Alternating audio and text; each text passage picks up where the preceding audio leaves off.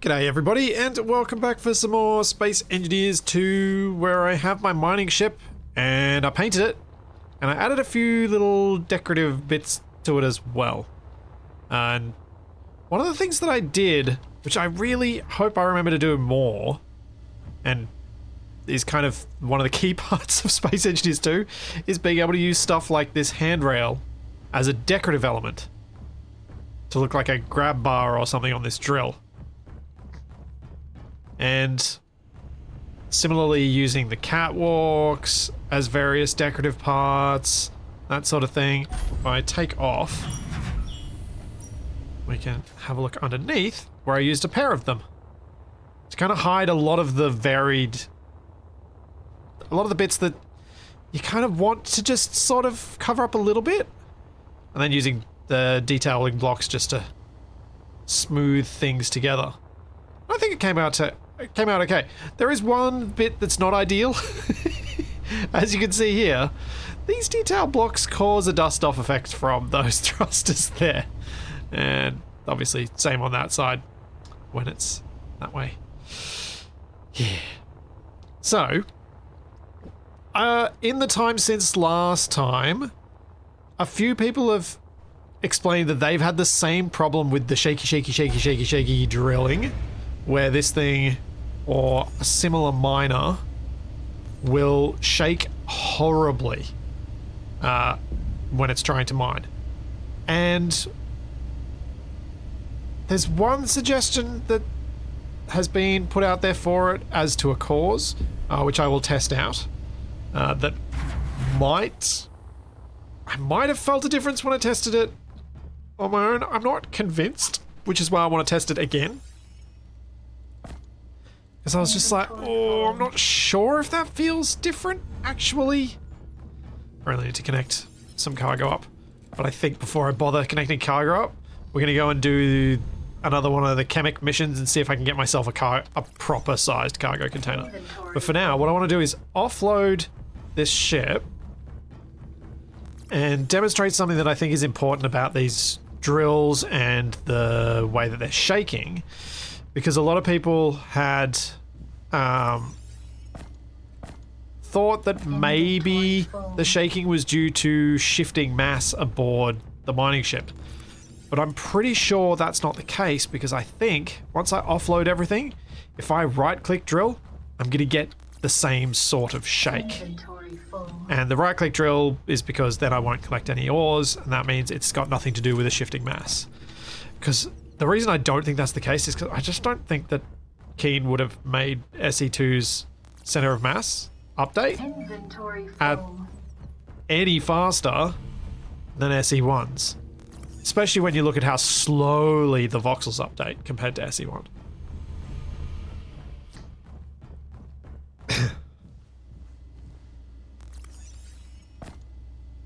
And there we go. Empty.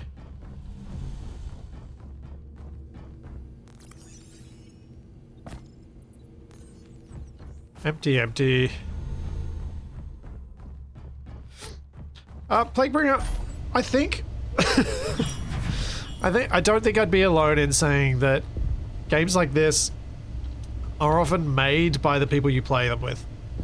So anything that's a sandbox, if you've got friends in it, it makes that sandbox feel a lot less empty. So yes, I would be very excited for when there's multiplayer. And for me, the way I play SE and the way I play a lot of multiplayer games, 4-player co-op is as multiplayer as I need for most things. Obviously, I have played on servers and have hosted servers, but I think 4-player, their planned original release of multiplayer, will be enough for me. All right, here we go. Is this gonna shake? We're gonna test this. The answer is yes. That is my level of shake with a right click. Okay, so test number 1. Let's press Control F12. Oh, I'd already turned this on to test. Okay. We're going to copy this. Forgot that I'd done that. paste this. And so the theory was that the way you started a build, we'll push this back so that it's not the same one, so I don't know which one's which, that if you start the build off a grid, it messes with the calculations of its mass. So if that's the case, copy pasting the grid should fix that. If I now right click, I shouldn't shake as much. Now, I don't think that's made any lick of difference at all. That is still shaking around like nobody's business. That feels well within the margin of this is working fine. Alright, let's turn that off. Don't want creative mode. So now, that brings us to what can we do to mitigate this issue? Well, having the drills on such a short, stumpy ship does mean that they have probably an easier ability to apply torque to that ship and spin it. And so that could be part of the problem. But that's not really something we can fix because you do want a short, stumpy drill ship because then it fits in its own drill hole. Thank you, Papa Tim. Thank you for the 100 bits. And thank you, Madness Kaninja. Thank you for the 200 as well. And thank you, Tibbs was taken for the Prime sub. And thank you, Silly String Parfait, for the 46 months. Question about Aussie culture. Is a bush stuff an actual thing, or did the Wiggles make it up for their catchy tune? I mean, that's not a term I've heard often. But I think, and someone can correct me if I'm wrong here, because I may actually be wrong on that one. I think that is like a bush bashing vehicle. Like something that's just a bit of a wreck. And thank you, Perseus Gray. Thank you for the 49 months. I am feeling well today, yes. Thank you. Also feeling pretty good that I actually got a video out this week on the Splitsy YouTube channel, because the week before I had a video and I did not publish it because by the time I'd edited it and rendered it and then watched it again, I was like, no, this not good. This not good. This not going public. No. So it was nice to have made something that I felt, actually no, this is fine. I'm happy with this. Can you even turn off tool shake in this?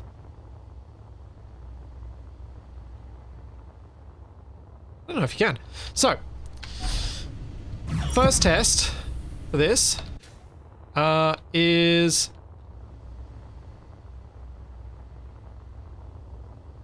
Oh, actually, did I already do that? Oh, man. I think I might have already done it. Yeah, I already did it.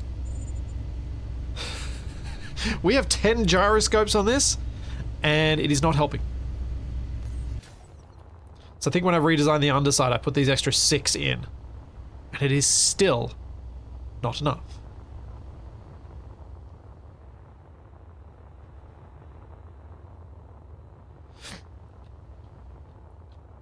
Edric, the size of the gyro is irrelevant when adding more of them makes no difference.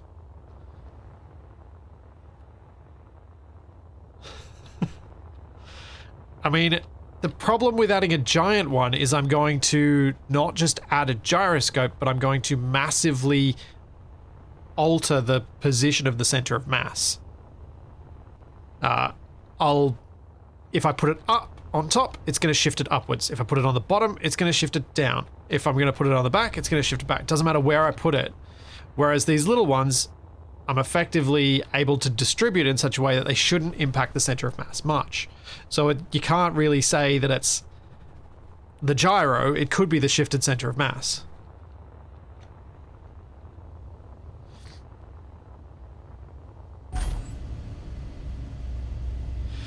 Yeah, we might have to go back to the contract one and see what's different. Like, I've got this in my... on my... actually, if I blueprint this... Let's blueprint this. I think I've I think this is named.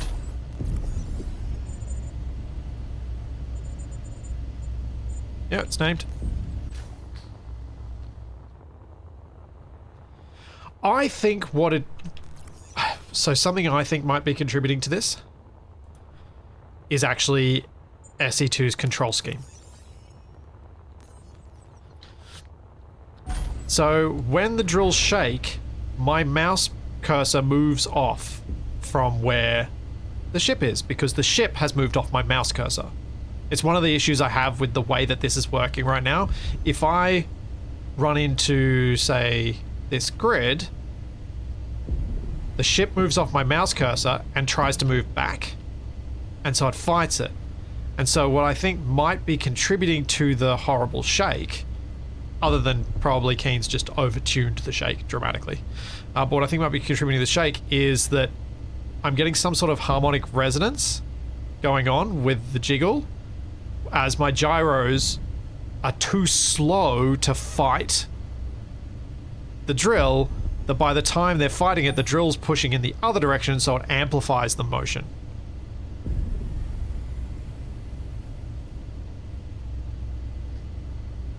And that...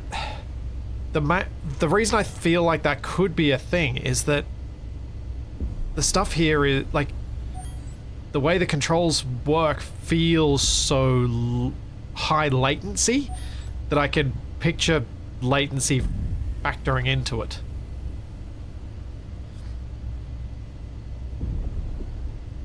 So what I was thinking of doing is this. We fly down. There is something like as he's pressing Alt to stop turning. Yes, and that's exactly what I'm going to do.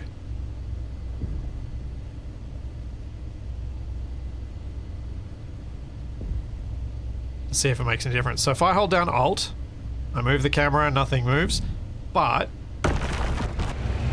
I think you can still see, although it's hard against the... Let me see if I move around here. I think you can still see that the dot is moving away from, and see, it's still applying that torque. So maybe I would have to actually turn off the gyros, which is kind of terrifying. But let's do it anyway.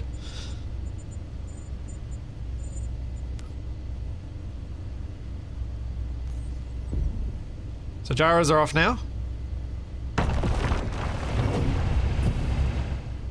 Wait. Was that still... That didn't feel any better or worse, really, but it's hard to say. Because it was such a short test, because I'm about to roll over.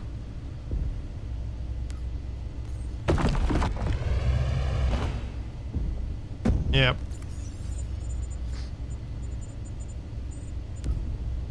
Maybe it's not a harmonics thing, or maybe it is and we're just... this test isn't adequate to test that.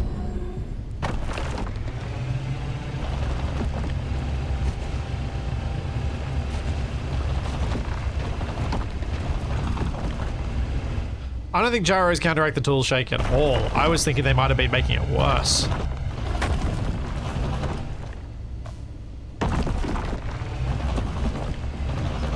That was what I was thinking was actually going on. So yeah. I don't have any good ideas beyond this. Those were my guesses, and none of them seem to have panned out.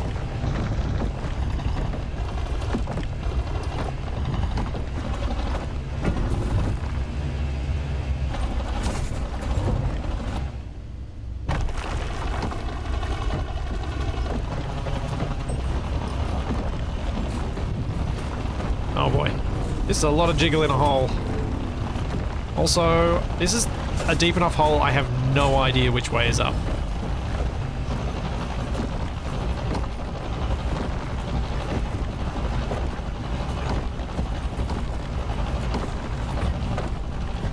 No, I haven't said to clip to Keen. Plenty of other people have.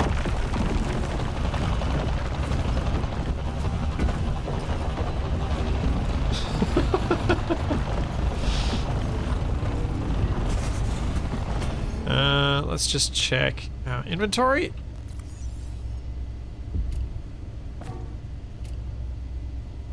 Move stuff to the cargo container. Yep.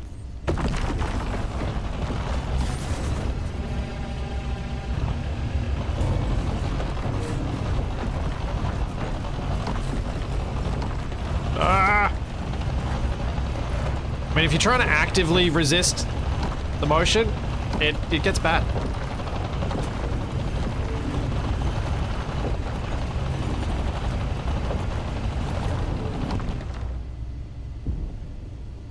Okay, let's check our inventory again.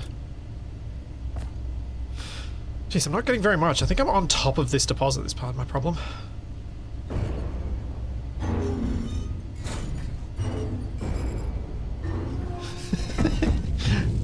Okay. I do kind of like the scraping metal sounds. That's kind of nice. They're a bit more bassy than I would have picked, but they're nice.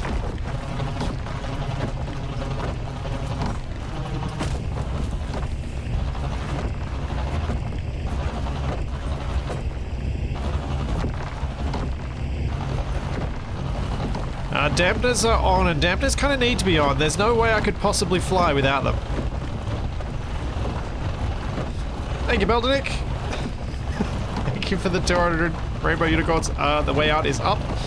The way out is trying to take advantage of the fact that my drills are wider than they are tall, so I get myself an artificial horizon if I stay relatively level on my way in.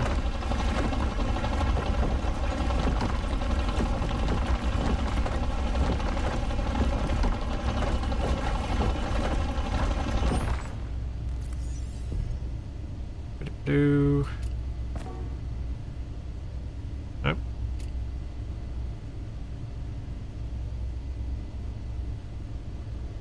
Oh dear, what's happened?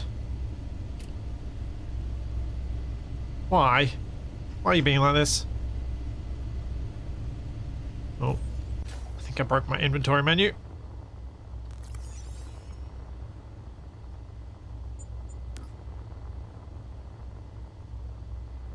Okay, I can't grab from the drill and I can't drop into the cargo container. What is going on?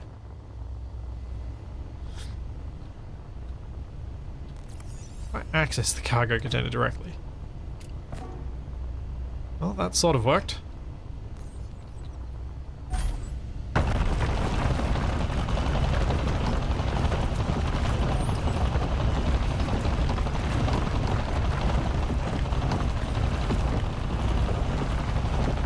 Hooray! Lots of materials.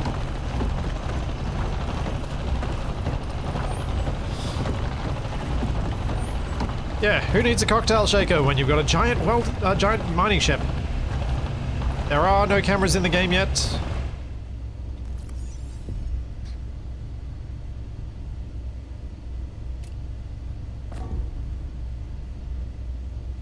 Alright, I think we're basically full anyway. Grab a bit more on the drills. Basically done. And that should be enough iron to last me a while. Because I got the load from last time as well. Earlier this week. Hey, can I get out?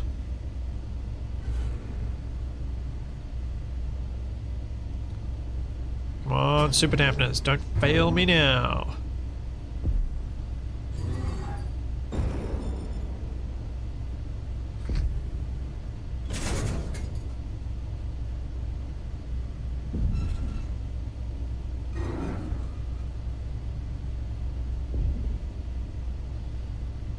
Just tested with hydrogen thrusters, there's almost no shaking, might be the power of thrusters.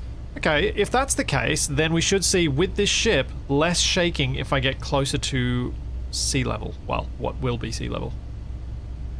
Because there, the atmo thrusters will be more powerful.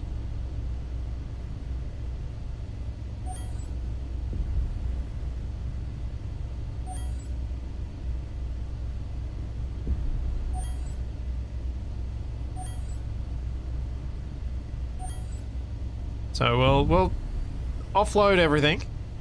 Actually, I might just fly down there and paste in a new one to test it, since I don't want to have to manually offload this right now.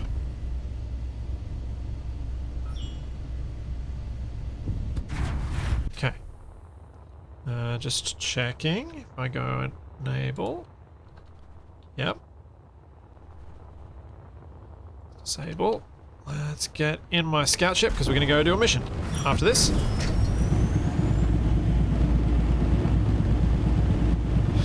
As Capac so eloquently put it, get in my Timu X-Wing. That would probably be called Timu X-Fighter.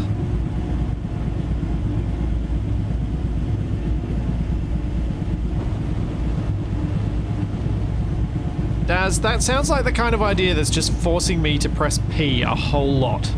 How about locking to the ground before you drill and inch your way into the rock?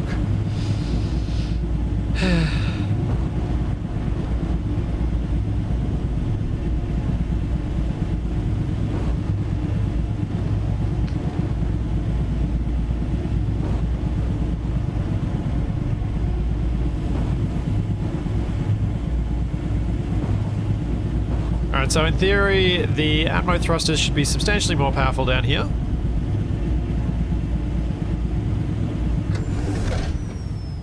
So let's give it a go.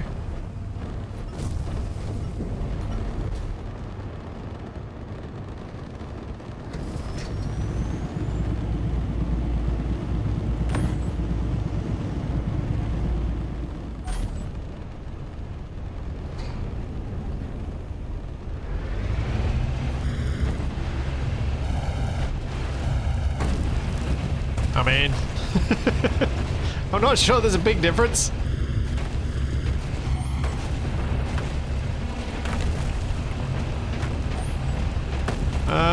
Yeah, no, not convinced that's enough. The thing is, one of the differences about a hydrogen-based mining ship that's not gonna be immediately apparent is that it's not gonna be as stumpy as this. Because you're going to have to fit tanks and batteries and everything else on there. And so it's going to have a different distribution of mass than that has. Which may be the thing that's impacting it rather than the strength of the thruster. There it is. No, that's an asteroid. Where's my space station?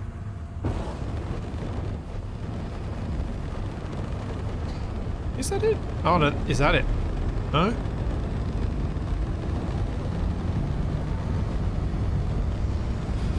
I feel like I might need to make a GPS for where Velation Station is. Yeah, Majestic Dwarf, I think longer is going to be the better approach for ships.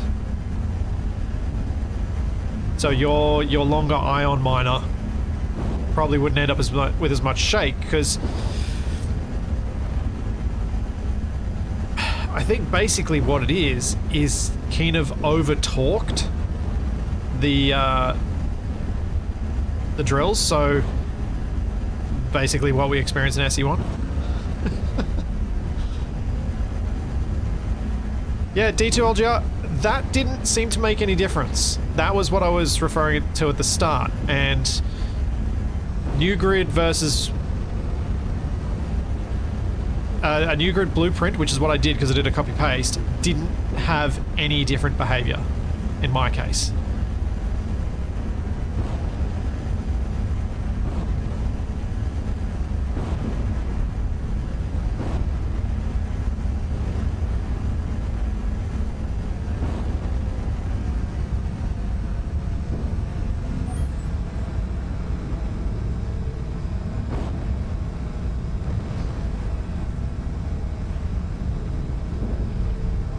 No, I mean, it's a reported bug from a year ago, no update from Keen since then. Ah. Yeah, but that was the thing that I was testing at the start, because I was like, oh, maybe it could be that.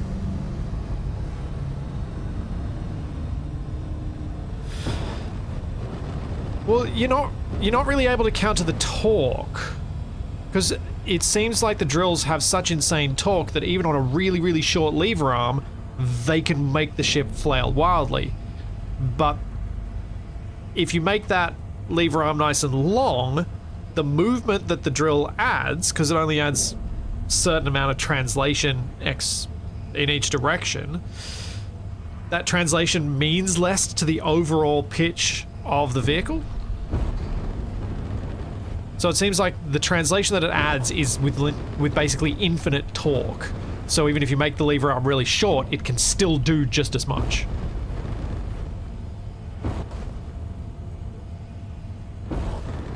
think that made some degree of sense with physics. I know what I'm trying to say, I just don't know if I'm saying it right.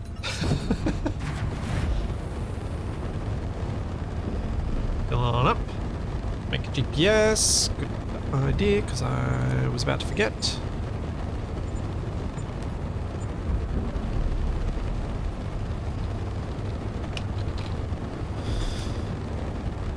And yes, I deliberately named that wrong. Wait. No, that's just insane marker. Alright, Kemik.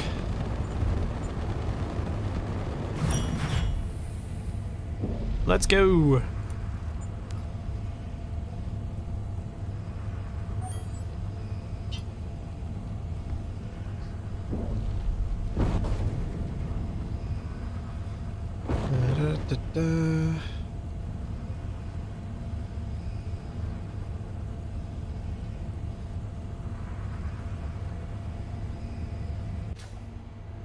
Now, I will go get another quest, and then I will go to Luty McScience base, because that's where the mining ship is.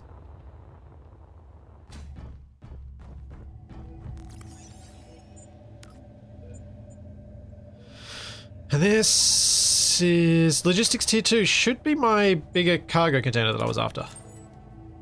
Uranium mine incident. What actually is that? Read it.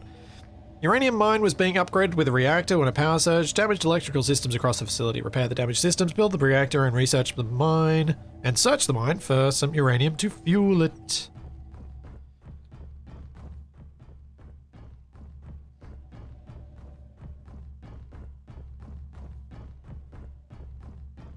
Huh. My junk is still there. Actually. I did not offload my ship. Oh.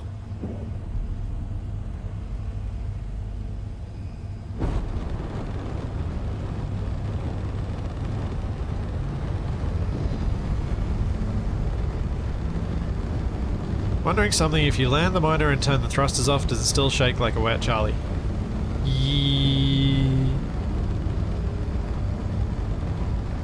Do you mean land and lock to the ground, or do you mean just land?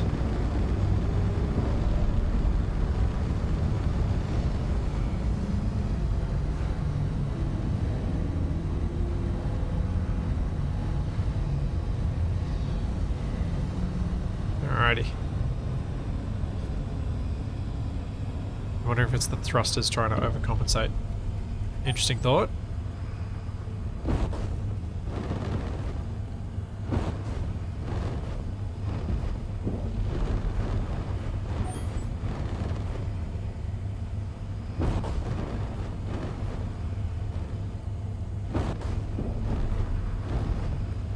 Okay, let's have a look at their mining ship.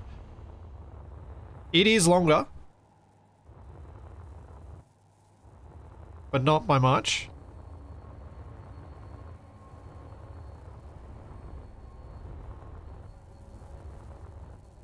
How many gyros has it got? 4, so not a lot. But it does shake a lot less.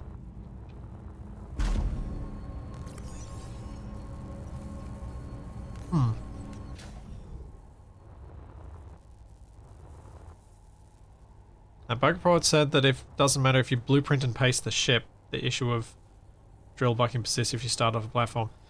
That's weird. I just... that feels like a... that... I don't know, something about that feels like it's a misattribution of the cause.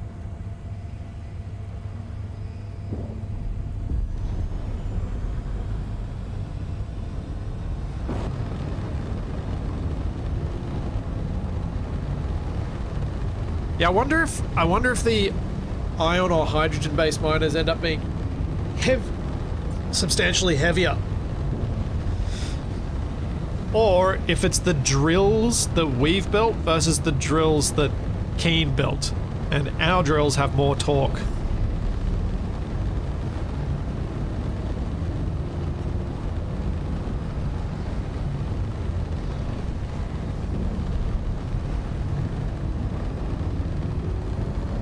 wonder if it could be something like that.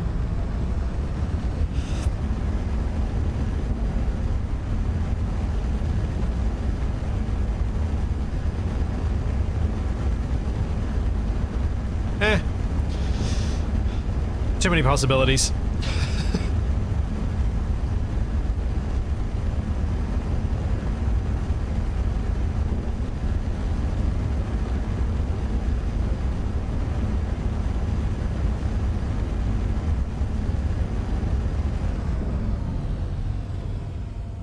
There you go, near instant stop.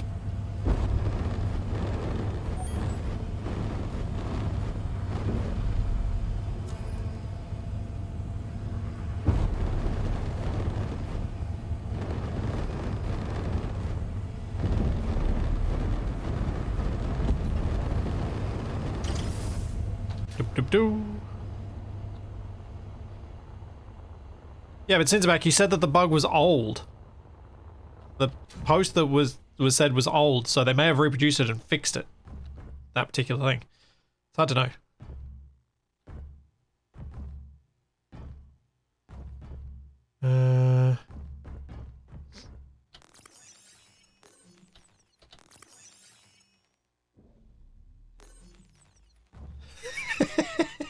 Dampness here reminds me of the foot brake clip from Hot Shots. Yep. Yep.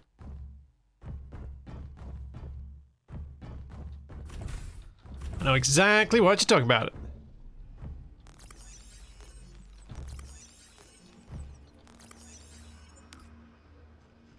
Anything interesting in the inventories here? No.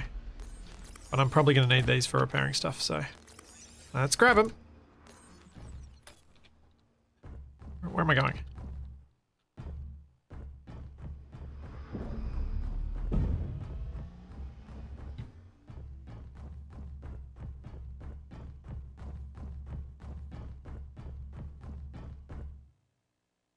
Aw, man.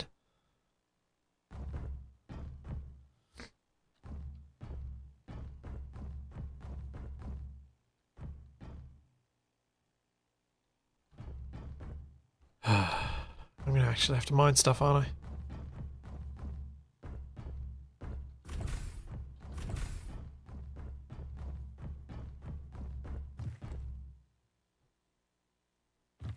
Some steel tubes.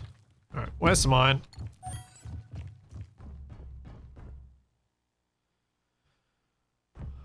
And towards up.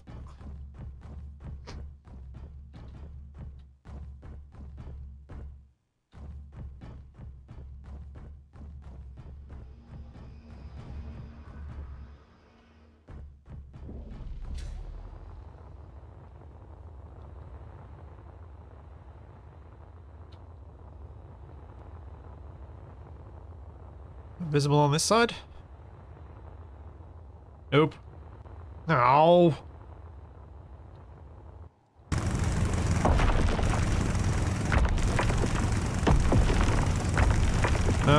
There are some motors in my ship inventory, but I don't remember seeing steel tubes. They might be there, but I figure if I grab some iron, like I pointed out in that video I made, if I grab some ore, it's a lot more flexible and better, and so it's just easier if I just have some. I'm still detecting doors with my drill. 4 doors.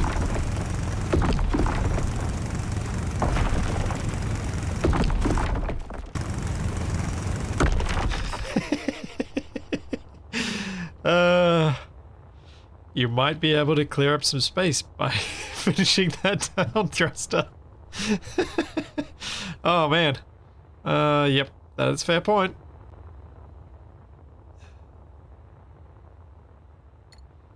I should probably do that regardless. Oh, I need cobalt. Well, that's not happening. Oh. Stop detecting the door.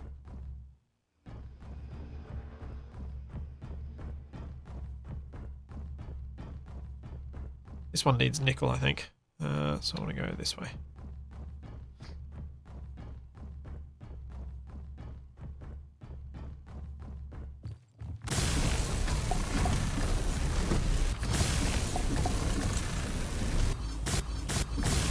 Oh no, I'm doing the mission out of order. It's gonna hate me.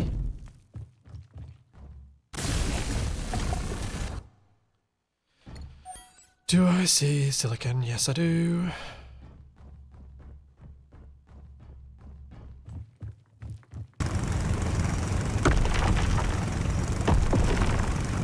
Oh, Chuck, I completely forgot to actually do any of the water stuff. So maybe we'll do it later? See how I'm going with the base. But yeah, I completely forgot. I'm actually gonna mess around with it. So I was busy, because I was doing some other things. Like making that video I published last night.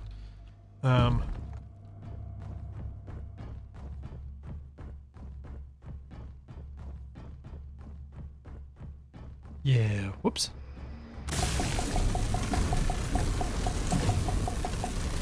I remembered now that you say that, I do remember saying that I was gonna do that, and yeah. The week got away from me.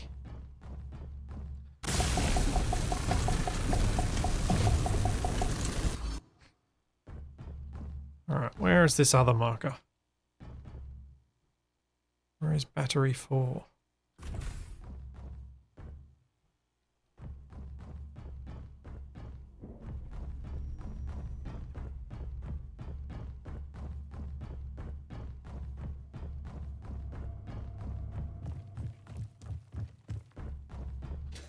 Okay, probably up here.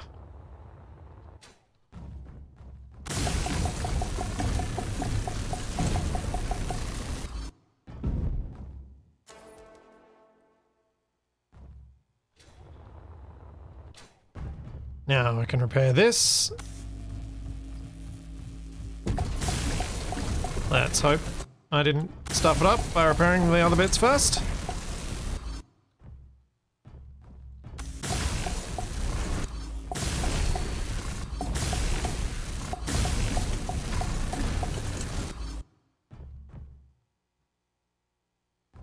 Uh-oh. Oh no, there's still more. Good, good.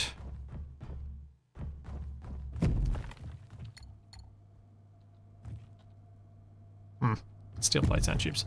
I'll just grab mine. You drill the water, will it create a lovely froth? I don't know. I have not actually looked at the water at all myself. I haven't looked at what other people have done with it either.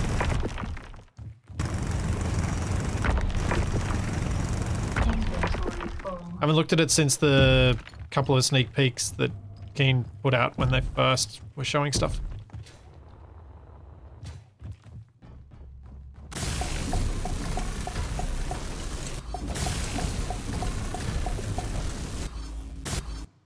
Now, 1 second, let's refresh that. Because yes.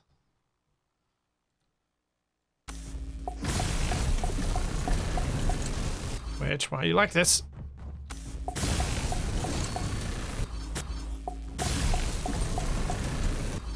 Hooray!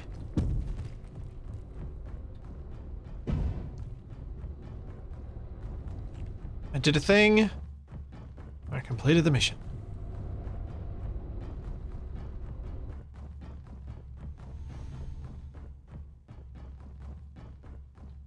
I've gotten lost, so very tempted to just cut my way out. Nope, gyro. That means I'm on nearly at the exit. Hooray! I actually drew a path out. Do I try and collect a little bit of uranium while I'm here? Nah. It's not worth it. Having a reactor's really not going to help me that much.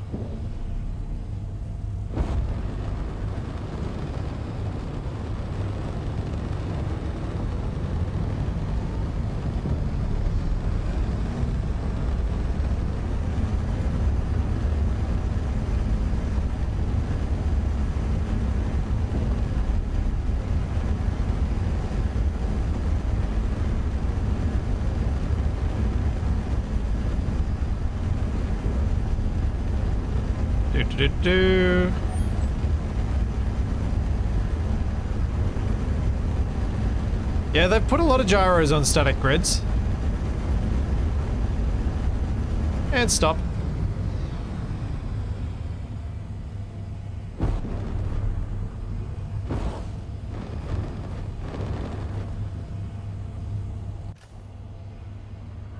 Was it a grav gen? Oh yeah, it was a grav gen. I saw spinny thing. Thought gyro. But you're right. I think it was a grav gen.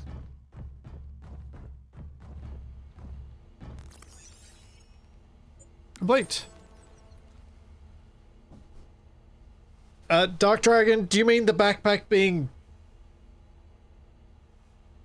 as in the introduction of backpack building being a good thing, or do you mean the backpack being quicker than making components?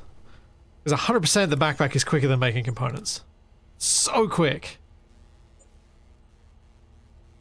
Whether it's actually better...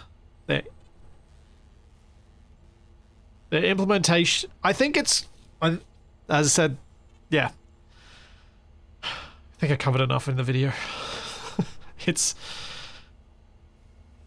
concept, fine. Concept, potentially good. Execution needs a fair bit of work.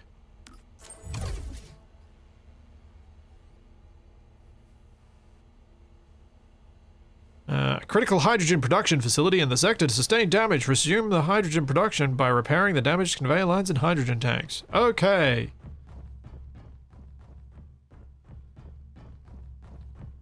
The thing is, I'm not trying to plug the video, I'm just, like, I said it in a format in which I was able to be more succinct. Which may or may not be a good thing.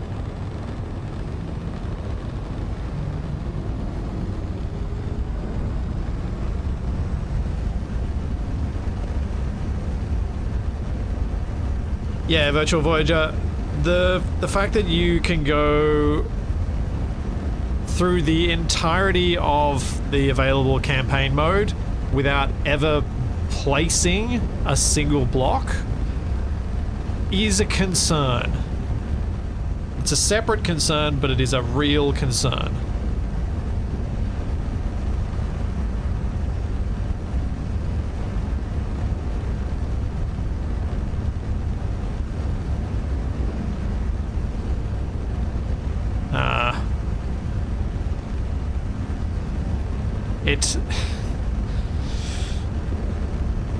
If there's any degree of intentionality to that, then it suggests a path that is a bit sad.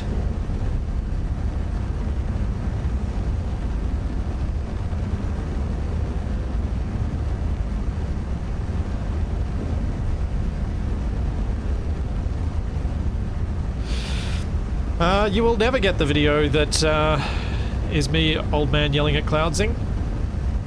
That's why it's not public. That's why it's not even uploaded to YouTube.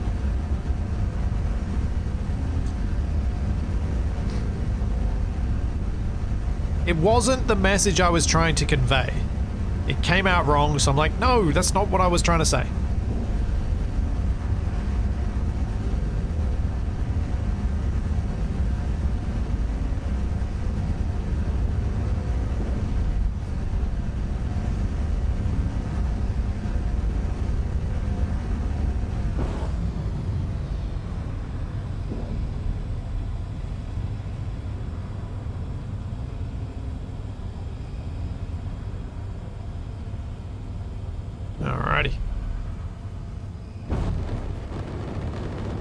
Finish off this contract, and then I think I've only got one more contract, don't I?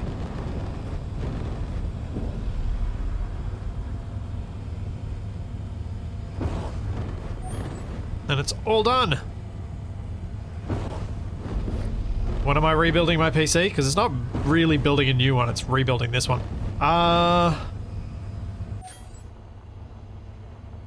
Don't know. I really don't know.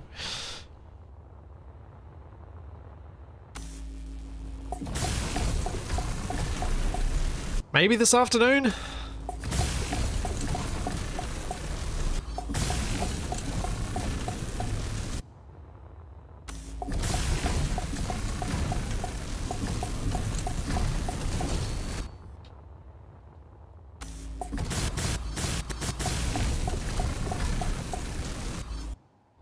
No, the new one doesn't need RAM. I've got RAM. I'm just transferring from my existing build to it.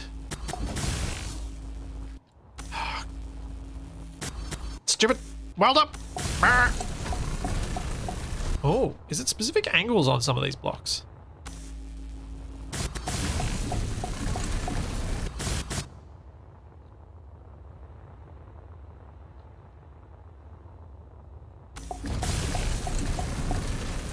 Interesting. Because if I go to that side, it doesn't work. This side doesn't work either. But this side doesn't work either because I don't actually have iron. That's why that's not working.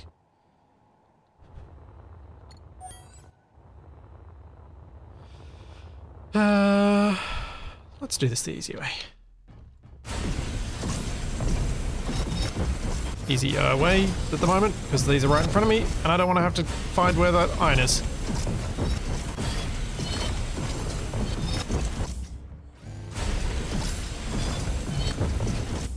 That should cover it.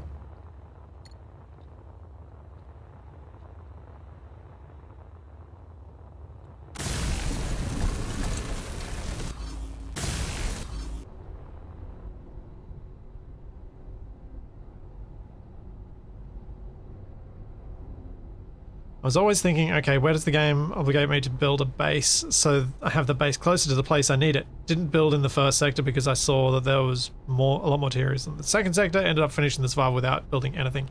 Yeah, that's not rare. That's very common. And it is a real concern.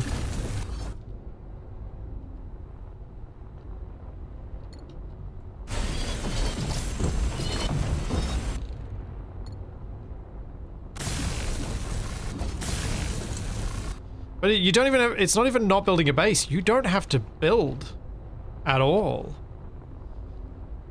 So I'm not sure why. I would love to, like, I'd love to have the opportunity to talk to the game designers involved with making these decisions and see what their reasoning was behind it. Or if it was an oversight. Because I think that would be interesting to know.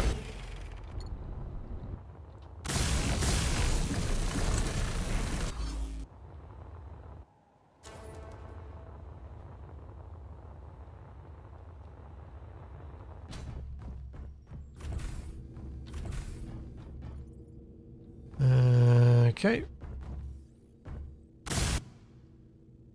Need to find some compressors around here.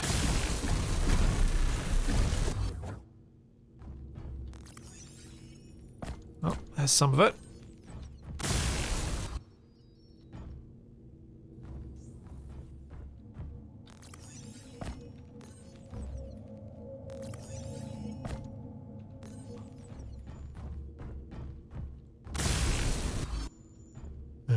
What's in this cargo container? There we go, a bunch more. Nothing behind that crate. Magnesium powder.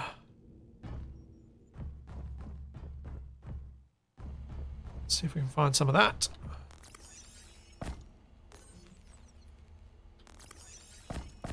No, I don't want the power module. No! Wrong thing.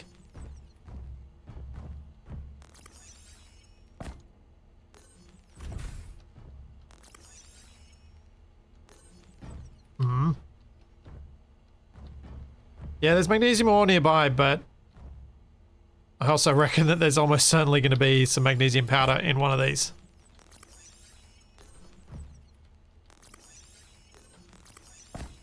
Okay, that's more of the compressors than I think I actually need.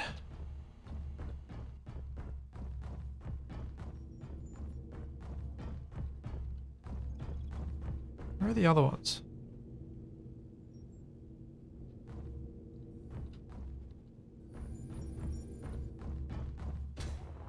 Ah, down here.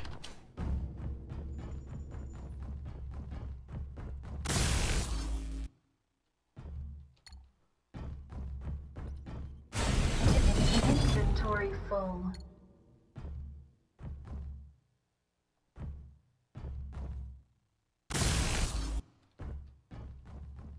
Give me steel plate. Inventory full. Oh man, I can only pick up one? Inventory Okay. full.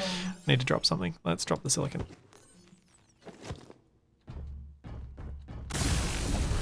That's better. Hey guys, Prime. Welcome, Raiders. Inventory full. Inventory full.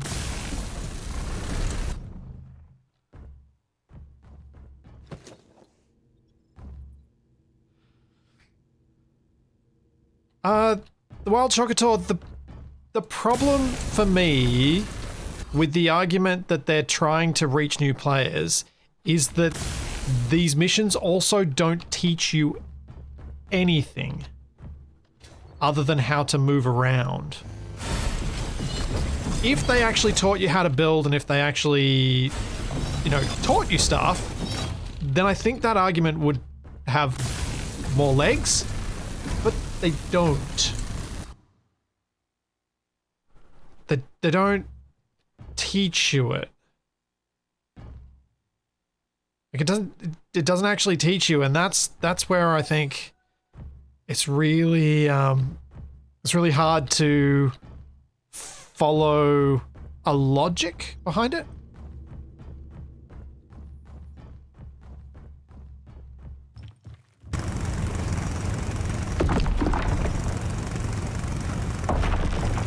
Like, I don't know anyone who, like, if you didn't know space engineers at all, by the end of the campaign, you wouldn't know space engineers at all.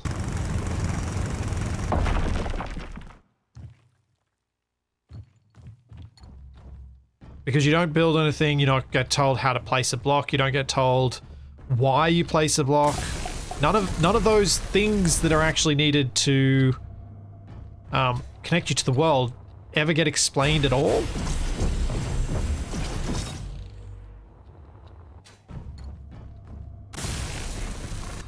So it doesn't even, like, my very first time I played the tutorial, like the start out, I was like, oh, I'm not gonna have any tutorializing to do. Like, I even said it to Jack.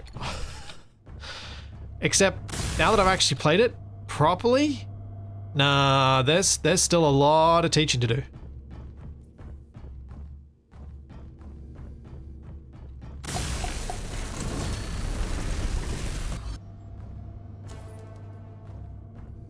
But examples don't mean anything unless you already understand the basic concepts of space engineers. So the examples mean something to a lot of us because we played a lot of SE1. But examples don't mean anything when you don't have that framework upon which to build that knowledge. Like, I can take an example and be like, okay, I know exactly how this works. You can't do that if you've just started out.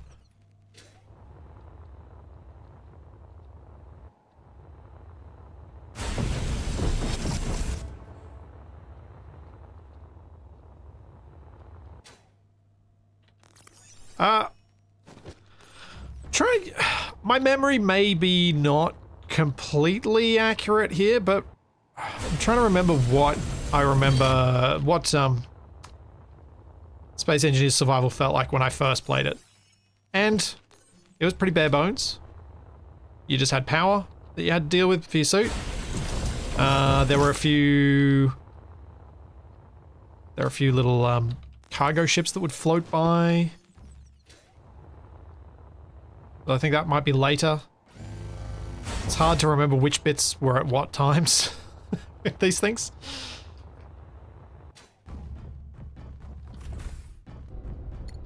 All gets a big blur. So I just need a heavy duty plate, which I've been conveniently dumping on the floor here. Thanks, Vidarian. Thank you for the 6 months.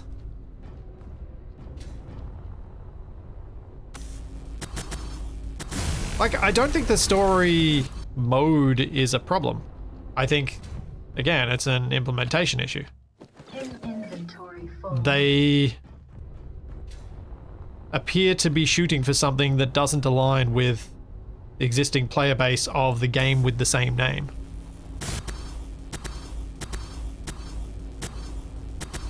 Oh, come on. While simultaneously not actually teaching players who haven't played that how to play.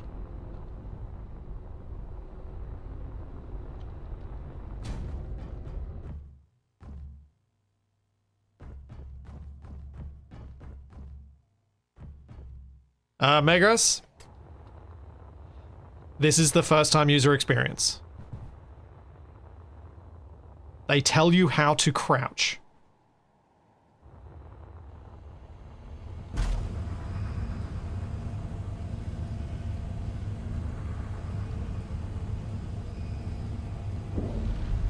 I've already got the better tools.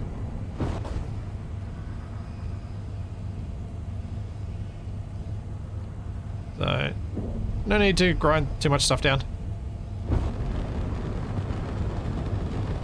Zoom, zoom, zoom.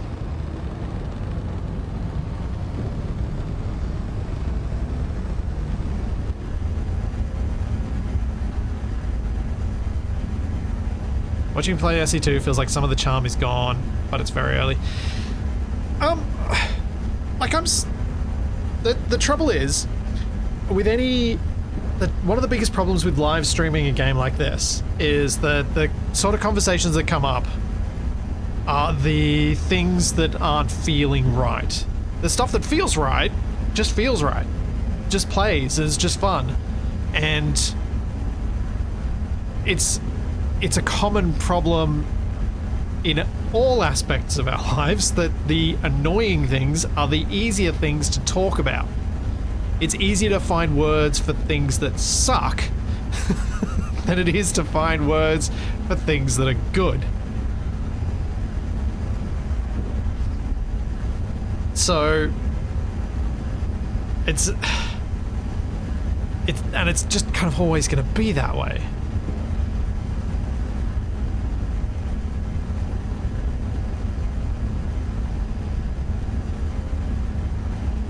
But like, I just, at the moment, the enduring sensation I'm left with from SE2 is that this isn't trying to be what I was hoping it was going to try to be. It's trying to be something very different to that. It's not trying to be Space Engineers 2. It's trying to be a different game. That's the enduring sense that I'm left with.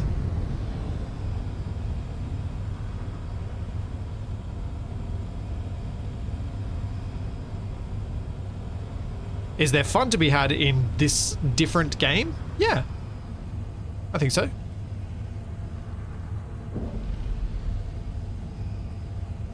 But it's not Space Engineers fun. It's different. It's something else.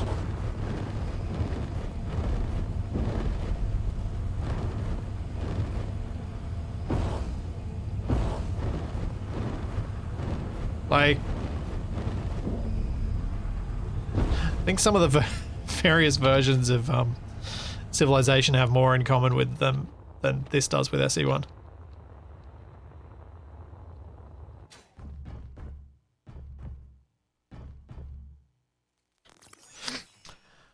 Childish Plumbino, I think the issue is not with early access games being treated as a final product. I think the issue is with early access games being financed as a final product. If you're taking money for something, then you are, in my opinion, well and truly open to critique and hopefully constructive critique on the product you are selling.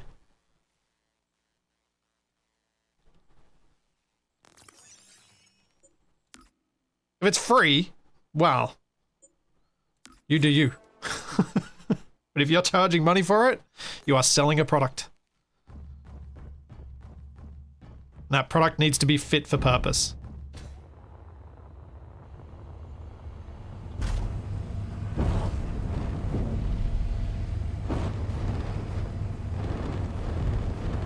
Hybrid movement is their name for hydrogen, I think. Because it works in atmosphere and space.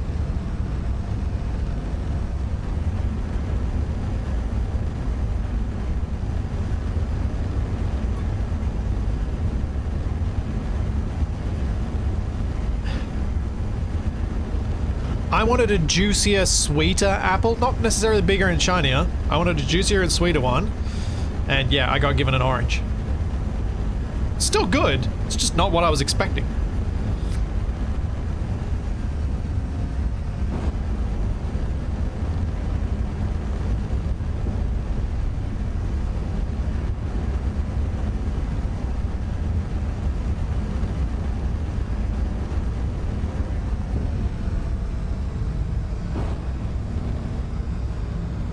I thought there was no orange in the color palette. Well, fine. I got a banana then, because there is yellow.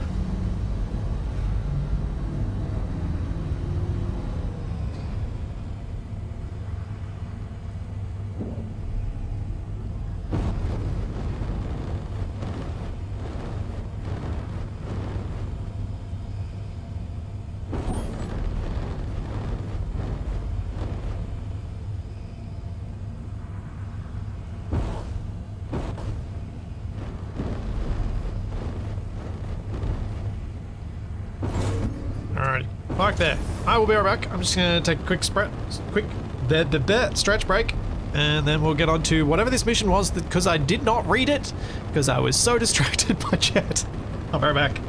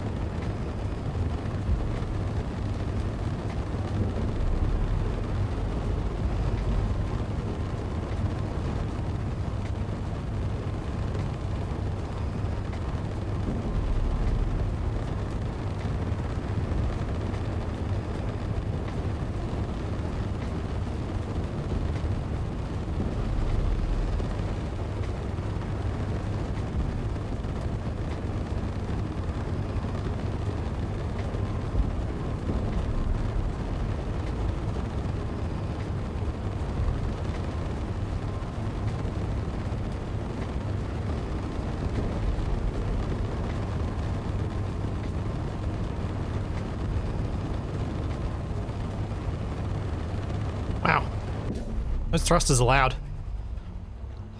Also, I'd never thought about this before now, but since you guys are talking about it, comms with an apostrophe S makes as much sense as comms without an apostrophe S. It's just that comms without an apostrophe S doesn't suggest ownership. Because comms is a shortening, a contraction, which we usually use an apostrophe for, like don't, shouldn't, or shouldn't have, of communications. That is an already pluralized word. But the reason we don't put the apostrophe there is because it looks weird because it's an ownership implication.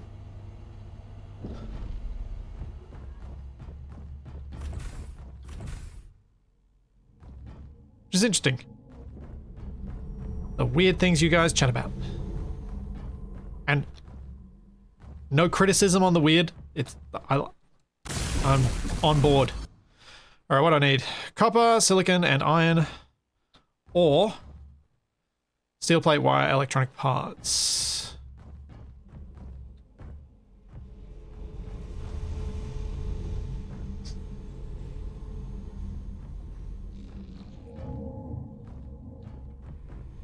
Yep, gotta love English. I was just watching a video before I went live about the origins of dog. Speaking of weird things in English.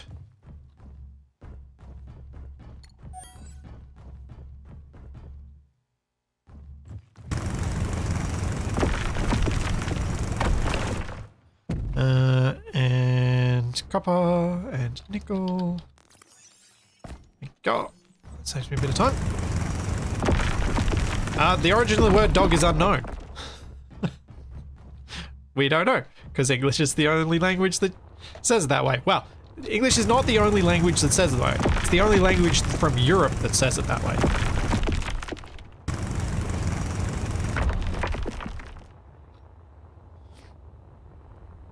There was an Australian Aboriginal language that also said dog to refer to dogs. Apparently.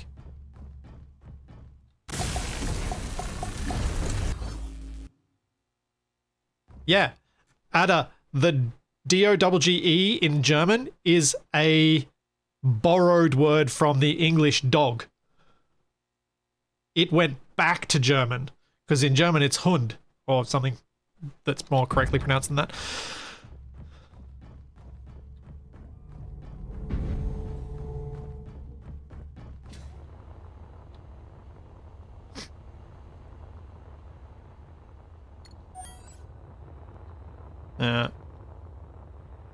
So, yeah, which was interesting.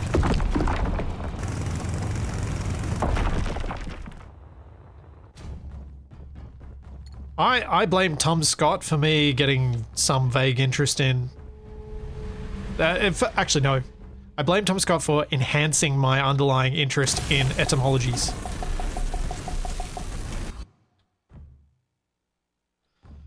Alright, construct the solar panels and batteries on the relay stations. Okay.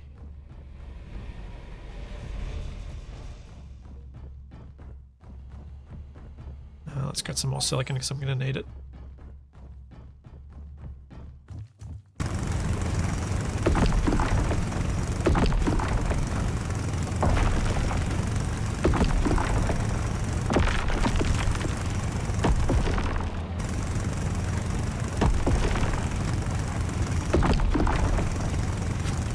Yeah, a lot of things. You can blame Tom Scott for a lot of things. Most of them good.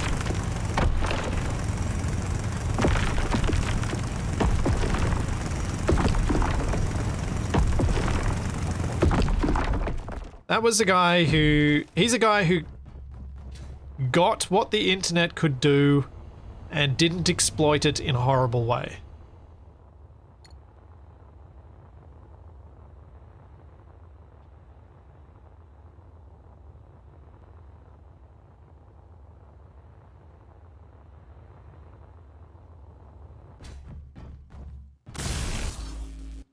Ah, poop.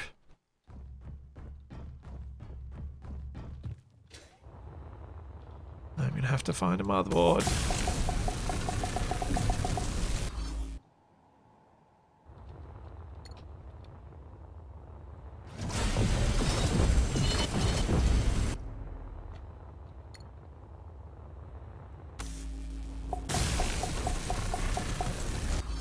Oh. Okay, so what do I need? I need glass, I need wire, I need a motherboard, and more wire. And heavy duty plate. Great. That is a long list of things I'm going to forget. Silicon, copper. No, just copper. I have enough silicon. Okay.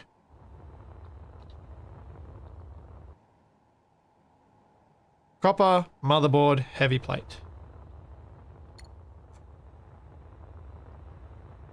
At least for that one.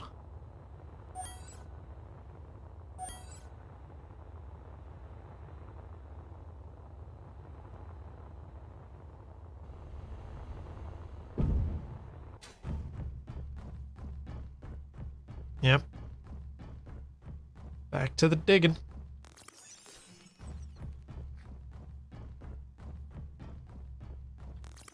Also hoping I find the motherboard.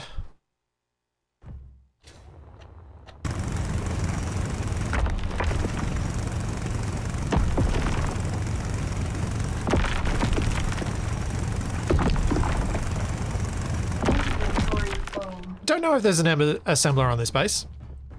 I would assume so, because they have been providing everything you need on location whenever you do these missions. But I haven't actually checked. Yeah, there's an assembler. I may have to assemble it, let's see. There is some heavy plate, but that is it. So, yes. I'm going to have to make the motherboard. What does a motherboard want? Copper and gold. Let's go shove some of these parts away.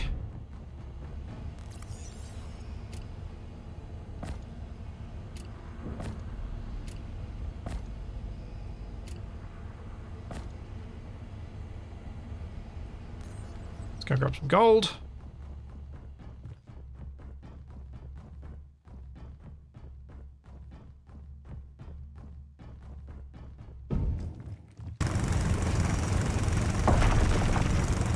Some of the best and most crazy ideas in SE come during digging. Yeah, some of the best ideas just generally come about through not having anything to do. It's that whole thing that's repopularized recently of boredom is good.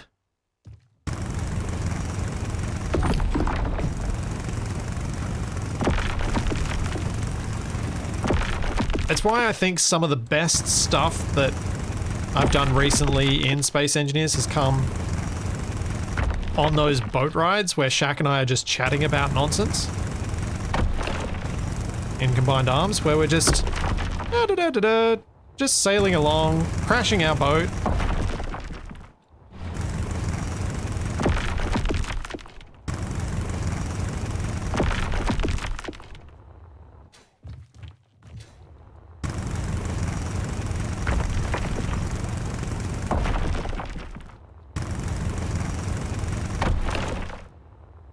Oh, we've crashed that boat more than 3 times. Definitely more than 3 times.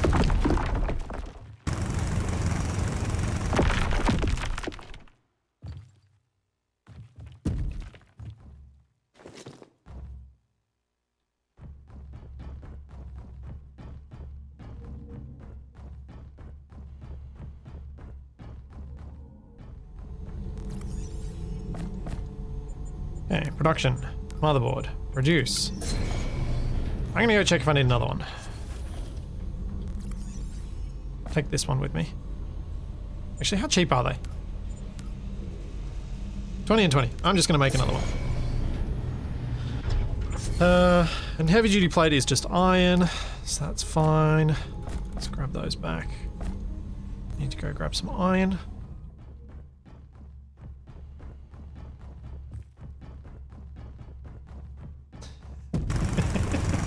Should Splitsy introduce this week's Combined Arms with a fake sponsor? This week's Combined Arms podcast is brought to you by Clang Cola. Because it's not really Clang if it's not grit in your teeth.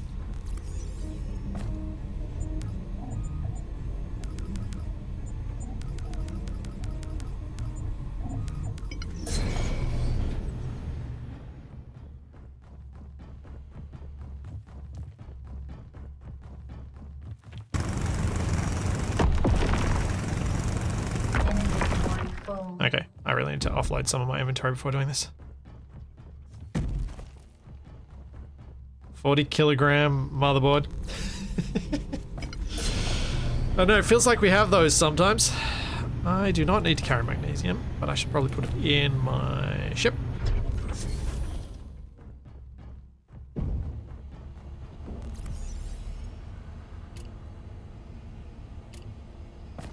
Don't need to carry gold. We'll carry the other things.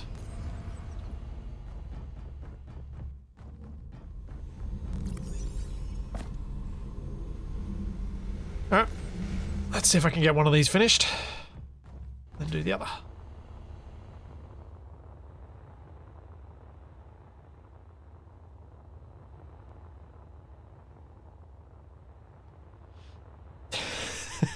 Just had a horrible thought.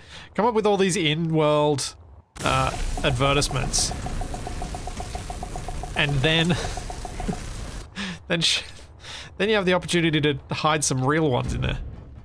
That's the sort of evil we would get these days.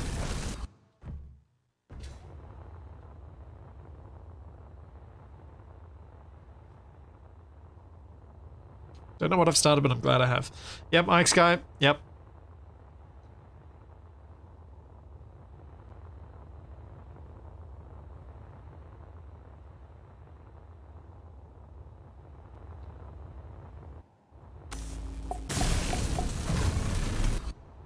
Alright, so what do I need for you? Electronic parts. We need a bunch more silicon and iron.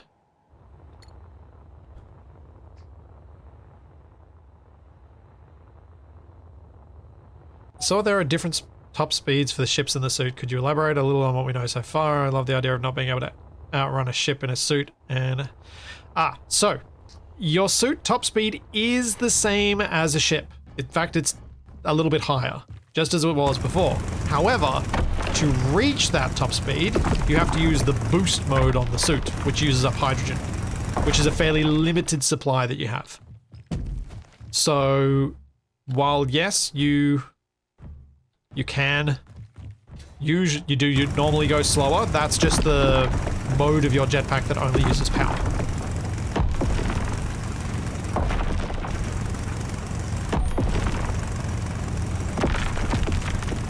So you will still have that situation of your ships running away from you and you not necessarily being able to catch up, but that's because you don't have the fuel to do so.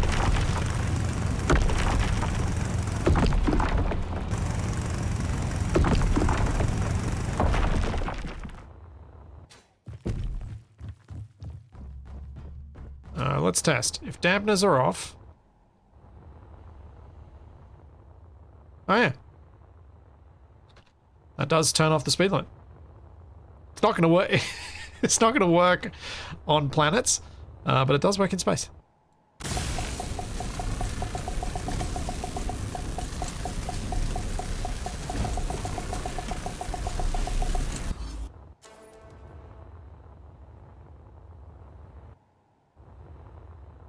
Clean the signal. There's something interfering with the communications. Check the communications tower, and if there's any unknown antennas, remove those. Someone may be eavesdropping on our communications.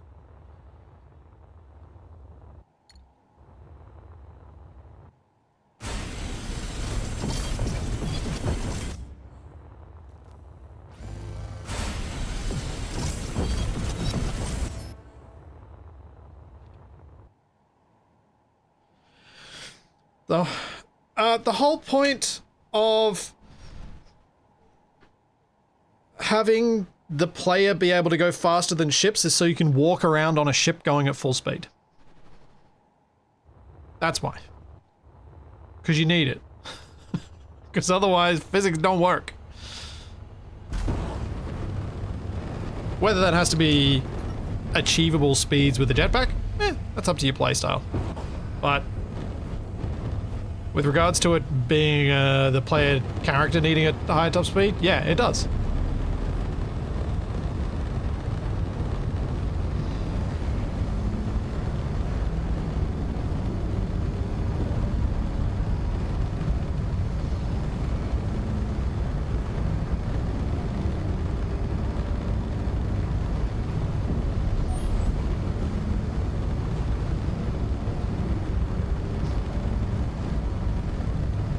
Yeah, them in SE1, subgrids have an even higher top speed because they need to be able to move on a moving grid at the top speed, which is how you can get some of the clang drives that allow you to go up to 1,000 meters a second, something around that. Whatever I did in the collector, no, not the collector,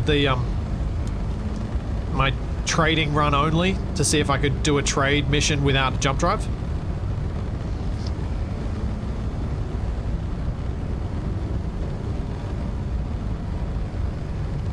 Nope, no ship crash today, nor was there last time. And thank you, Alpine King. Thank you for the Prime sub that I missed earlier.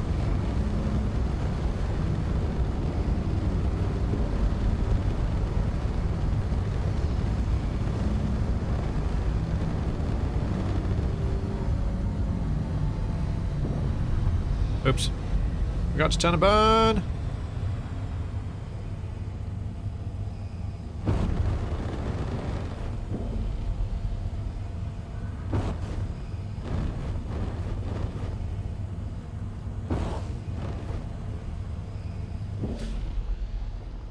Have they said, other than, so on the roadmap it says 2026 for stuff. I haven't seen anything else. Although it was Q1, Q2 for 2.2, wasn't it? Kemik sector colonized. Hooray! I have completed the contracts.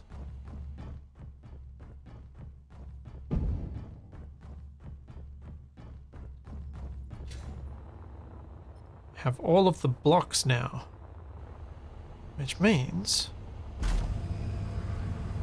I'm gonna need a way.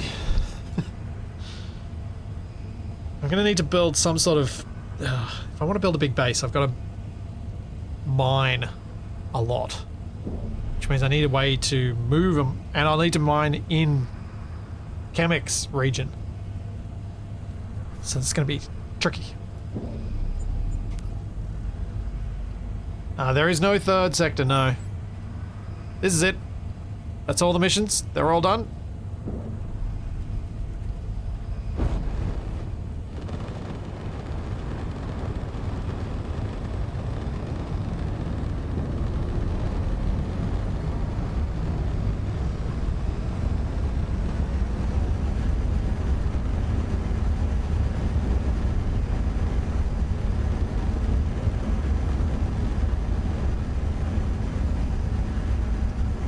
Hydrogen thrusters use hydrogen when parked. I don't think so. Because I didn't notice my power levels going nuts when I had ice on board this and I was parked with my thrusters on.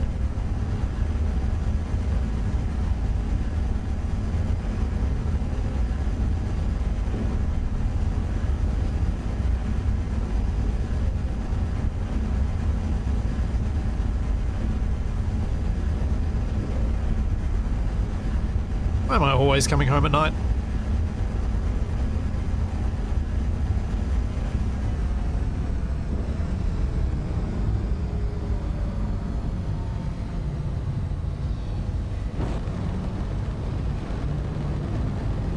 Feels like I spend so much time navigating this place in the dark.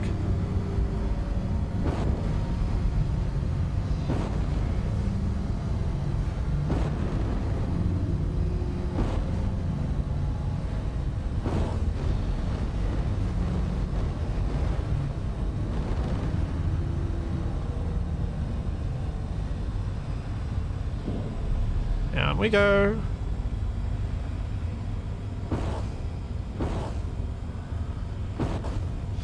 Really need to finish that other down thruster.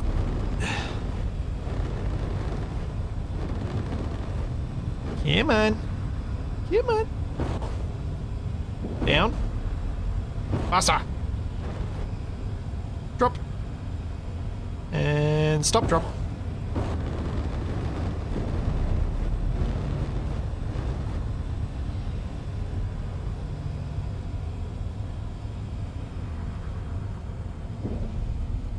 Wow.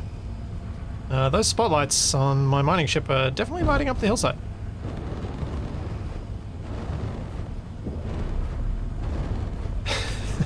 Plumbino, I was, I've lost a couple of ships at night from diving down a little too quickly. So I'm now once bitten, actually, let's say, twice bitten, thrice shy? Because I wasn't once bitten, twice shy, I got bit multiple times.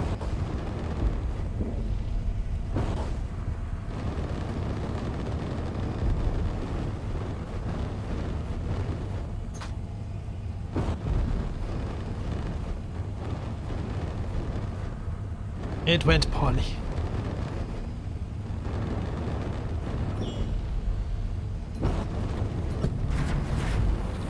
There we go. Alright. Now, to begin with, let's turn your lights off. Because I have street lights. I made these little lights just out of pillars, double pillars, which I think look alright. They suit the aesthetics. And they also give me plenty of light around here even without my suit lights on.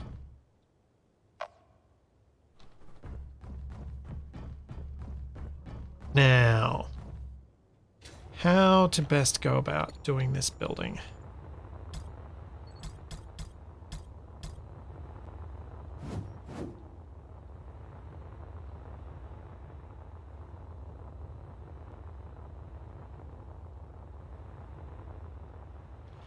So I think maybe like a tank and a cargo container on the outside, on the like lower, like out here, could look interesting. And then have the building, ugh, these rocks.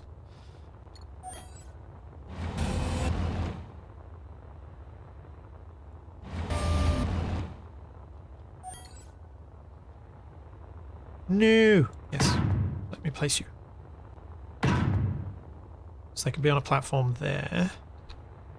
Might place them down so I can see what they look like. Bit easier.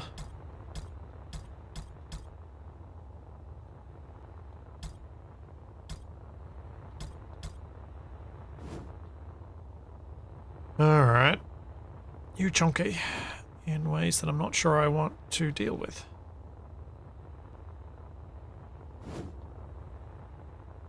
I could maybe make that look interesting.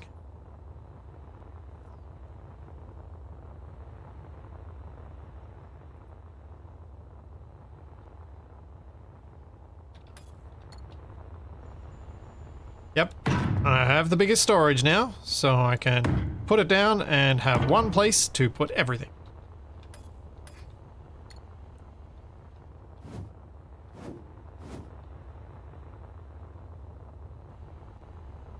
So I'm thinking maybe cargo container at the front, but let's have a look at what the hydrogen tank looks like. See, that looks cooler.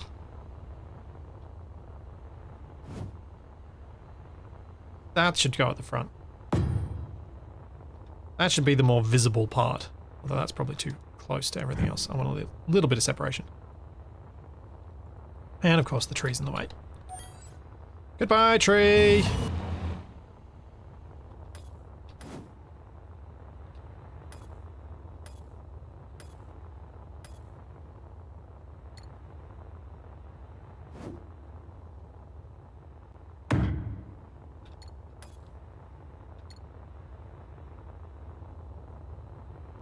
That connects, but I think that's a bit too close.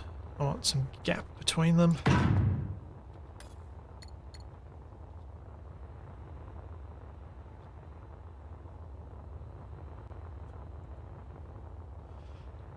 another tree.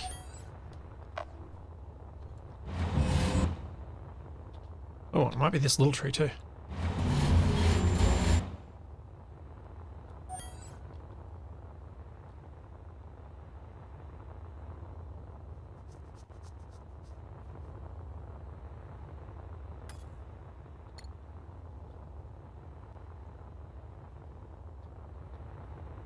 Ah, there's a little tree here.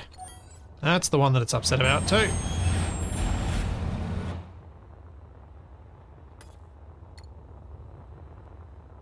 Come on. Floating object, disappear! Thank you.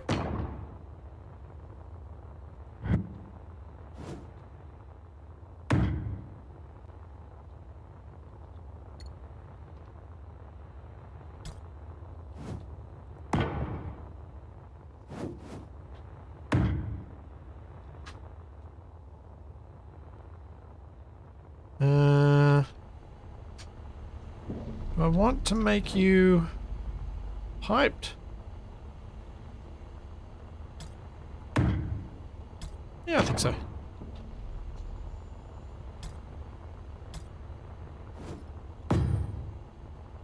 Yeah, the underside does have a connector.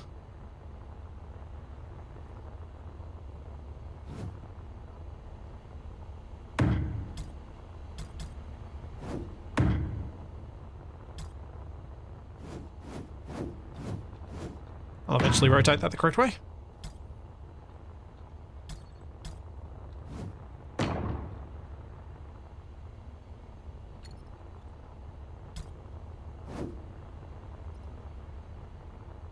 Let's do 2. Then a straight section. Then another 2. Spamming all of these together looks a bit... eh.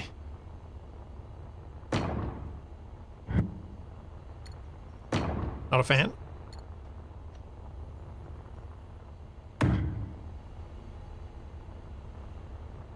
Alright, so that's gonna be my piping, I guess.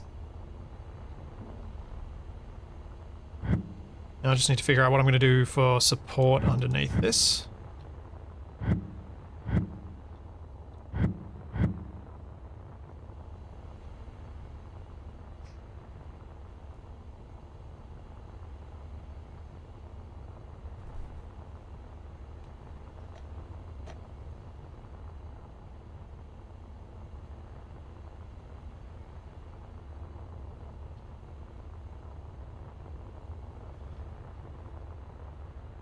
You guys are talking all about detail on the blocks, particularly the DLC blocks in SE1.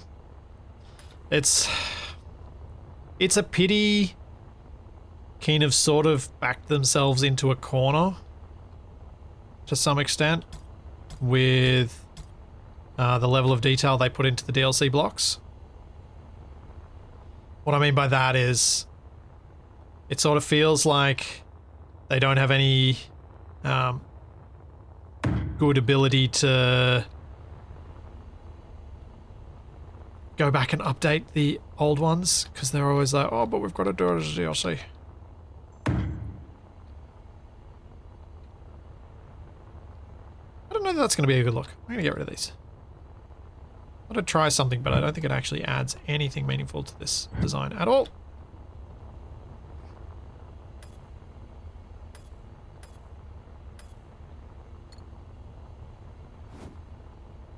Let's try something different. If I want to use these, they need to be on the outer bit though. So otherwise they can't join properly and they won't line properly.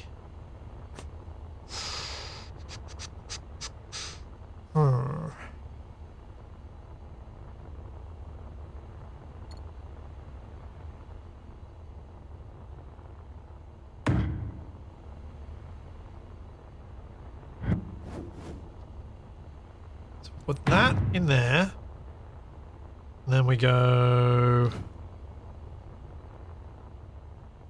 another one there, another one at the back here, then I go detailing cubes to fill in the gaps, I think.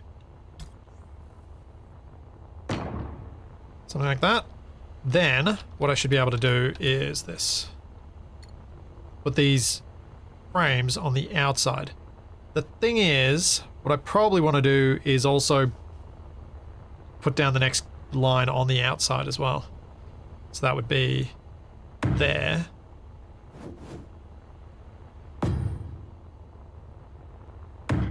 And that's how it attaches. Because if I'm going to put those frames and I want them to follow this corner, I need to actually have that corner covered.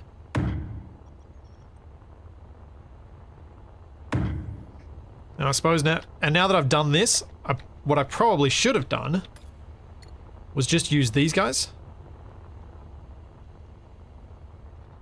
And instead of starting it there, start it there. So it sticks out. And then I can put the frame underneath it.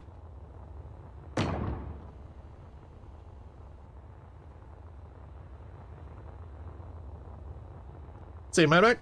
Thanks, Steve. Thank you for a year.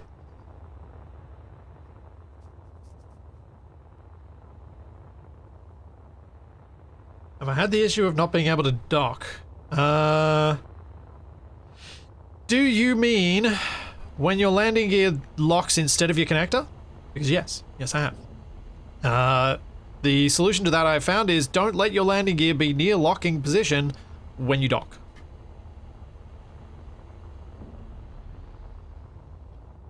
Which is arguably not really a solution, but it works.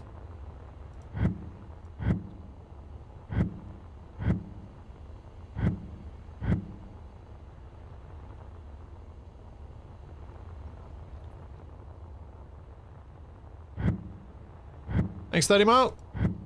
Thank you for 9 months.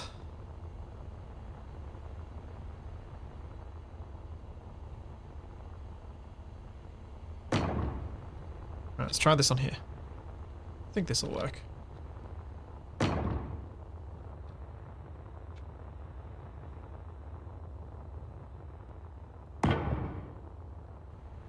What I'm imagining.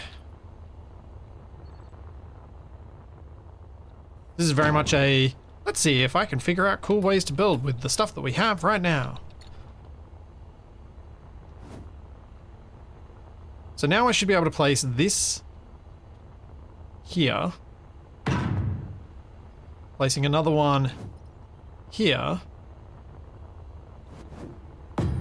And then I can put detail blocks in the corner.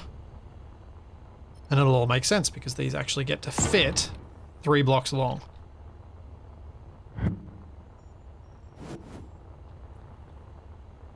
Which they wouldn't have fitted if I tried to do it within the size of the big block. Which I think is going to be one of those sorts of offsets. And figuring out how to best utilize those offsets is going to be one of the tricks of making things look interesting in SE2.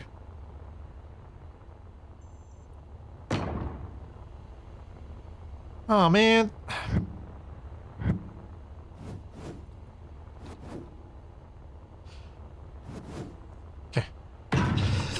I will eventually place these correctly so that it goes up, down, up, down, up, down, up, down. Ugh.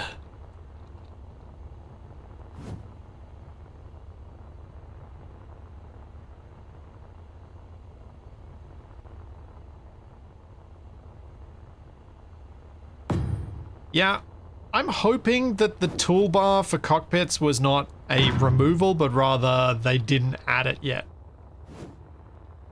Because if it was a removal, that's concerning, but I don't think it is. I think it was they haven't added it yet. Which still isn't great. Like, if I was talking to someone who didn't already own the game, that is definitely something worth mentioning, that that is not there. And so if that's going to impact their desire to play it, then that's information that is useful to them. Oh yeah, this could look alright.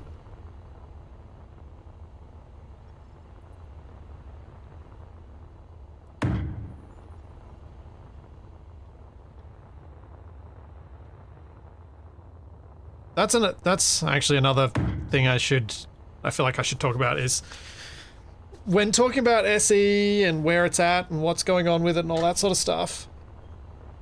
I'm usually in my head picturing myself giving advice to someone who doesn't own the game and is considering it. And I think that changes the way that you're going to talk about what's there and what isn't. This doesn't look horrible in holographic form. I think it'll look better in solid form. I think it looks interesting enough.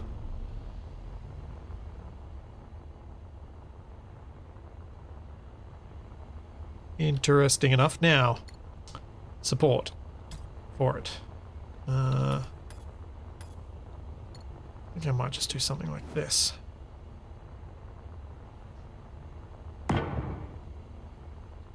Little scaffold corner bits.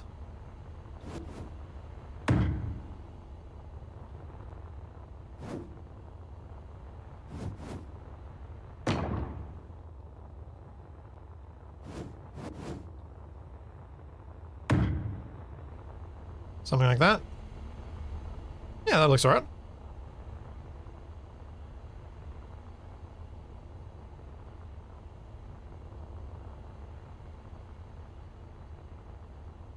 Da-da-da-da.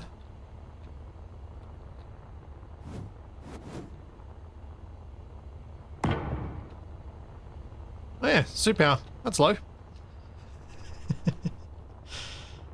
Well, I'm not in a hole this time, so I shouldn't die.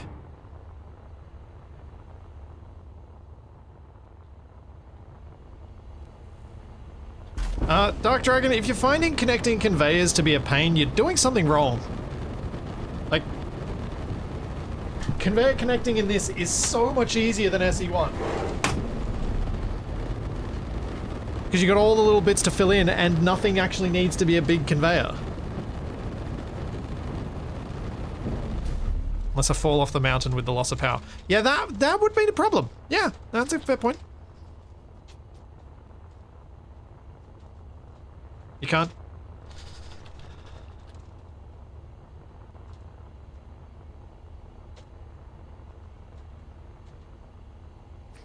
I haven't gotten any conveyors that won't place. Because when you're messing with conveyors, it's really useful to, especially if things aren't seeming like they're lining up where you want them, hold down control and use this mode, which tells you exactly where it should place, and if there's no green, it's not going to place.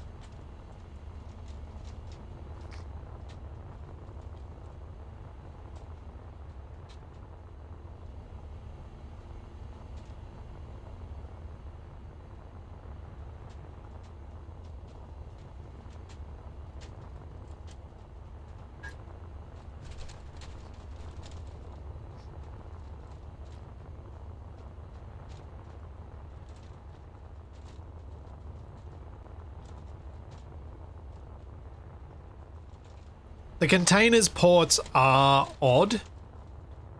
So if that's where it's going wrong, yeah, I can totally see that. And some of the other ports on all the other machines are also a bit odd. Like, not consistent with where we're used to from SE1.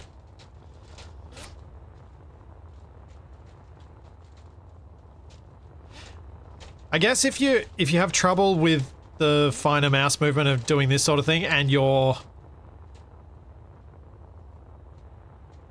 not able to line things up like that, it might be more difficult. I feel like the system in general is better.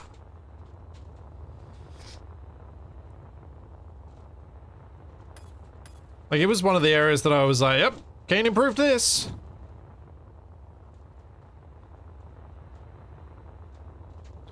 Now let's do something different for the cargo container, because that's, I don't think, gonna work.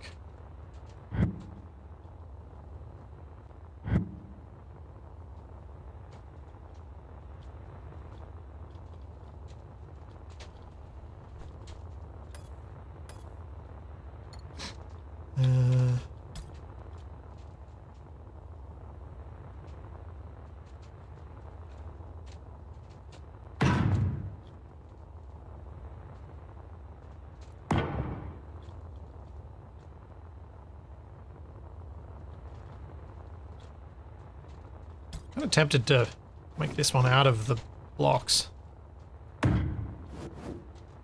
I think the scale will look all weird if I do that.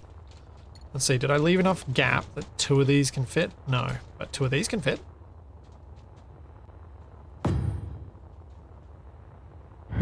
So if I put...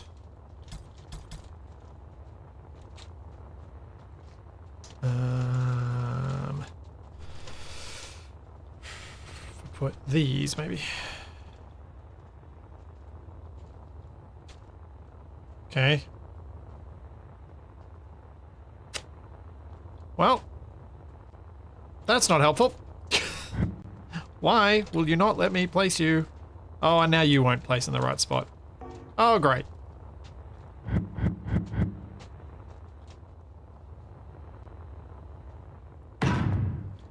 Will you work now?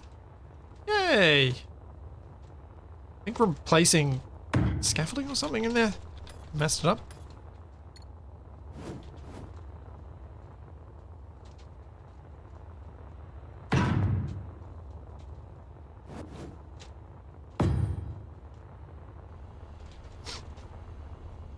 Been trying to place conveyors with 25 centimeter placement and getting frustrated when it moves around annoyingly. Hey, Captain Arthur. How's it going?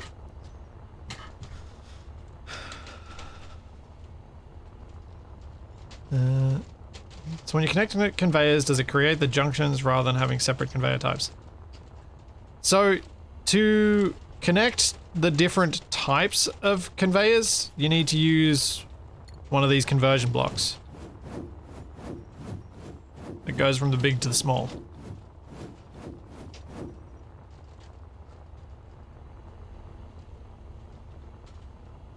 Yeah, the scaffolding is fun for making fancy supports.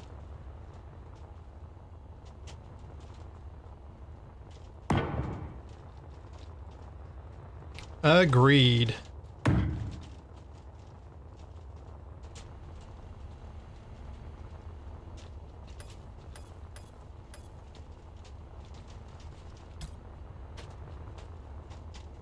I feel like this might add something.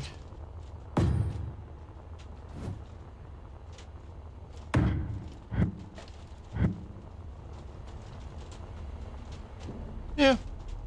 Might be getting to the point of too much, but also I think it kind of works.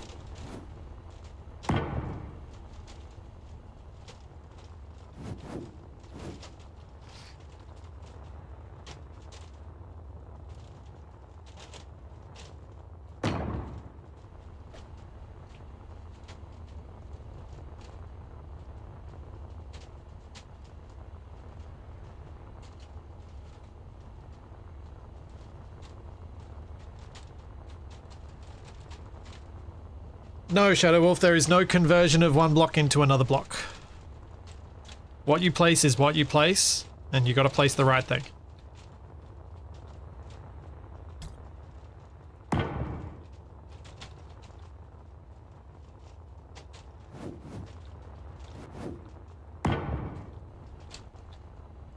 How will you weld blocks behind another block? Ah! I showed that off last time, but the technique that I like for that at the moment is you remove a block in front, build the stuff behind, then press Ctrl Z and replace the blocks you removed to get to the deeper ones.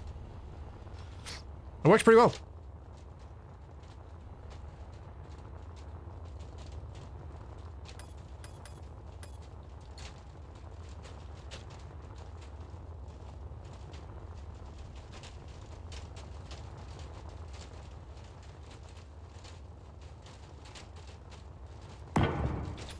Yep, the line transiting from the top to the bottom is part of the hologram effect. Oh, that's wrong.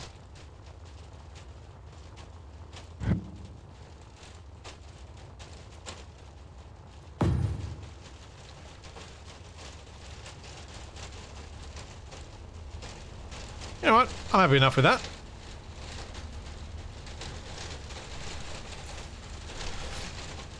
I think that's functional. Now, if I can weld up the cargo and stuff, we can at least get this bit here cleaned up, and or partially anyway. Yeah, there's rain here. It's also really hot really humid in my shed, so I opened my window. I might open a different window and close the one that's right next to my desk. That'll hopefully make it a little bit quieter.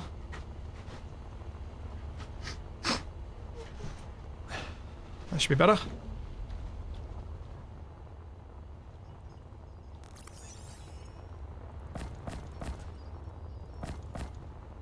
Inventory full. It's both heavy and there's a... I know it's not plastic. I also know it's not fiberglass, although I think it's some sort of plastic. Little awning over the window that's right next to my desk. And so the rain hitting that, even when it's not particularly heavy, is loud. But yes, it is large drops of rain, just not a whole lot of drops.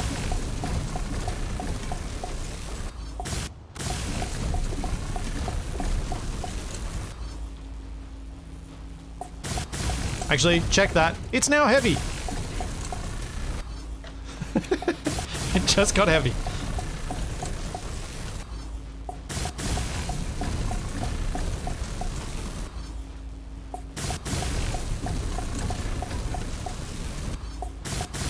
Because of course, the rain wants to prove me wrong. Inventory full. Yeah, it's some sort of acrylic roofing material.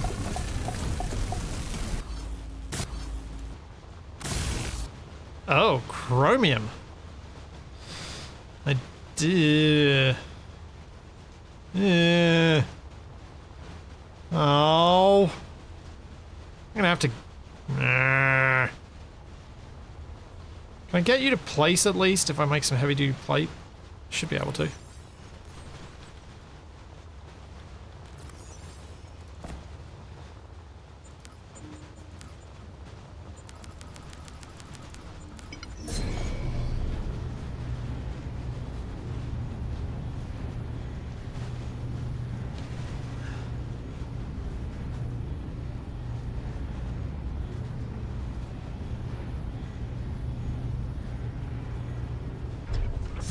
Inventory, grab the things. No, I have not wrecked my miner yet. My miner has rather effectively collected some material for me.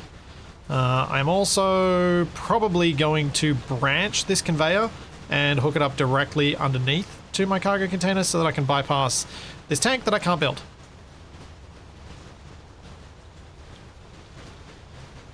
Yet.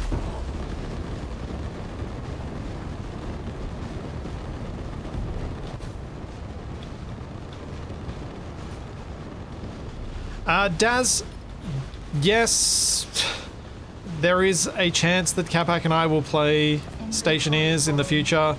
How near that future is dubious. I would like to play some more. I've been wanting to since they did their big update, but it just hasn't happened.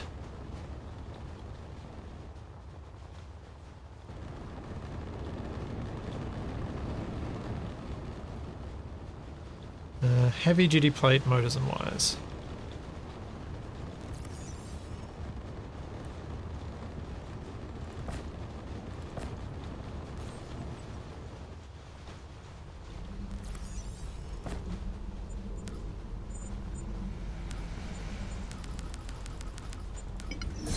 Make it so.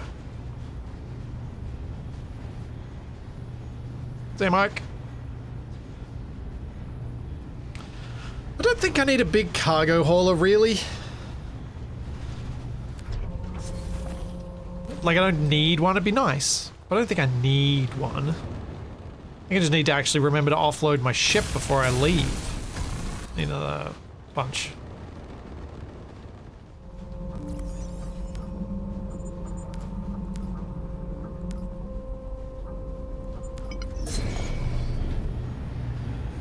I have some heavy plate in my cargo, do I? I probably did. I just forgot to check for it. There we go.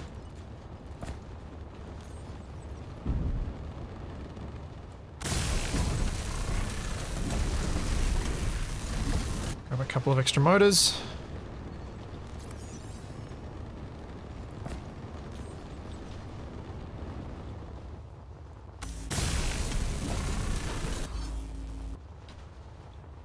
Okay, I have gigantic cargo. Now I need to convey it, because my current conveyor system is not adequate.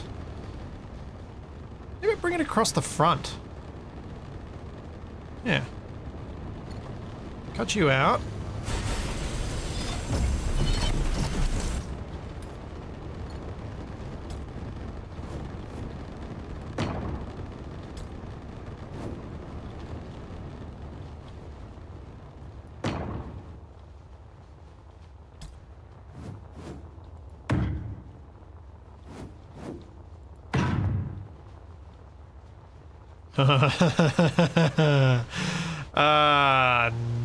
Nuts.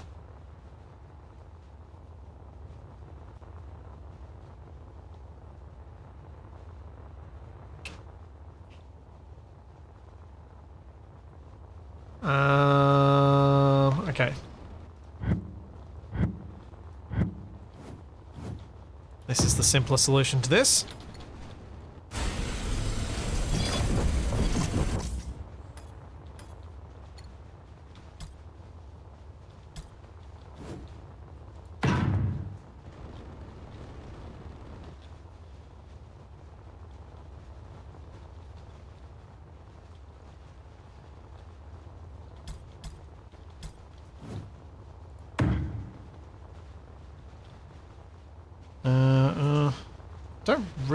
I think I might just drill out some of the dirt. Who cares? I'm so hesitant normally in SE to do anything to voxels, but stuff it. I think it limits me too much.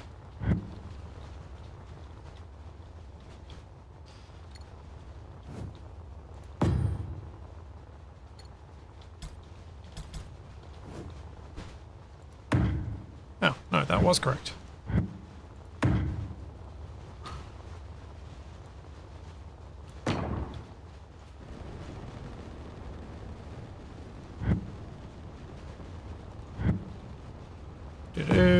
Do. Yeah, that'll work. Looks a bit jank having it going all the way around the hydrogen tank, to be honest, but I might get rid of it later. It's kind of needed for now.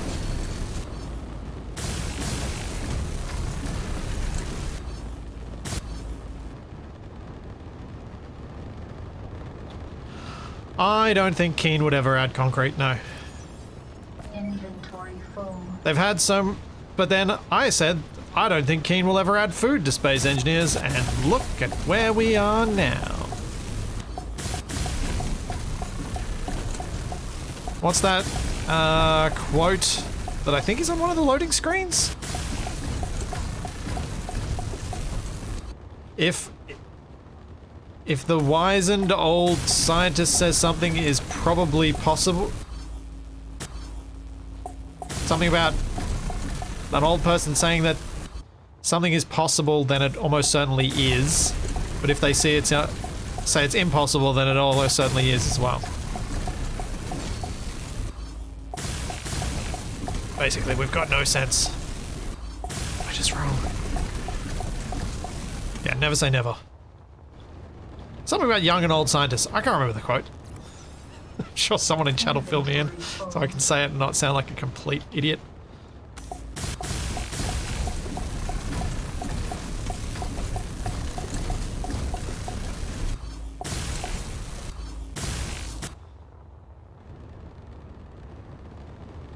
Hey, I got a kid. I've got to admit that I'm old all the time.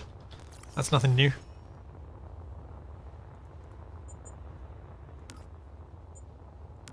No! I was worried that it happened! I separated the grid!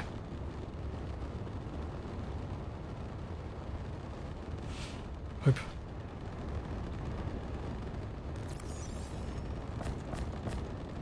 Wait, give me my tool back.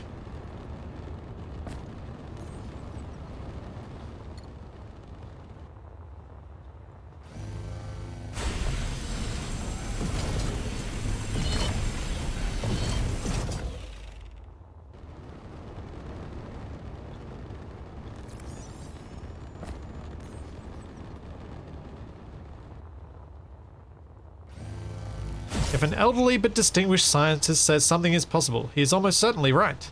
But if he says that it is impossible, he is very probably wrong. Yeah, that one.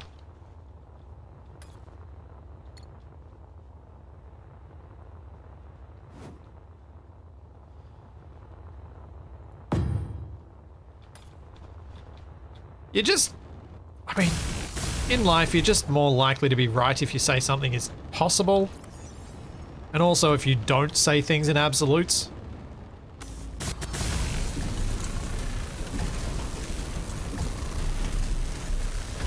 Like, instead of saying, this will happen, you say, this can happen. What the heck?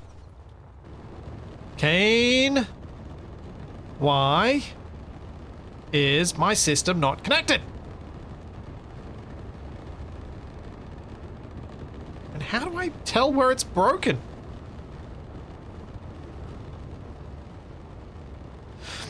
Okay, if this is the conveyor troubles you're talking about, 100% on board. There's something weird.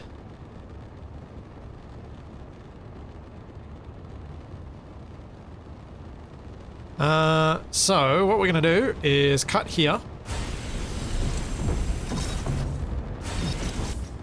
And try and access stuff from here. Nope. No access. Interesting.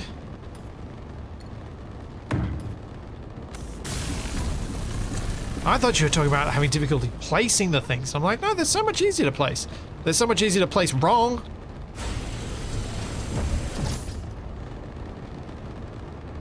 Oh, that's going to separate the grid. No, I'm not trying to pipe my... I'm not trying to see my old cargo. I'm trying to see my mining ship.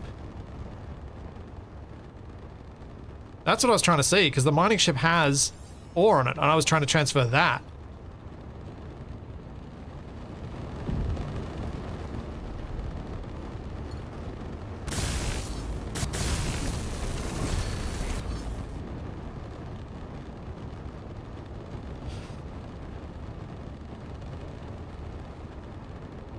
One side of the large cargo doesn't work? Really? Oh, man.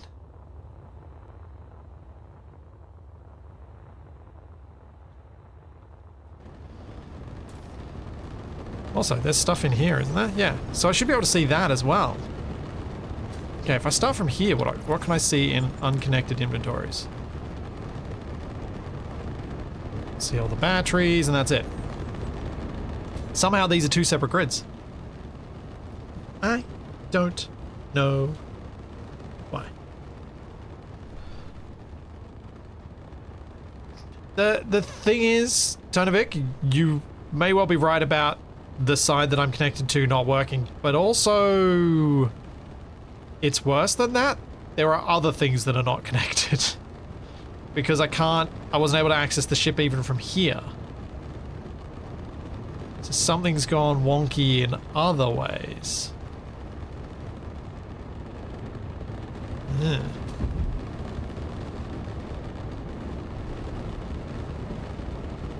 Alright, I will come back and fix this in a minute.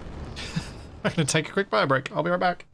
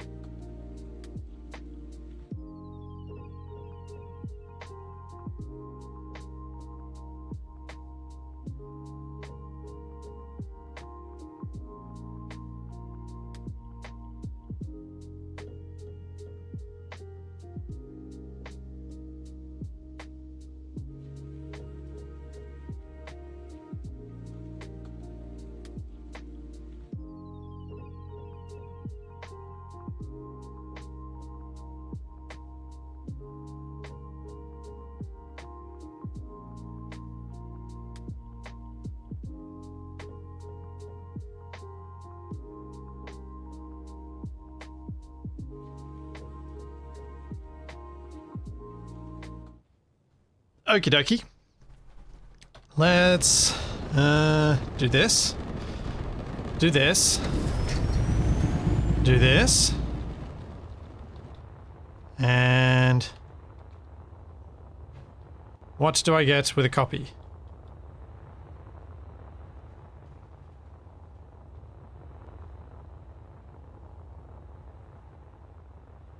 Yeah. That's what I expected.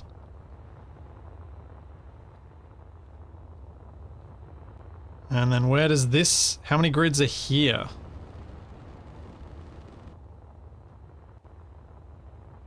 Okay, so that... Yeah, alright. I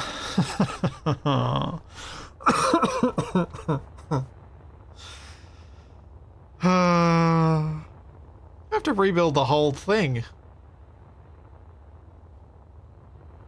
Although I wonder if I can paste this in as is if I just delete what's there. Let's try. So we will go save as... Just in case this all goes horribly wrong. Thanks, Thanos. Thank you for 27 months. And then we will go... Bloop, bloop, bloop, bloop, bloop, bloop, bloop, bloop, bloop, bloop, bloop.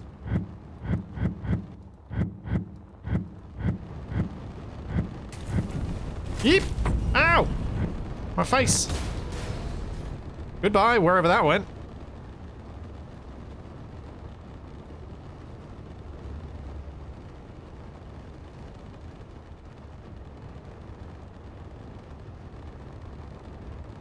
Yeah, this is totally not going to paste in. Erp.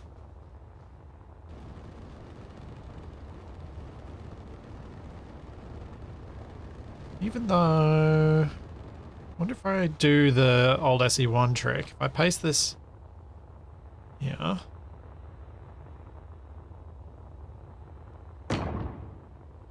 We grab it from here.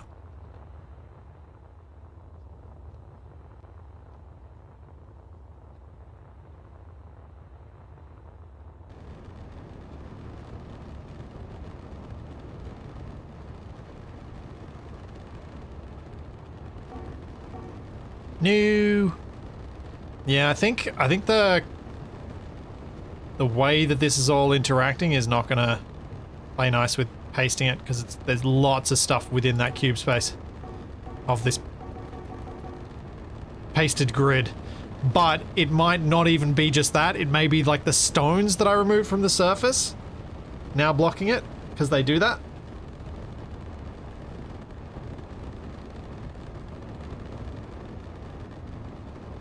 I removed an extra conveyor. Alright, we'll try that. That is a good point. I did do that.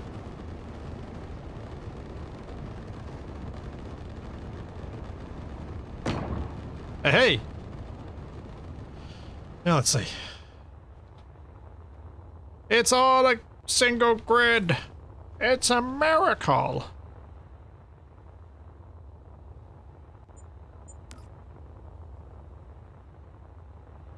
But can I transfer stuff from the mining ship to my cargo?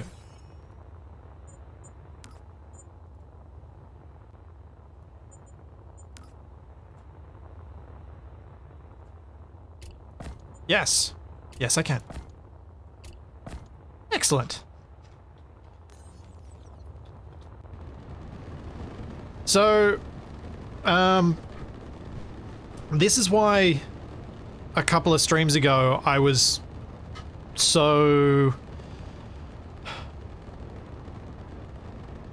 fixated, let's just say fixated, on the importance of giving players access to creative mode tools in survival when they need them.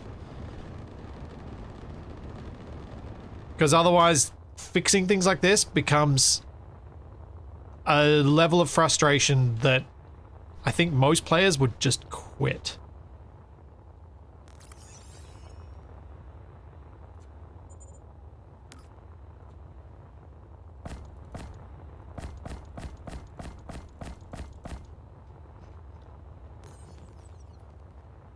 And at least, give me the tools.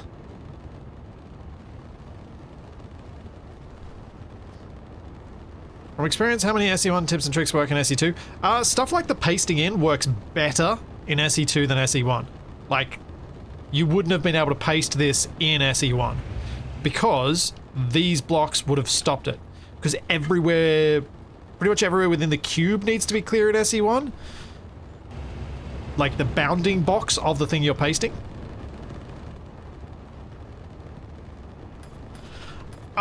Honestly, if I'm honest with myself, that went wrong because I made a mistake because of not respecting the blueprint system properly and disconnecting things and reconnecting them in a blueprint is just as bad as doing it in a build.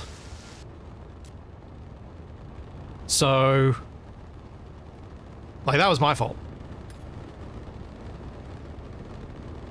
But it was hard to see when it had happened, so it meant that I progressed so far that the only solution to avoiding frustration was just to fix it. Now I have got creative off, don't I? Yes, good. Alright, so let's make the heavy duty plate that's needed. I don't have any more in here, do I? No. Inventory full. So I need another 34. Then we can look at what else we need.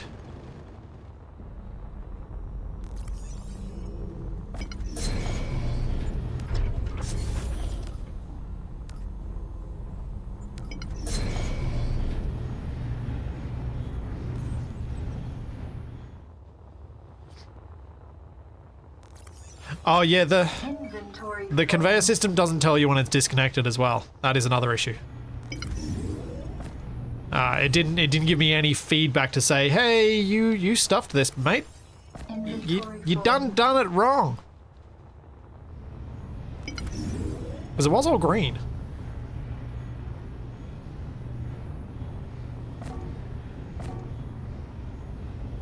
Inventory full. Inventory full. Well, let me dump the rest of the iron. Inventory full. There we go. Inventory full. Inventory full. I will get her inflection right at some point. Another 8.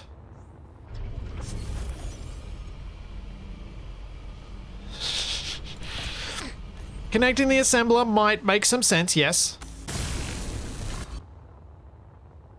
What does pressure pipe need? Lead and nickel.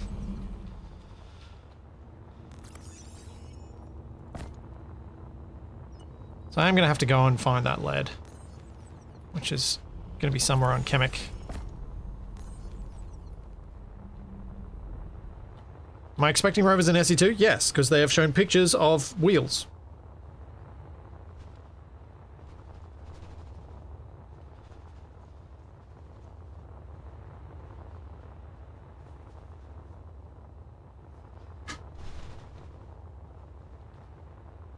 Tiffany is also tired of saying inventory full. Yeah, she does sound a bit over it. Alrighty, I have offloaded things this time. I can probably remove this battery and put, like, something bigger up there, but... like, put some extra cargo on this, but... how much do we really need? Let's check. So 12 pressure pipes and 3 lead bars and 3 chrome plating, which is 100. Oh, that's not much. Other than whatever the pressure pipes require.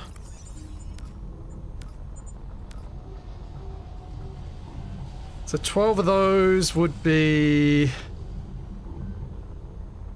that's a little bit more. That's 600 nickel. I mean 600 lead. So if I get 1,000 of each, that's plenty. And I can carry that in the ship. Because other than the tank, I don't think there's anything for this base that actually needs fancy stuff. Because I'm just going to build like showers and things like that. Oh, actually, before I go, I need to make something. I should probably land.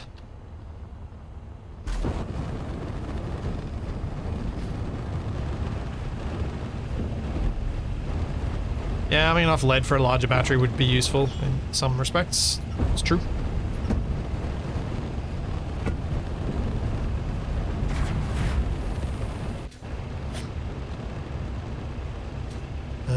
Okay.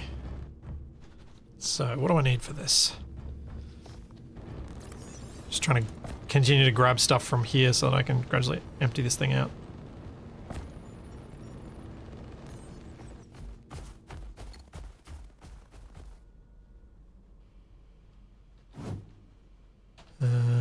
New grid.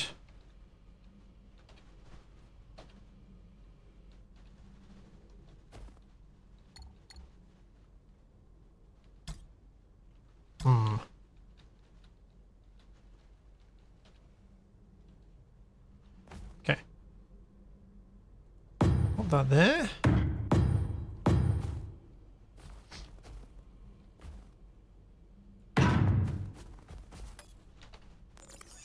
Now, where is it?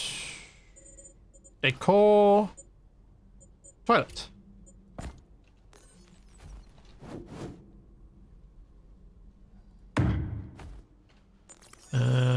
Door. Can I put a door on here, or is it going to look silly? Still right click on that and forget that I can't do it. Yeah, we'll go a door.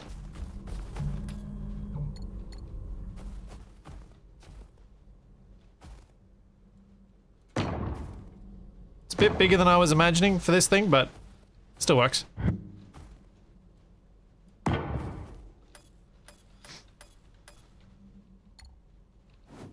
Because I got a work site here and I need to have a portaloo.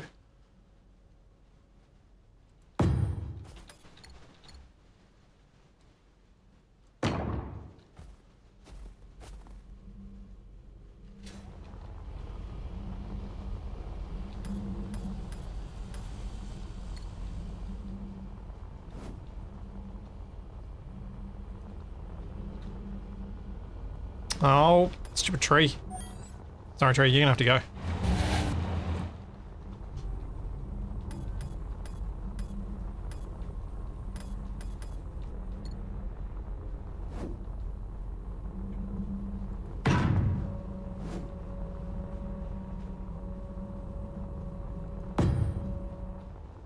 I think this is gonna be my best approach to this.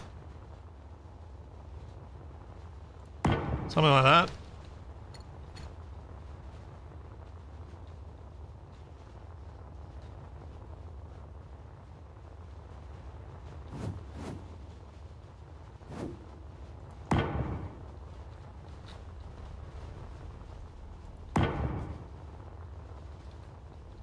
Not working out as tidily and as little as I was imagining, but it'll be fine.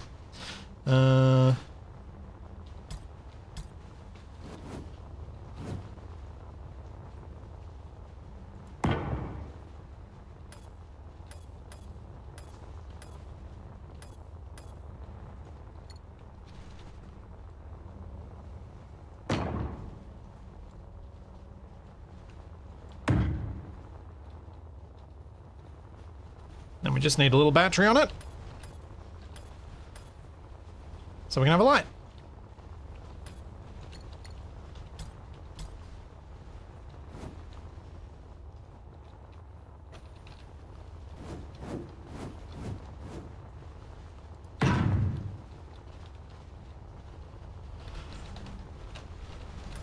And then light goes in here.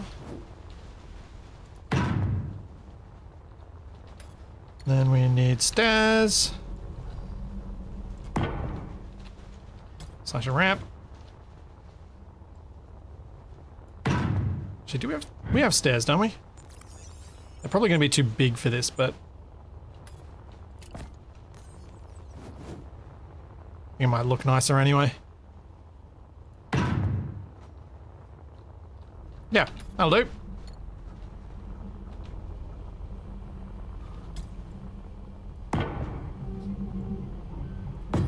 Let's get this thing welded up.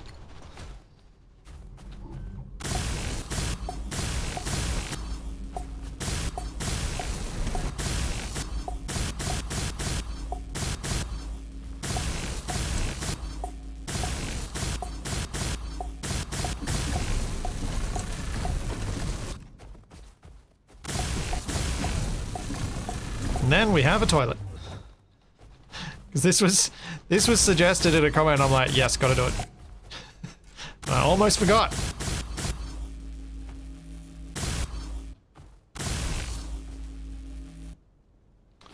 I think I've run out of iron. I mean, Inventory full. I have a feeling this toilet is going to be pretty... Your butt's going to freeze in this toilet. I have a feeling that's what's going to happen.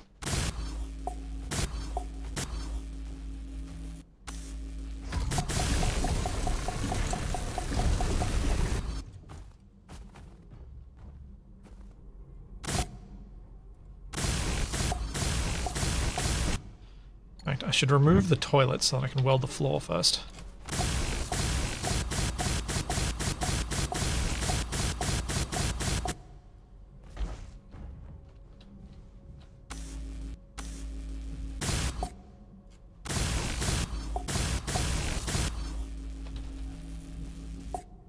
Come on. Get the last ones, thank you. Now we get the toilet back. Get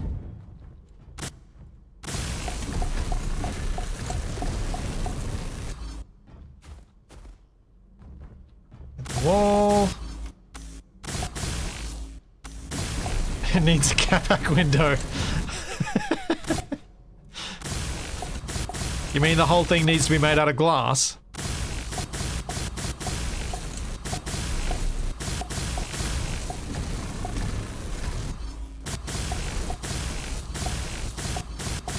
That would be the standard catback toilet. Zero privacy.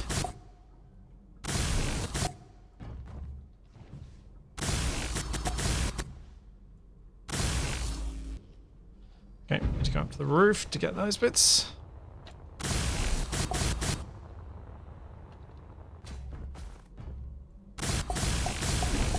Why even bother with walls then? Well, I'm gonna guess that his thinking around walls is, well, you gotta stop the wind. Inventory full.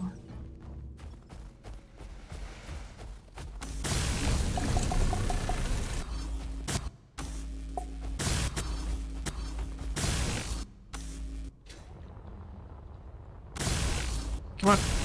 No, don't tell me I'm out of iron. I'm out of iron.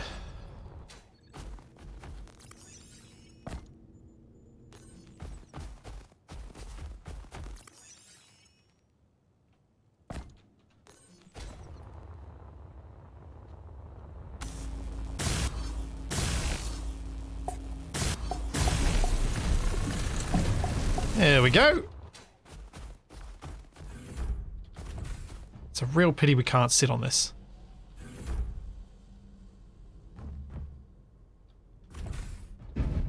Alright, what color should it be?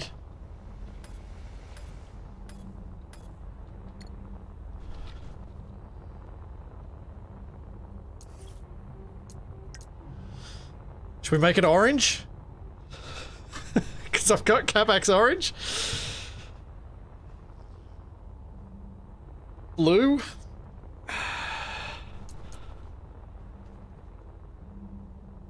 Oh, there are all sorts of colours here. They're not any particular colour in Australia.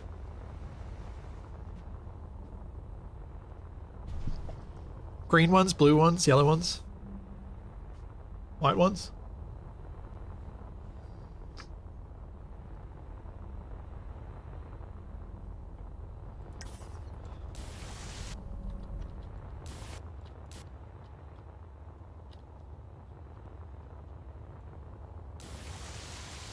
Oh, that's not something I want to be doing too often.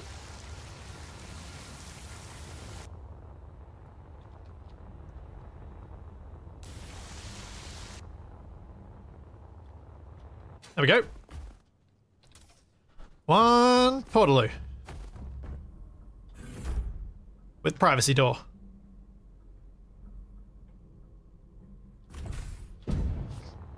Yeah, I think I might go the white top. Because it does seem a bit too blue. But it's okay. I think it's alright.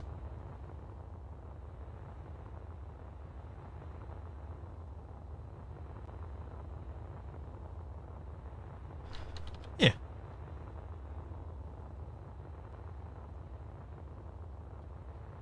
I'm happy enough with that. Feel it makes my construction site make more sense now. Alright. Now I need to go and get chromium and lead. So let's go find some chromium or lead. So that means I want to get my ore detector. And to be honest, I can probably keep detecting all those things. So let's go to validation station. We'll jump to Kemik and see what we can find.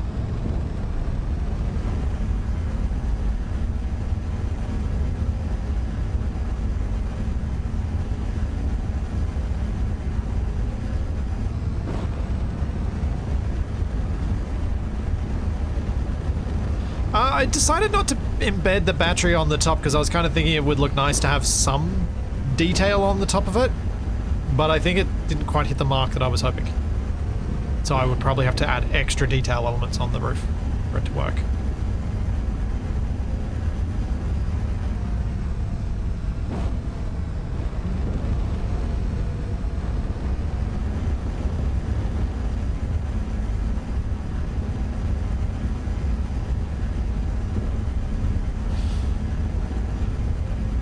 Moon Rooster, what do you mean by a hot potato playthrough in this context? Do you mean passing a save between people? It's perfectly viable, I just don't know that it'd be fun.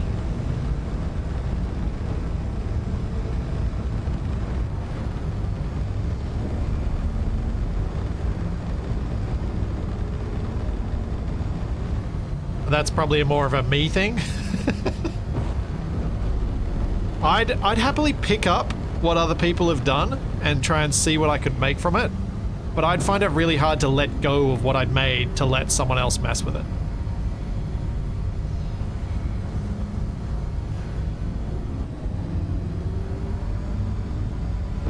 I'm getting better with that though. Having a toddler really helps. Like I built this... I built so much stuff with Duplo that Toby then decides, do you know what the next most fun thing is? I'm gonna smash it.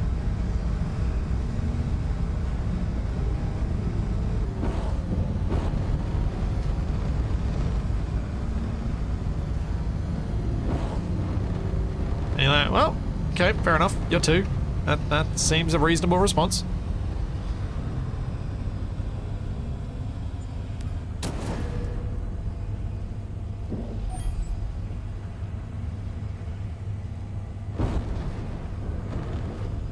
Let's see what's on the surface. I haven't been down to Kemik.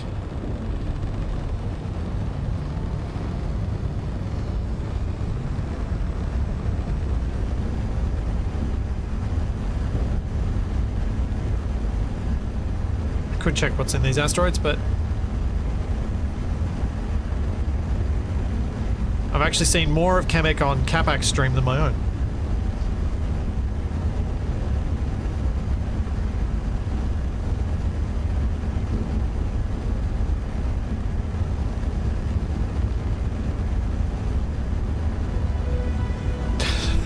Like, that's how little I've been to Kemik. I hadn't even discovered it yet.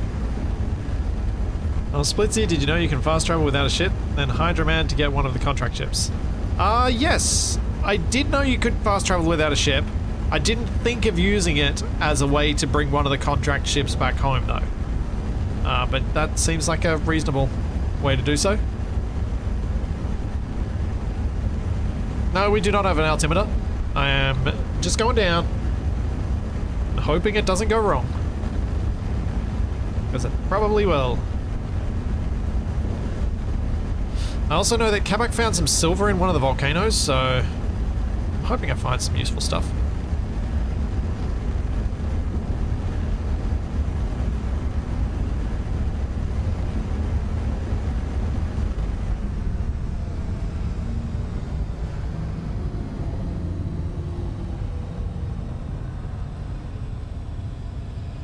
See, this actually looks more rover drivable than I thought, now that I'm down near the surface.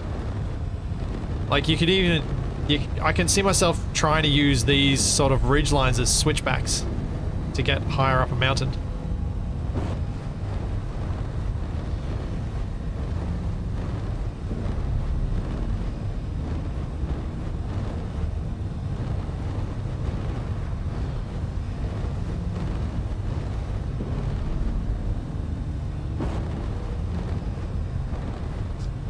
Not a lot in the way of ores, though. At least not in this area.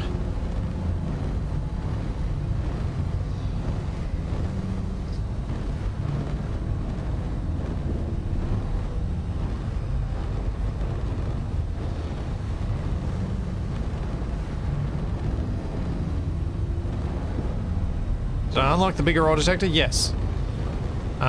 Would it make any sense on this ship? Probably not.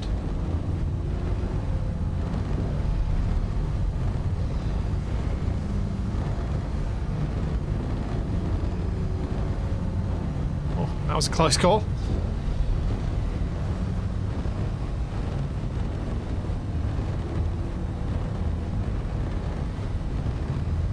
I mean, I can check my ore detector. I'm pretty sure it is on.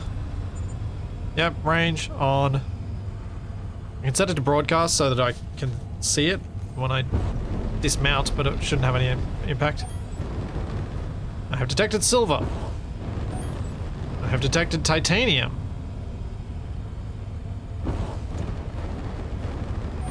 I've detected more silver.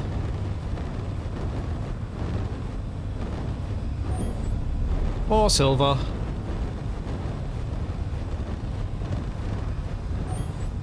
More silver. More silver. Even more silver. That's a lot of silver. I don't really care about silver.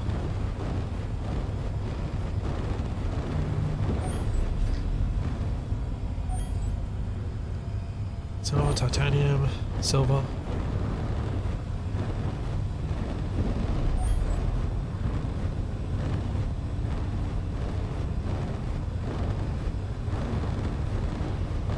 Next stream we need silver, yeah.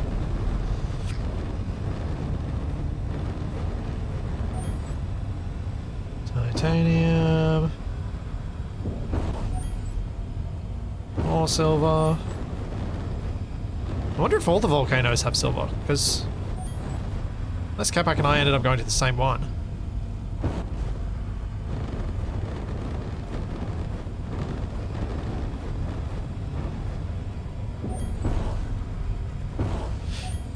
Yeah, the caves can look interesting, but do not go in them in your ship.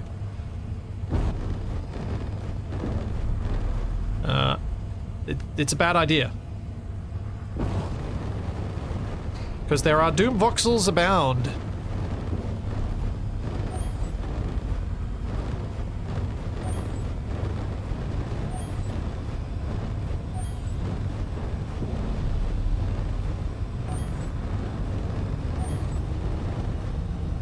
uranium. We did find something different finally.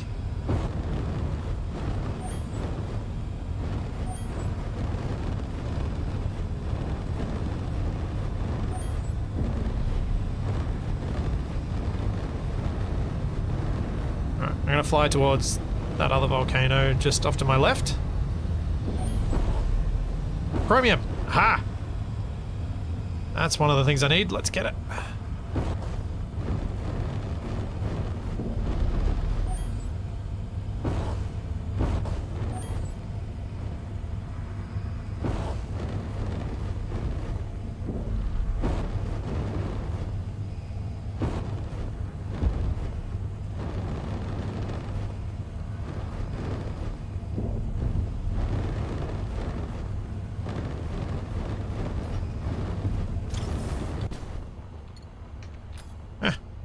Drink bottle, get out of my way.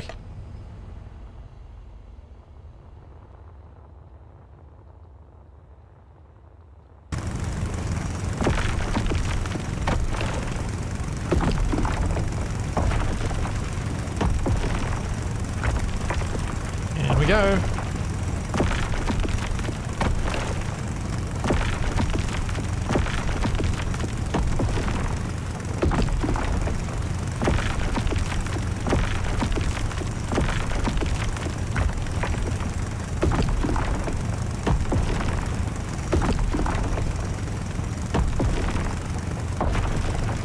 Yeah, in retrospect, making an atmospheric miner on the planet that has the least interesting ores might not have been my most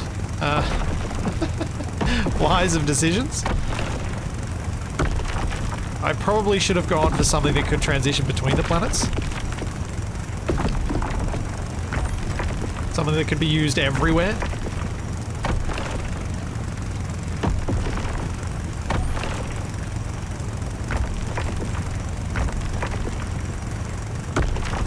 Nevertheless, it's what I did. It's what I've got. It's what I'm dealing with.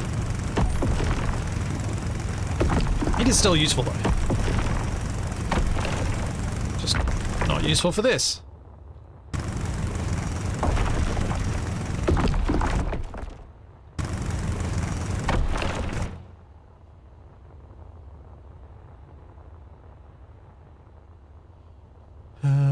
Any more?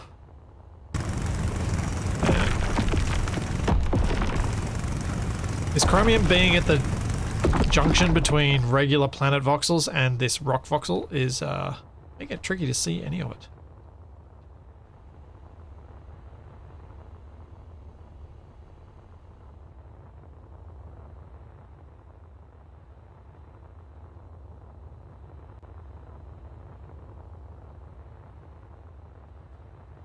How much have I got? I got 640. So if I get this little deposit as well, I should have enough.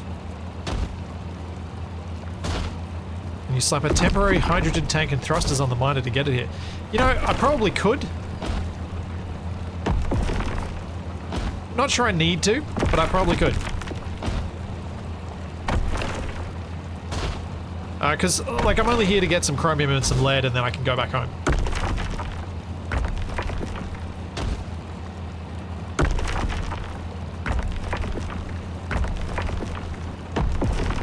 And I've got one of those things, and almost got, well, I probably already got enough of it for the specific purpose I'm aware of needing it for, but I thought getting 1,000 of it makes a bit more sense so that I possibly don't have to come back.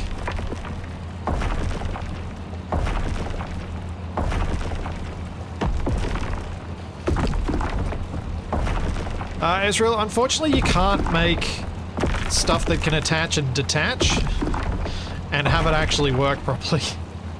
Because there are no merge blocks or things like that that we can use yet. I don't think we will ever see any cave-ins in Space Engineers.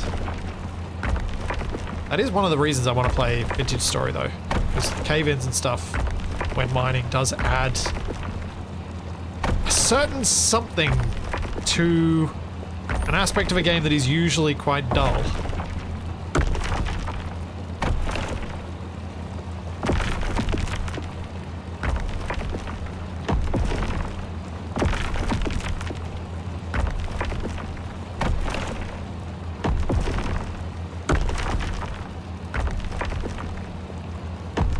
So it would be it would be nice to play a game that has that and see how it actually, and well, play more of it. I've played a bit of it, just not a lot.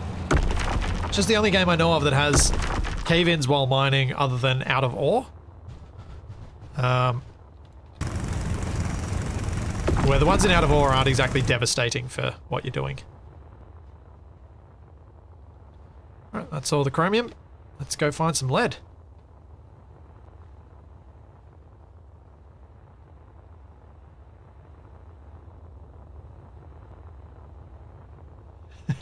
That's all good, Ezreal. I think in the context, it's fine. It's just Twitch don't understand context.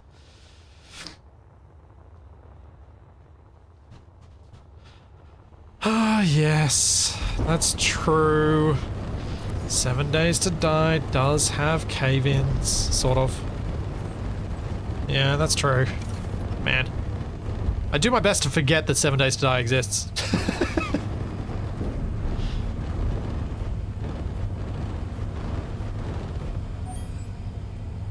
Magnesium. So now we're just looking for lead. I could turn off all other things, but I'm kind of interested what else I find.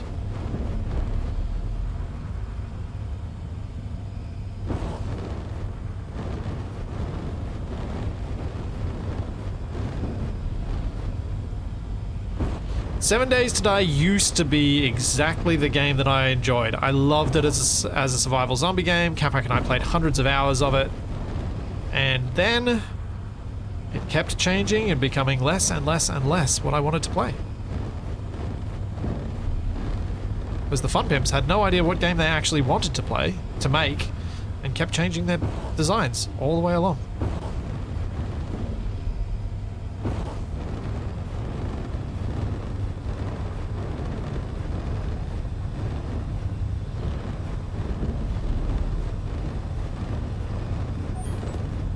More chromium lead.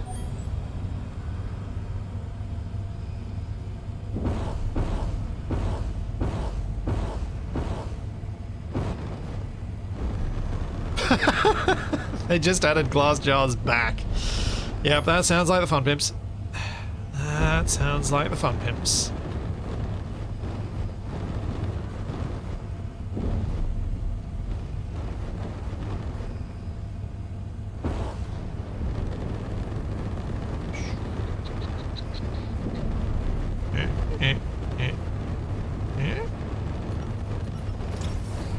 Okay, that's going to be an interesting takeoff.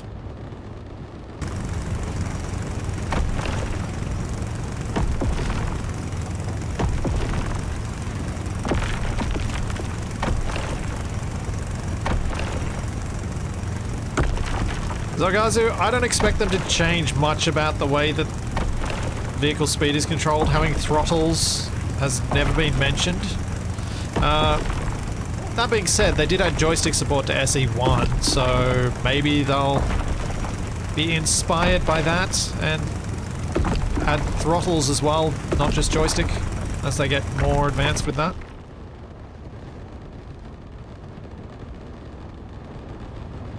Maybe.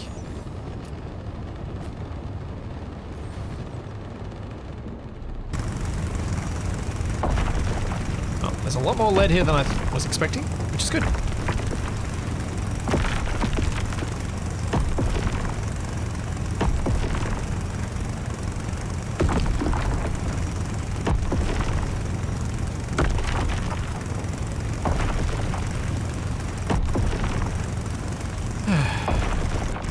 Now I just gotta go home and finally make that tank. All of this for a hydrogen tank.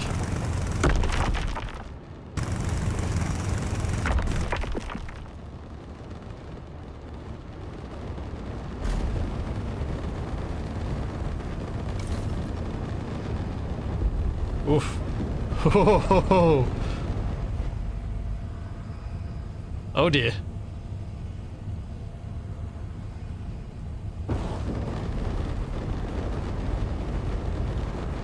Okay. Thank you, super dampeners. Let's go.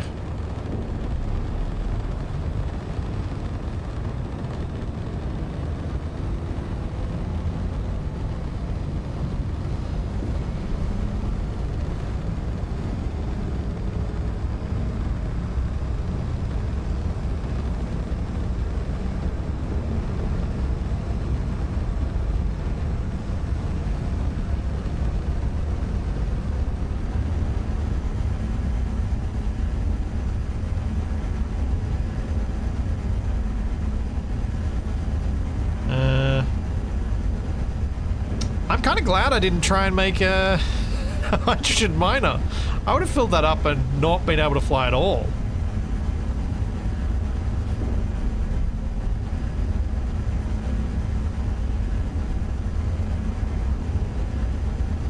Alright, where is the asteroid? The base. There it is.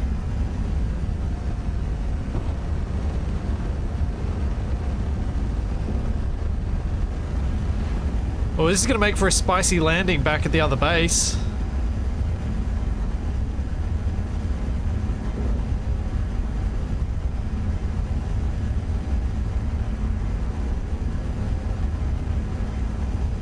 Yeah, a miner would definitely have to have large lift thrusters, and I would have done that if I'd made a miner.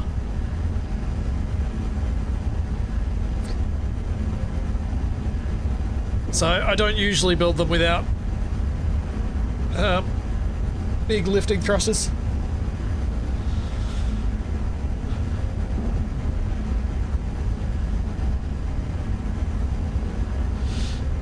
I don't think I'll need to do a vertical landing, but I think I will need to maybe do a not dampeners based approach.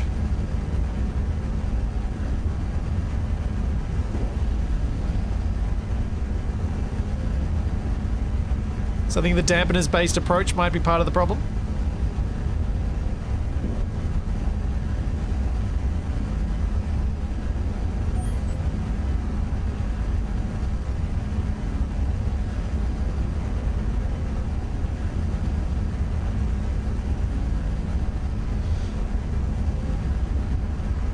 Two small cargoes, my 2 hydrogen thrusters couldn't get you off the ground. Yeah.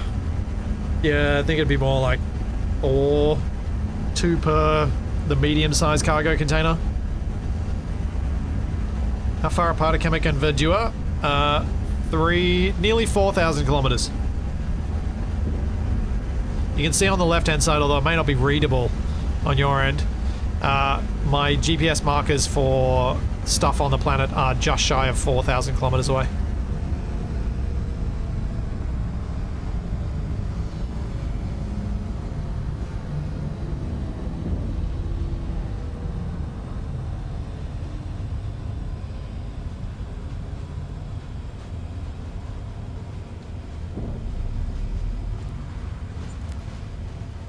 Let's go.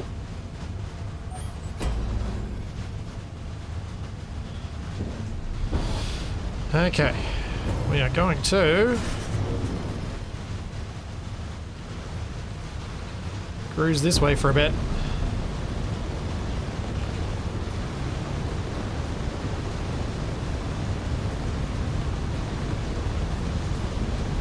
Oh, the rain just got really heavy. Really heavy.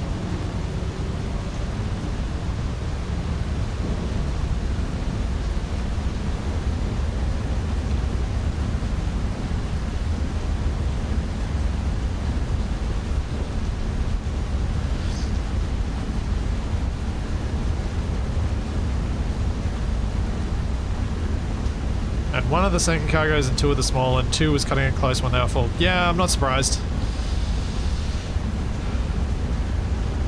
I am not surprised at all. I am going to try and approach this a little bit slow. Yeah, at least no birds, that's true. That is a good point. There's an upside, I suppose.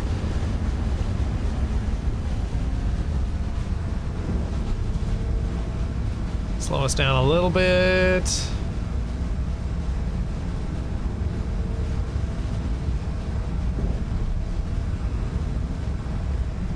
Do I think fast travel will replace jump drives completely?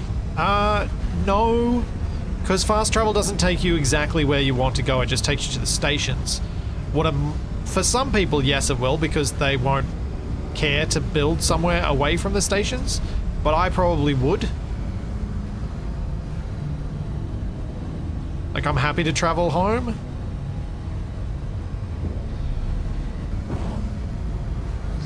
But, you know,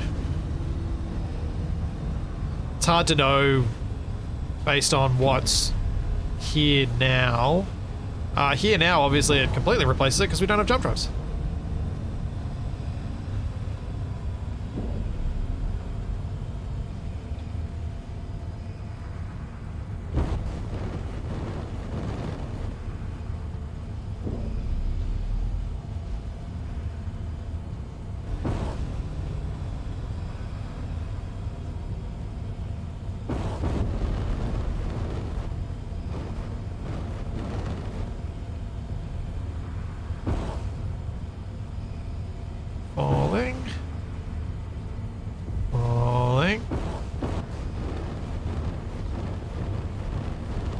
Brought home a few too many tons of lead.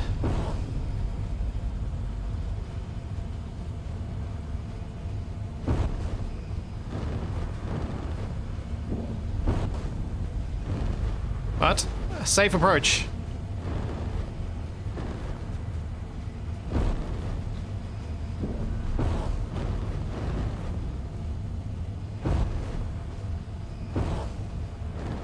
Hooray!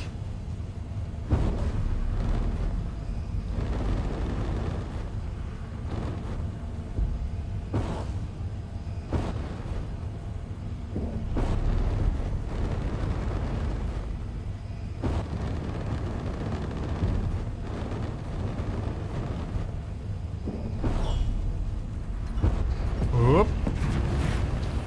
Ha ha! Ha! No terrible outcome. Now. Inventory foam. Inventory foam. Production. It's 12 of these.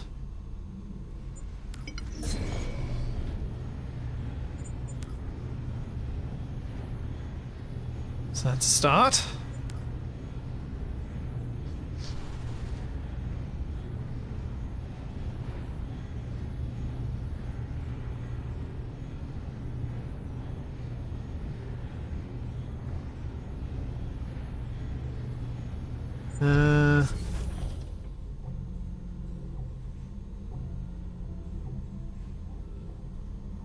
Yeah, there's been a lot of stuff mentioned by Keen that heads in one way or another, and I never know which bits of it are actually going to happen in a reasonable time frame. Inventory It's foam. hard to know.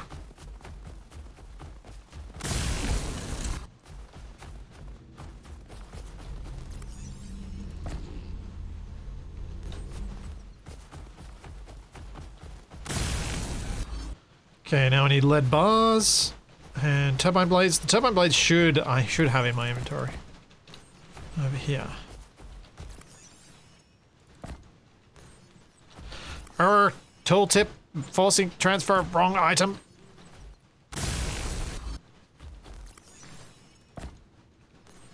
Again. Hope they can fix that bug soon. It's very annoying.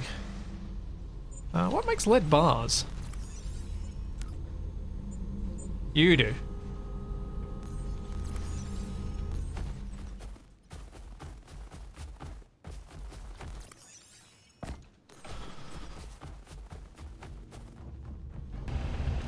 I know I should have piped these up ages ago. I'm just at this point where I'm like, well, whatever.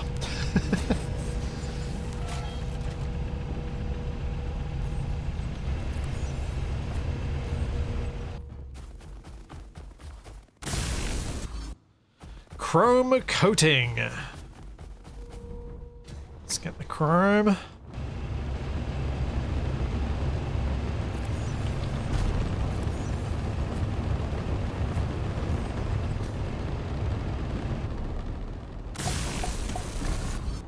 Huzzah! It's done. Can now dig my warehouse. Yeah. I'm going to take a quick bio break. I will be back in a couple.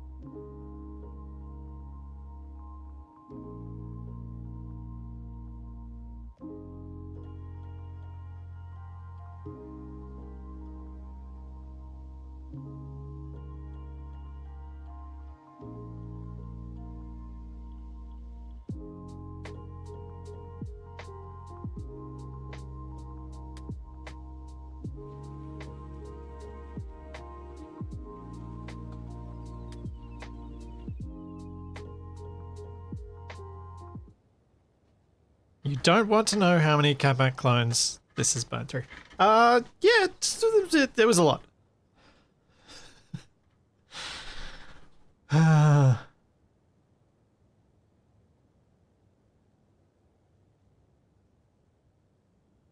Thanks, Kaylin. Thank you for the prime sub.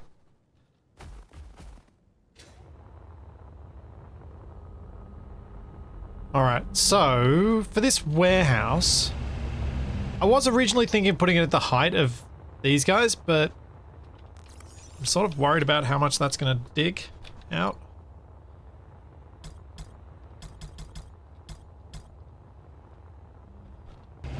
I need enough room for a refinery, assembler, smelter, and all that sort of stuff.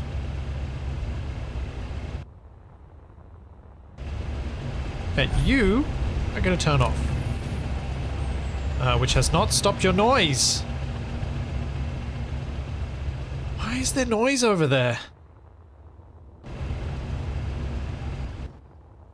That is weird.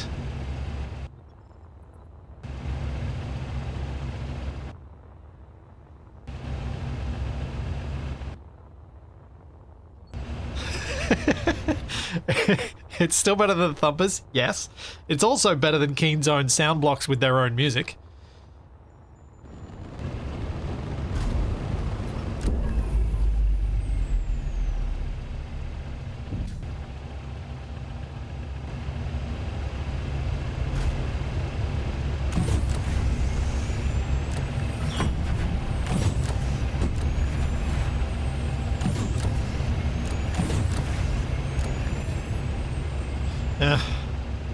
Whatever.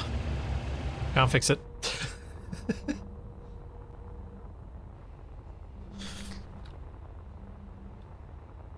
Okay.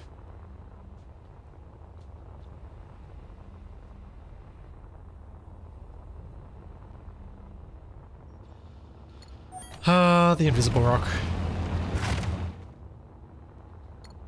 Does that get rid of it? Nope. Great. Just great. Just great.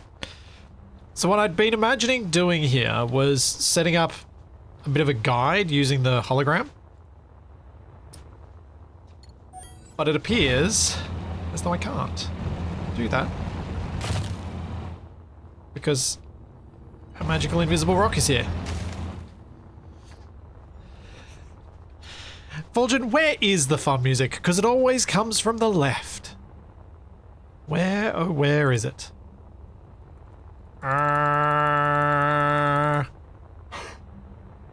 I might have a problem here.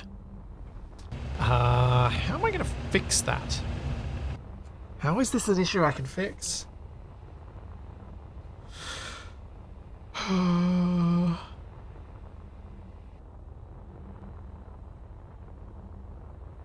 I have to build the warehouse on stilts somehow?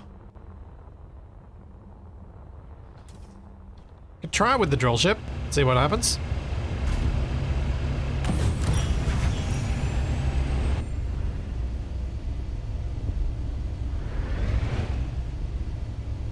Oh. I think the sound we were hearing was the drills.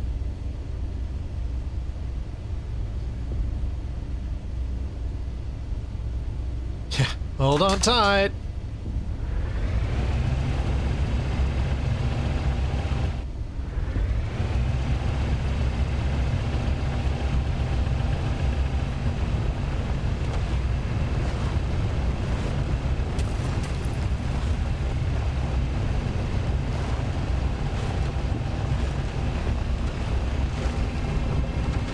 Here we go.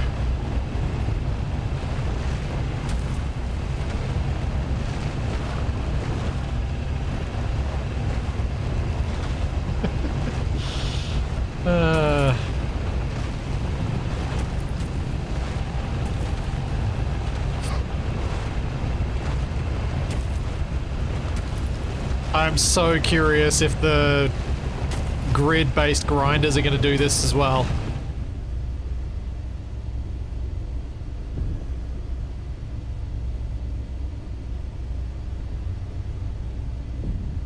I'm so curious now.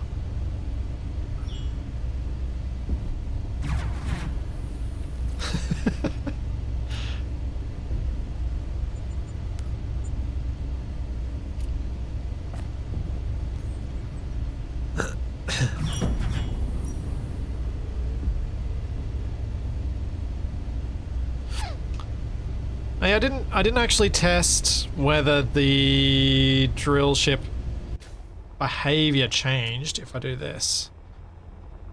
I was meaning to test this when I got back.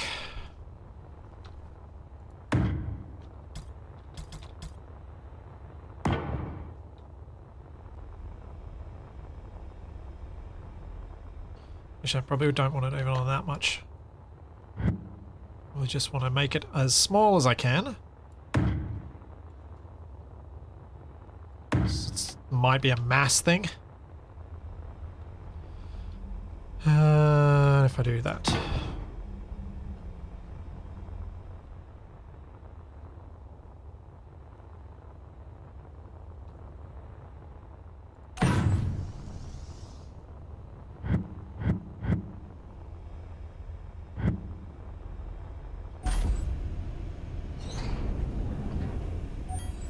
Let's give this a go. Because this is a new grid now.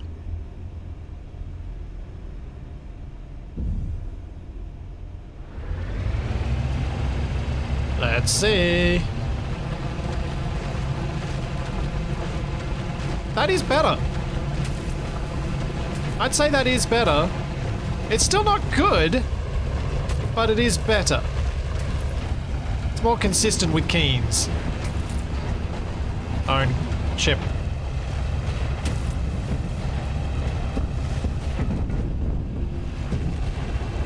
That's some definite drums in the deep.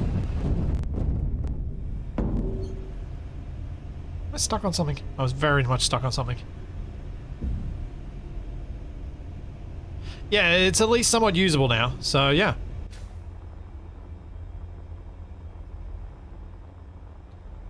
Alright, get rid of you. Turn off creative. And I can use you now. Those were happy sounds, yes. Kelsamar, I've been getting a few comments from people saying that SE2 is making them sick. And by that I mean motion sickness. And I didn't think I'd spent enough time in the ship for it to be the ship drills that were doing it, but I can see why that would also be a contributing factor.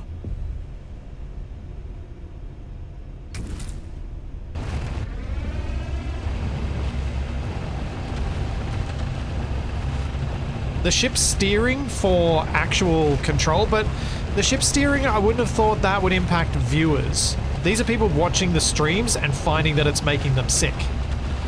I think that's actually the DLSS stuff and the ghosting.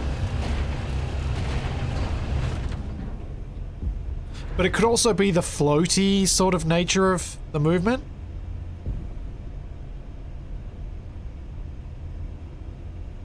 Like the floatiness of it could all be what makes people feel sick. But there is... I'm getting a growing number of people saying that it's making them nauseated. Which, if it is something inherent in SE, is going to be a significant problem.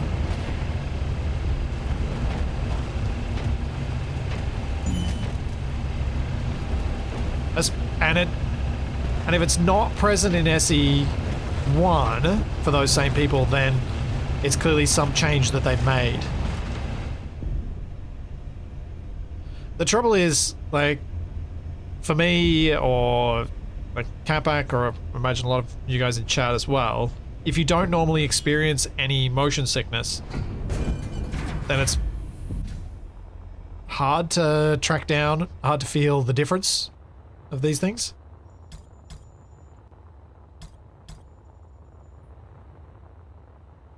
Still can't build it. Ah.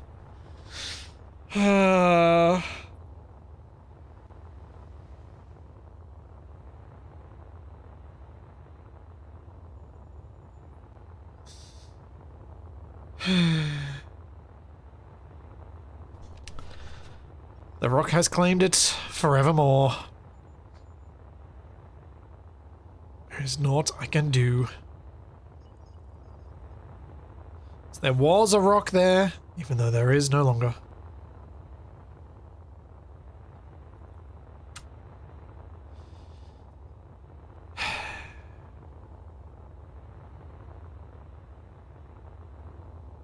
Can't place it there. Can't place one there and there.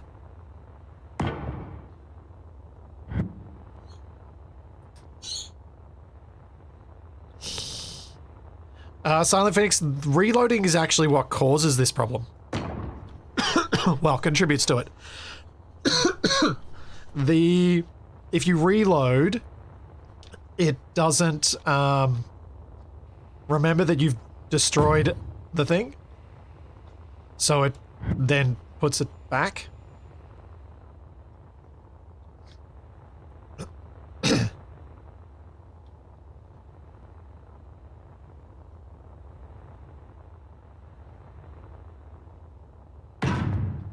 Do you have explosives? No. There are no explosives here.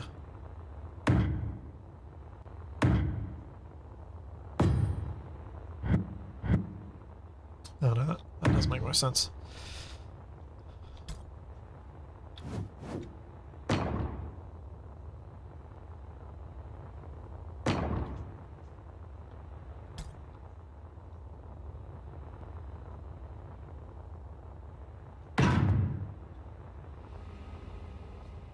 I also think something relatively simple like this is a warehouse.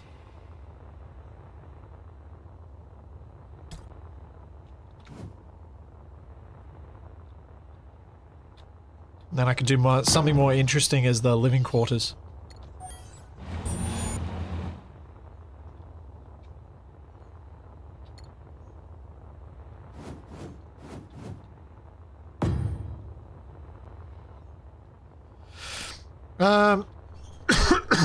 Plumbino, I think the reason that there's more talk about motion sickness these days is because there was a lot of discussion around it with regard to VR experiences. And that brought a lot more of it to the fore, even though people's experience of it was still a thing. It's just gaming wasn't yet as big a thing as it is now either. So there were fewer people experiencing the issue, or if they did, they didn't feel like they were missing out because they just didn't play games.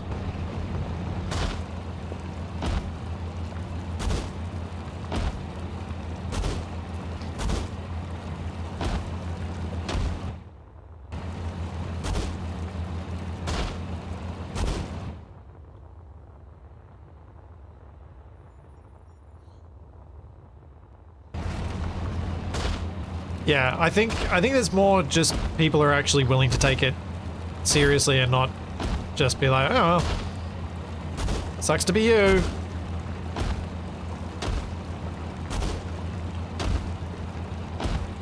It is really interesting to read into sim sickness. I quite enjoy.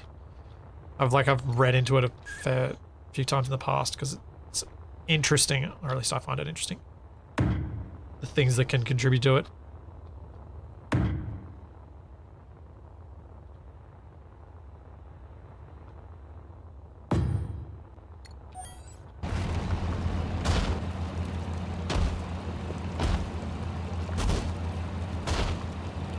Digging a basement? No. Just digging space for the floor blocks. In fact, these don't need to be full blocks.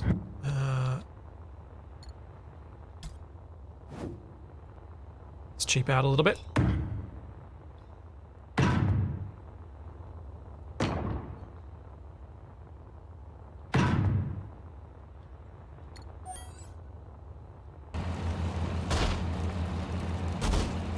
Oh, there are medical studies on it. They're just not very well funded, I don't think.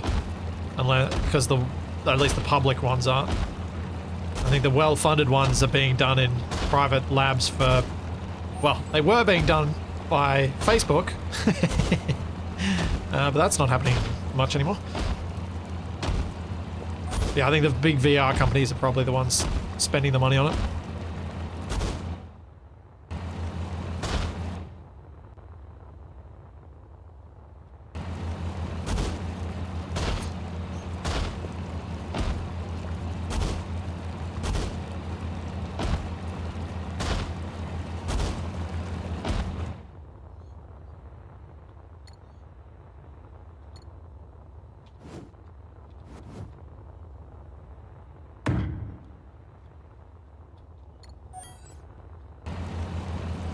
Clear out the rest of this floor space, and then I can start welding this thing up. I think I'll make the roof have some windows in it. I just haven't decided how yet.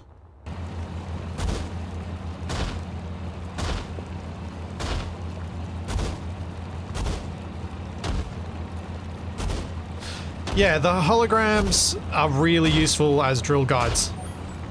Absolutely. It's one of the reasons I wanted to make something that was somewhat set in the ground. Because I wanted to see how useful they were for that. And they are useful. Probably more so if I did this. And then stretched it. Nope. That way.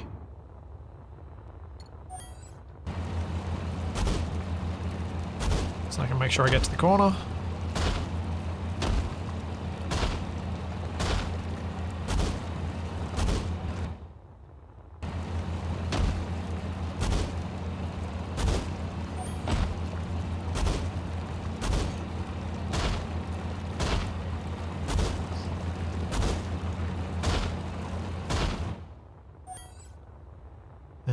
This bit.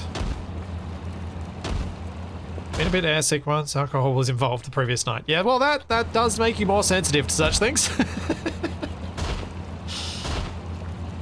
For sure.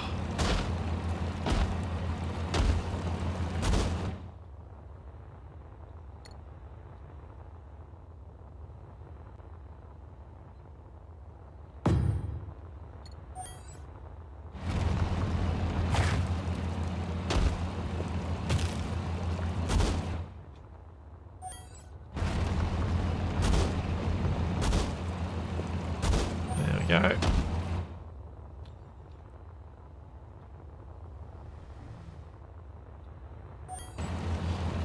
Not the worst little box. Didn't take me too long to drill out either.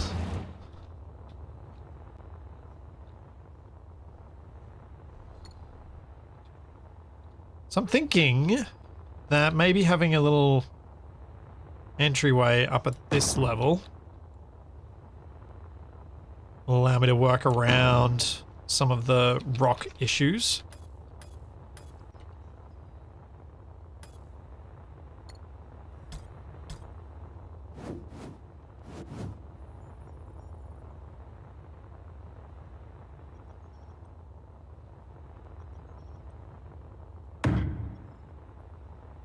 Oh. That's going to be a thing, isn't it? It's too high, you have to do it that way. It's gonna look funny otherwise.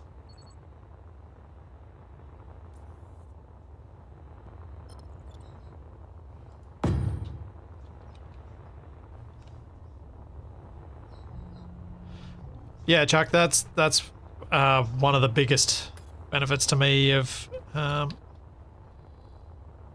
blueprint holograms is that I was able to drill like I just did. You can use as a guideline, and you can drill without constantly saying, whoops, whoops, whoops, as stuff explodes around you. Because you kept drilling the wrong things.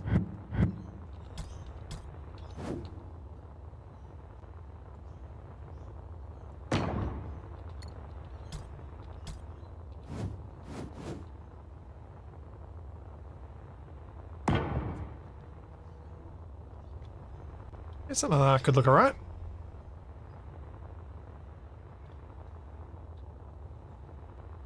I think. Now, I'm not going to actually build these right now, but I want to place down the various production blocks so that I know how much space they actually need.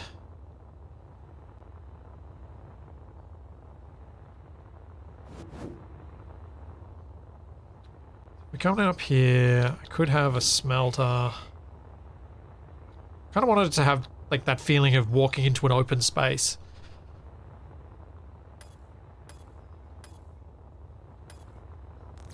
So let's get all the production blocks. Assembler, fabricator, refinery, smelter. Suit energy low.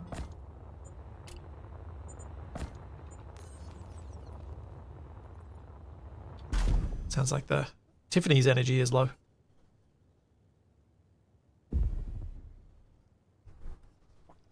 Actually, thinking about the degree to which this allows you to plan ahead, this is going to make cooperative building better. Because you can lay out a whole bunch of stuff and be like, this is my rough plan for my part of this ship, this base, this whatever. Capac, feel free to fill in any gaps.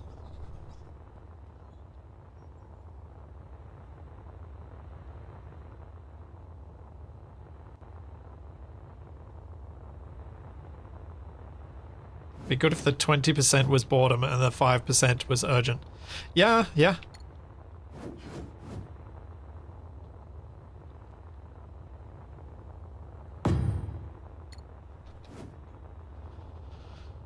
Oh, fabricated big.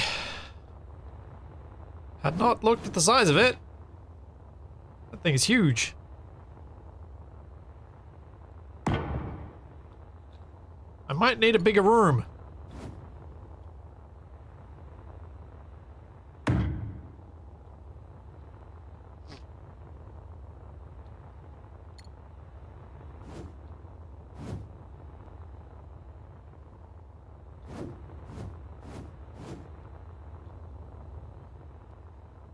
It is chunky.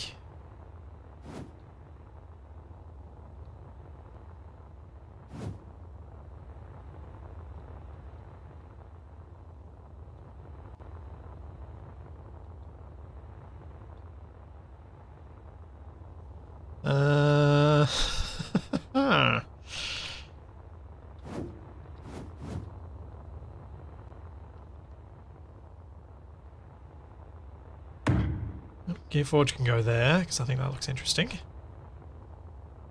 So we've got the assembler, we've got the Gearforge, we've got the fabricator, we've got the refinery. Need to put a smelter in here,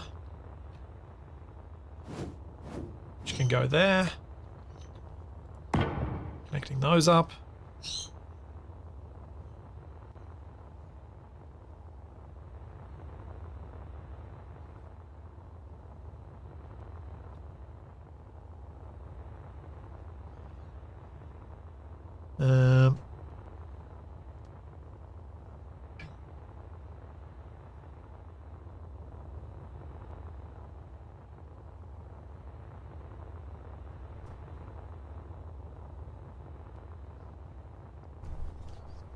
O2 on top of assembler? Yeah, maybe? Because that's the only other bit that I'm missing is the O2H2 gen. And since it doesn't have any interface, it could go on top. Is there a conveyor port? Yes, there is.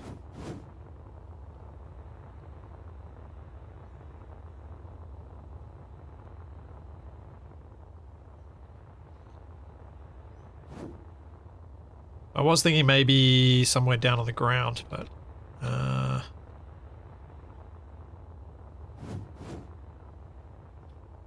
could go up there. Yeah, why not?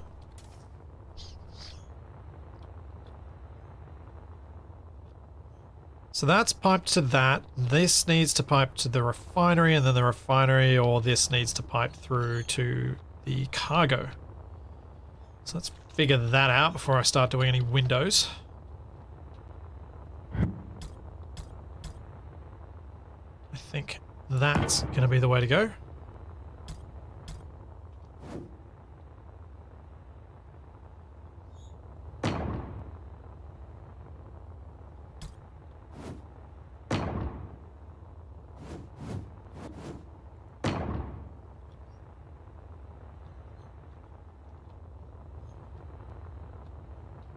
Although... yeah. I think this will look more interesting if we go and pipe along the roof to connect this up.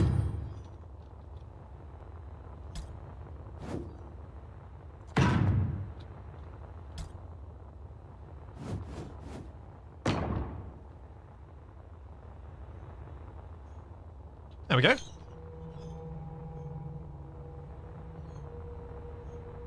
What is that noise coming from?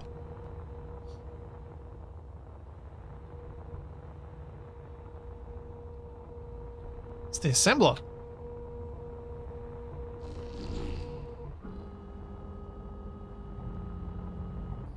Yep, definitely assembler noises. Going for those, some of those dot matrix printer vibes.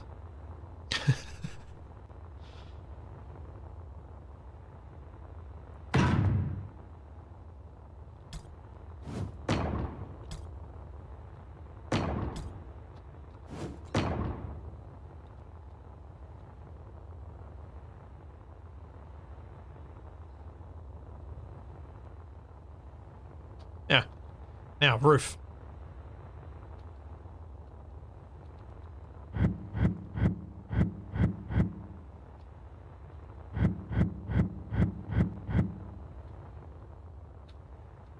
Also, whether I want to make the roof half blocks, I don't know yet. I imagine 3D printers do make some of the dot matrix printer noises. I don't have a 3D printer. I have no plans to get a 3D printer, but I imagine they do.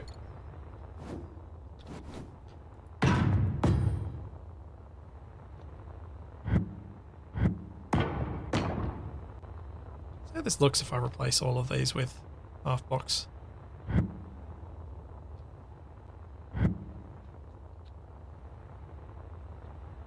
Well, that's not snapping where it should. Don't be like this. It's not nice.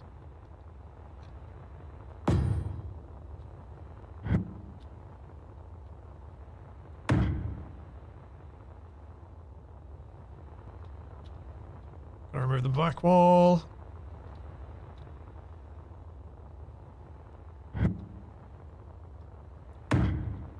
Oh, so nice to know that I can make roofs out of half blocks and still put lights in. I mean, we can with SE1 with the troffer lights, the half troffers now, but just, it's always been a thing I've done a lot of, and I've been like, oh, this looks great. No, it doesn't.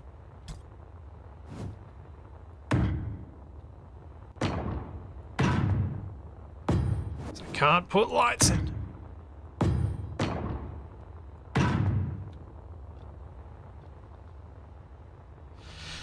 Yep, it's the half block. That's what the troffer lights are doing.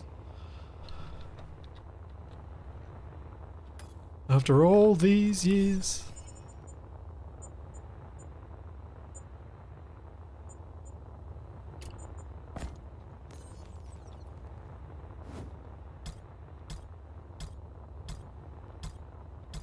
Ow.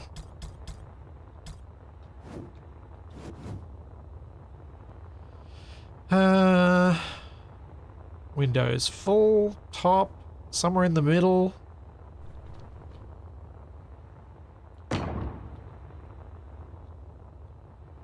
Yeah, I think somewhere in the middle.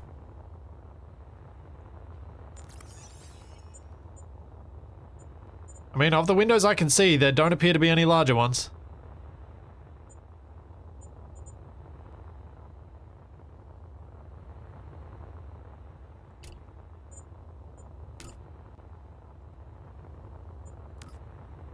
That's all the sizes there are.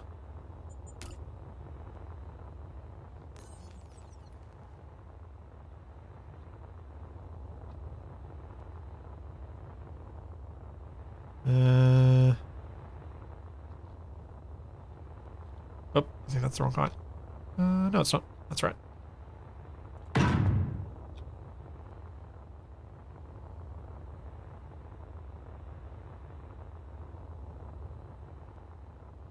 Thanks, Chris Stone. Thank you for the Prime sub.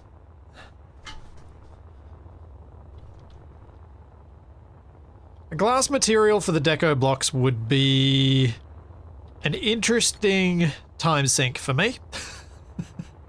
I would struggle to not use them too much.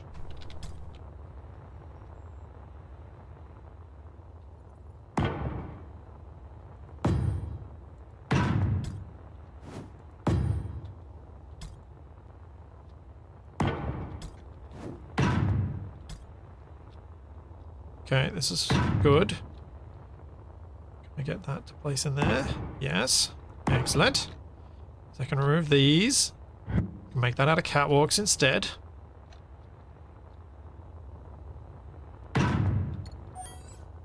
I'll clean this up. Yes, now I'm happy. Making huge stained glass windows in warehouses. Yes. Actually, yes. I know myself. But at least with the blueprint tool, you can make one good stained glass window and reuse it a bit. So that's at least something that would save a bit of time.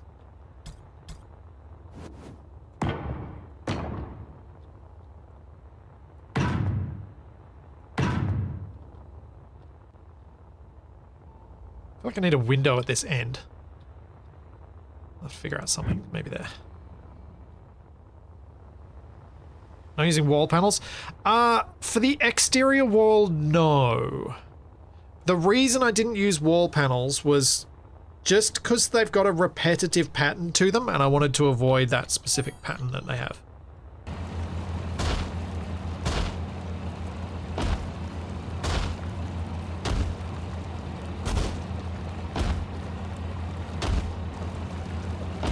But I can always, like, modify those things later.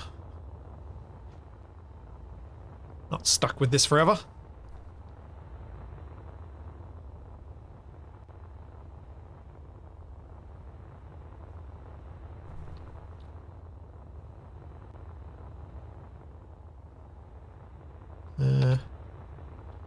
What nonsense are you guys talking about in chat? Ugh.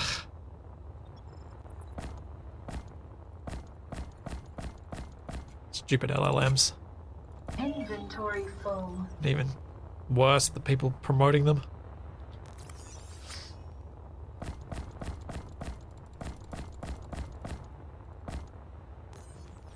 I don't think I need to do much looting to build this at all.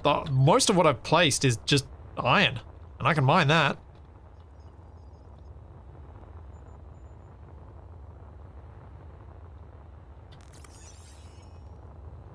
I just thought I might try and get rid of these cargo containers before I start this build.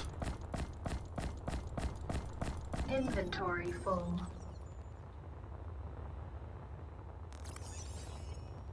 Oh, I think this is more than one full load of iron in the miner, unfortunately. But not much. But it's still doable with the miner. Inventory As it is. full. Suit energy low. Suit energy low.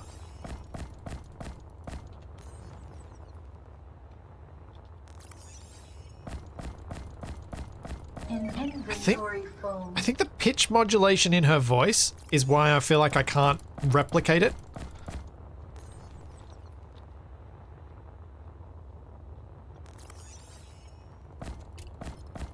Inventory full. Inventory full.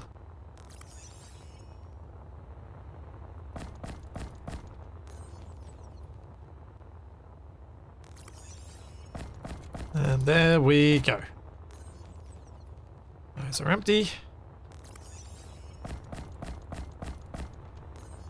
Now, step one is I need iron. That's all I need, isn't it? Yeah.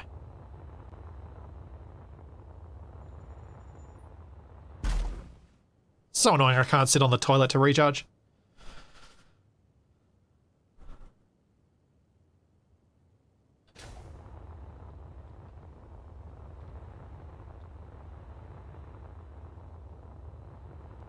My survival kit off? Oh, because the whole grid's off. To be quiet. That's right. I turned everything off. Inventory full. Okay, so we're going to start with I'm going to start with all the conveyoring to make sure that it is considered to be part of the same grid.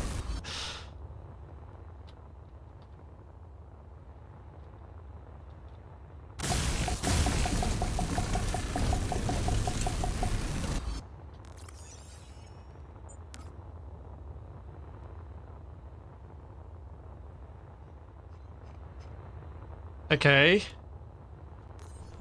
Well, that's not good. It's part of the same grid, but the conveyor system doesn't work.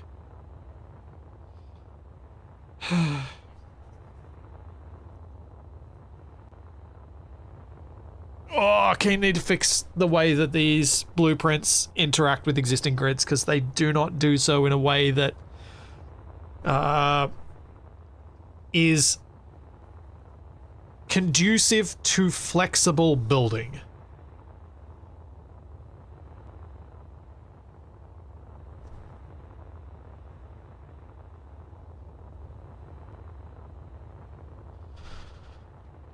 I can check the port thing.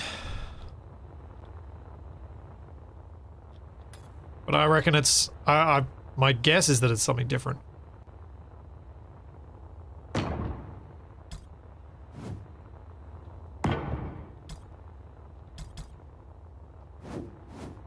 Oh, hope that's one block off.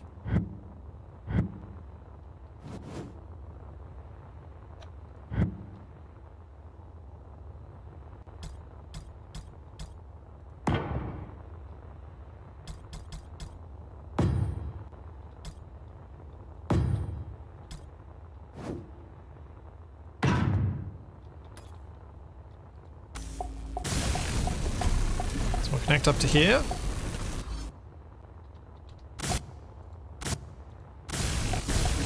Yeah, this one.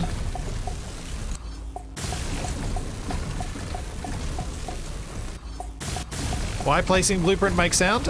Because make sound make people feel good when do thing. There's actually quite a lot of psych studies and stuff about that.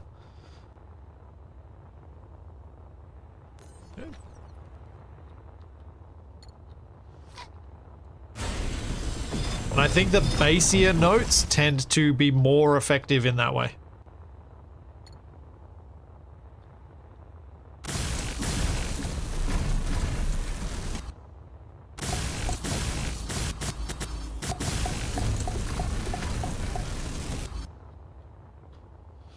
And now I need some heavy duty plate and a lot of it. Which I have a couple left over. Looks like it was the port on the cargo, by the way, because that worked that time. And I did it the same way. Like, I built out the same way that I did before, so... At least it's working now.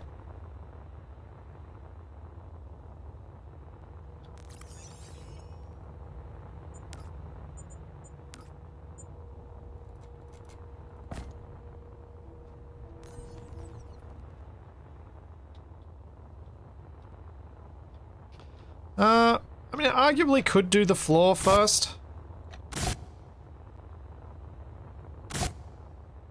Huh. Weird. Why? Because it's not attached to anything. Gotta start there.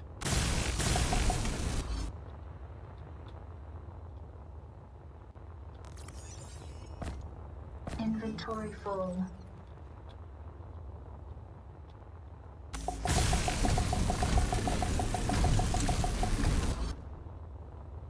Now let's see, can I get this one to place? No. So that is one of the problems here, is that even when you're inside this block, this is still... The block I'm inside is the one that I'm trying to place, not the one that I can see in front of me. So to get to that one, we need to also remove that, then go back in there, weld that up.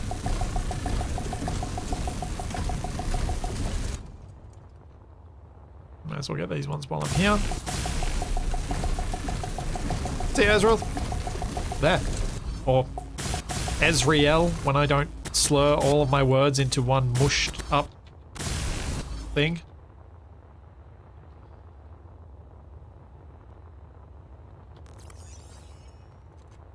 Am I about to run out of iron?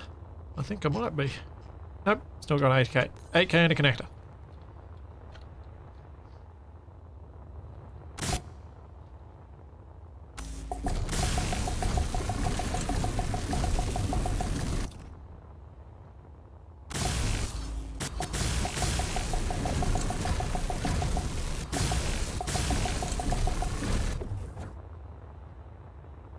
Okay, so that was undo that. Up. Remove you. Remove that one. Actually, I don't need to do that. I don't have any blocks in there. Cool.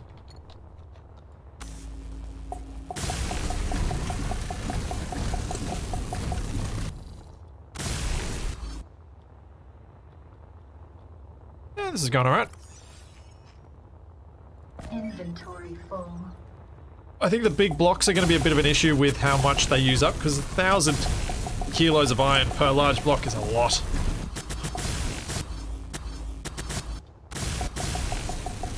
That's going to be a lot of trips with my drill. Yeah, half blocks do save materials, so the floor is made of half blocks.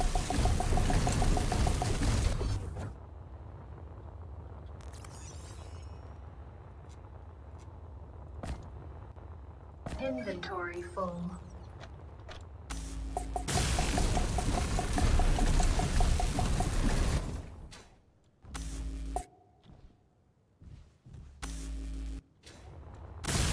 Come on. Place the blocks, please. Thank you.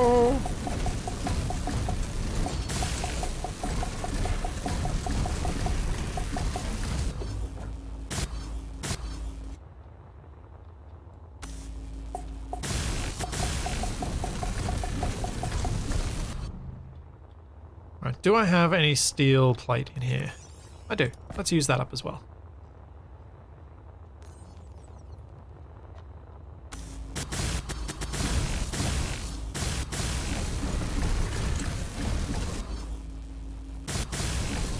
I was just thinking how the backpack building needs to be nerfed and then saw your YouTube video. Yep. Yeah, there's really no... There's every reason to use ores directly to build and no reason not to.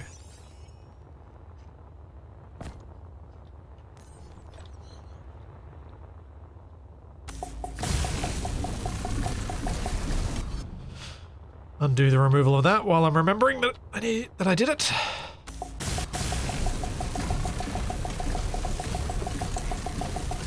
There we go. We have the floor for it, which means I can place it down, but I might try and get these walls in before I do that. So let's grab the drill ship and grab some more iron.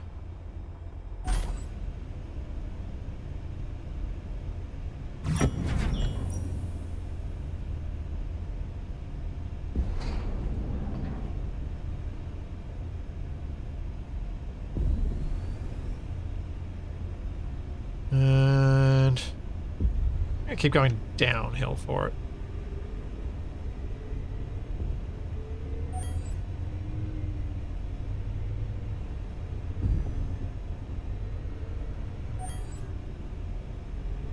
Cobalt, silicon, silicon. Iron.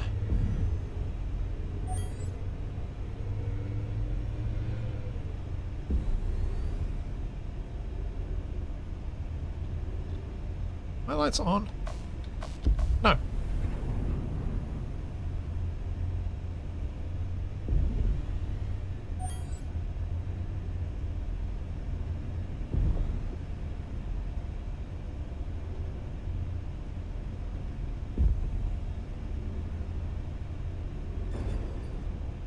Okay, I'm gonna clear myself a bit of a better path in here.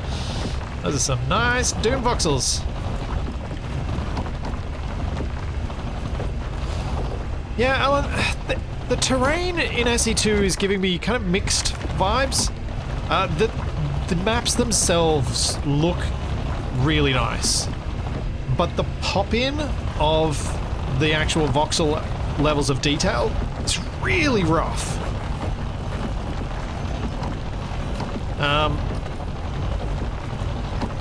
I'm hoping that's something they did to just try and make the planets perform for the moment and will keep iterating on, because as it is right now, like, there's really dramatic pop-in. And I'm not playing with a bad video card. It's getting a bit on the, by certain people's standards, old side of things. But it's a 3090, it's got 24 gigs of VRAM, so it's not running into some of the other issues that cards with 12 are running into with SE2 of UI elements not loading quickly.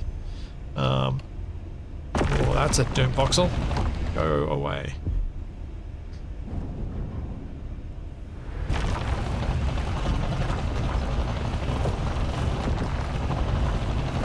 But I would think a 3090 would still, performance-wise, be in the top, at least the top quarter. Any clues on how to stay oriented underground? Just don't go fast, and then it doesn't matter so much, because you don't crash. You don't take damage, at least.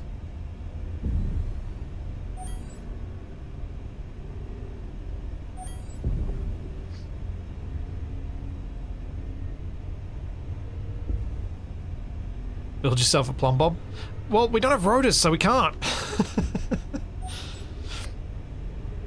And a free-floating plumb bob would probably not go very well. But I did think about that earlier, and I was like, oh, kind of like I did with my train in Survival Impossible, but no, it doesn't really work here.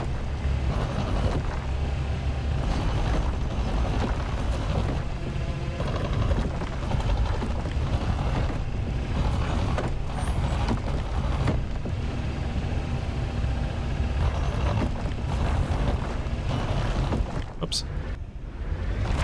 Just deleted a little bit of that iron. My bad. It's reading chat, not how close I was to the iron deposit.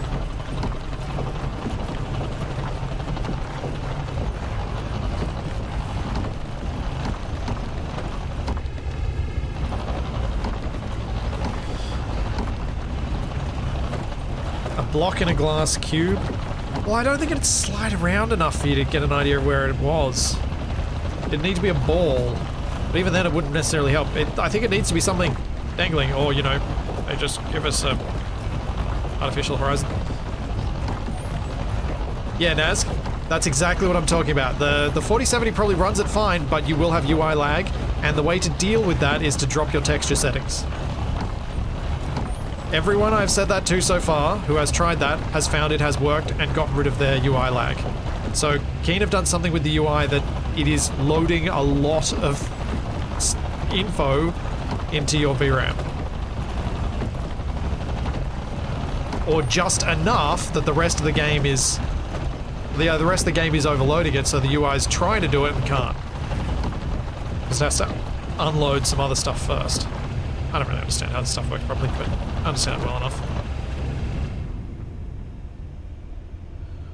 So the copy-paste I did when I got back home fixed it compared to the previous one, because apparently the built off my base weird center of mass problems that my ship had persist in a regular copy-paste, but if you paste this as part of a grid that already exists, then it takes on the existing grid's info rather than the old grid.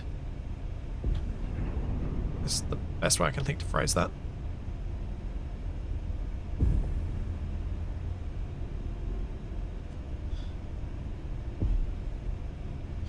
Yeah, Leprechaun King, on a 3090 you probably won't get UI lag because you've got 24 gigs of VRAM. You've got double what a lot of NVIDIA cards have. And on a 5090 you definitely wouldn't, because you got 32.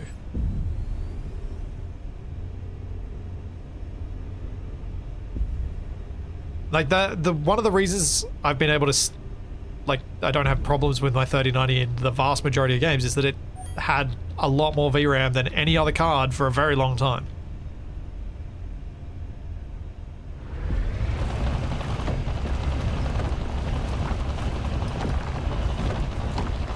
And although it's felt like a ridiculous purchase when I first bought it, it ended up okay. 5 years later.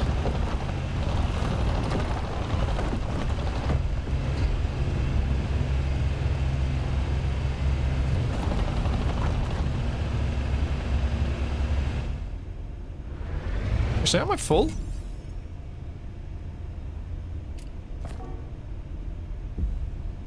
No. Oh, that's right. I have to go into my cargo container to manually load it from the connector. Then the drills can empty into there. That's how it works.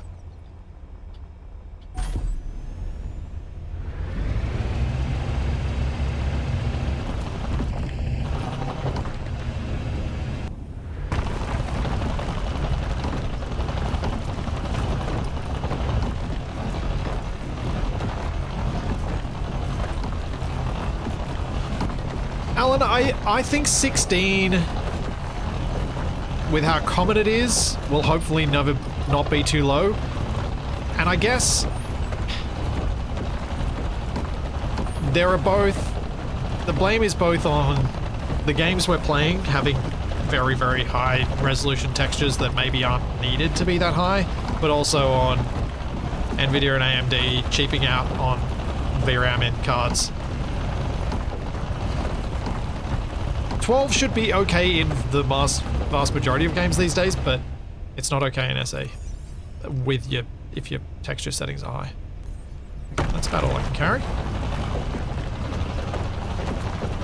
If you've got creative mode enabled, you can control X to cut. I haven't tested if control delete works, which works in SE1. Yeah, I think I'm full.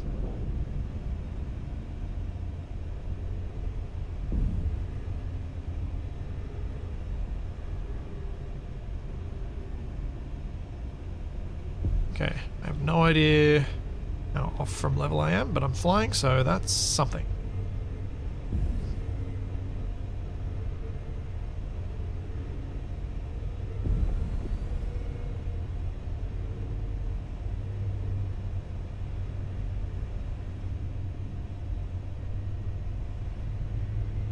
I know that lots of the tech YouTubers seem to be anti anything below 16 and comfortable enough with something that is 16 for VRAM. But with how expensive all this stuff is getting because of jerks buying it all up to make stock price go up, who knows what's going to happen in the next VRAM. Sorry guys, VRAM.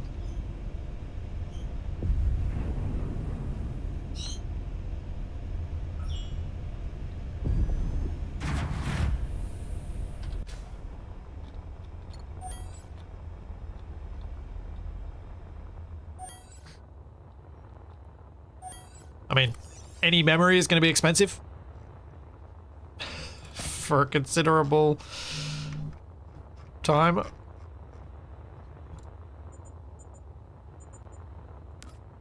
Oh right, my ship got renamed to just grid because I had to paste it. Inventory full.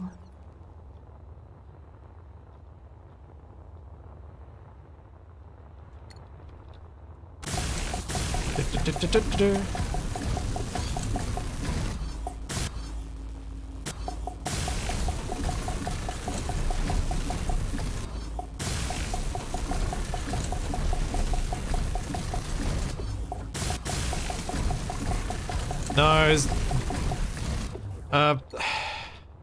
So guys, unfortunately that's not correct. While yes, currently RAM prices are the thing that's most impacted, GPU prices are probably not going to continue to fall, even though they had been. They're going to start going up as well because the same companies that make that are diverting production to more lucrative markets to sell to people who are trying to convince us all that the AIs are coming.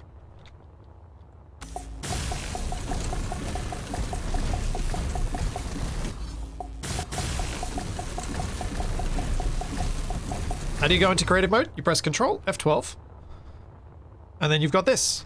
And then you go on the left here, you find Survival. And on the right here, you check Creative Global.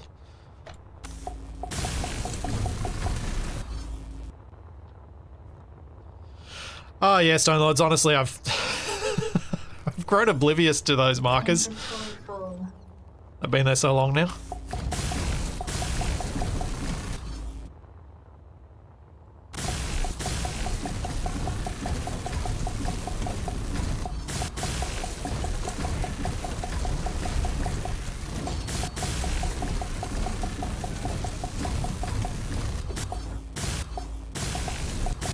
Jerks. First they ruined my gaming with NFTs and crypto nonsense. Now they're ruining it with LLM nonsense. Inventory full. Honestly, the only reason I pay any attention to any of this is because it impacts me playing games. Outside of that, it has no impact on my day-to-day life at all.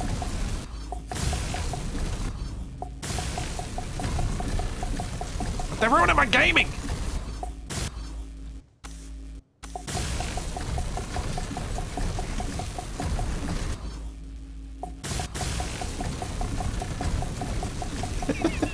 When will we get our LLM crypto miner? Yeah, yeah!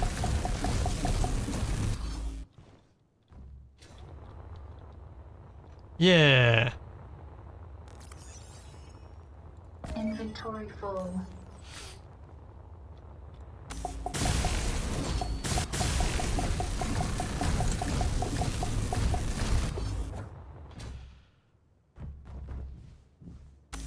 One of the big problems of comparing, like, just think about this purely as a game, as someone who plays games. One of the big problems I think that happens with,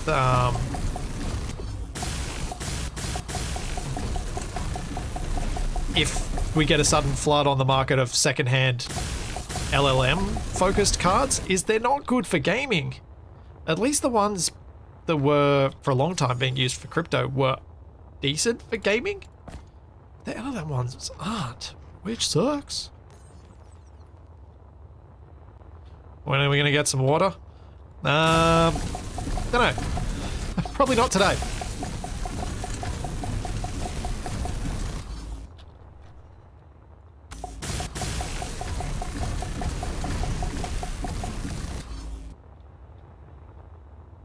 Okay.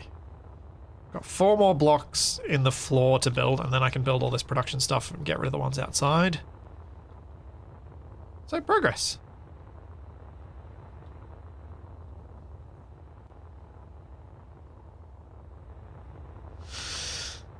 Yeah, we need some Toto. That's how we get water.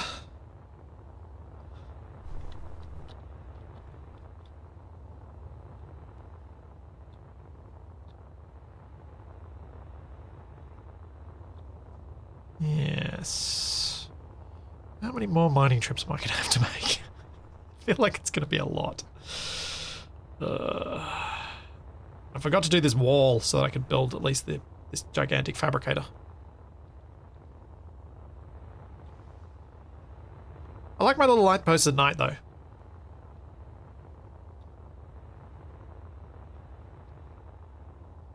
I think once this is welded up, base will look alright, and I just need a place to live. I've got a little starter platform that I hope I can blueprint and paste into, like, new saves when they do updates, because then I've got something to work from, which has, like, a little exploration ship, a little mining ship, and things.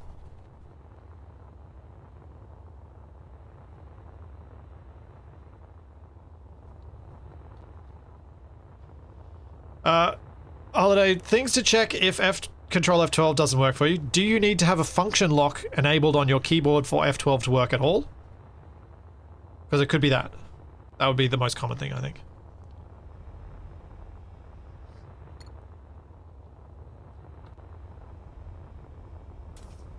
Yeah, Kemik's just dull. It's visually dull. That's why I didn't want to live there. Trees, mountains, green, blue, different colors. This is more interesting visually, which is why I wanted to be here.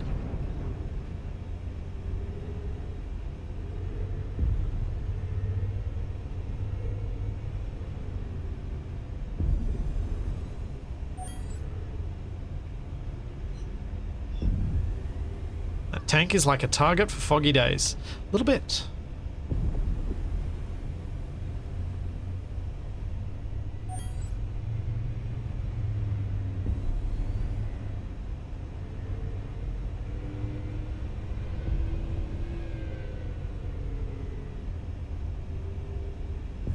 Yeah, I wanted trees. I like trees when they're in the right places.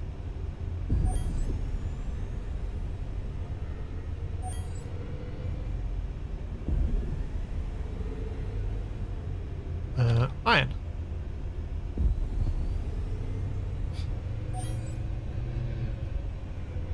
How is it still night? It's always night. It's never not night.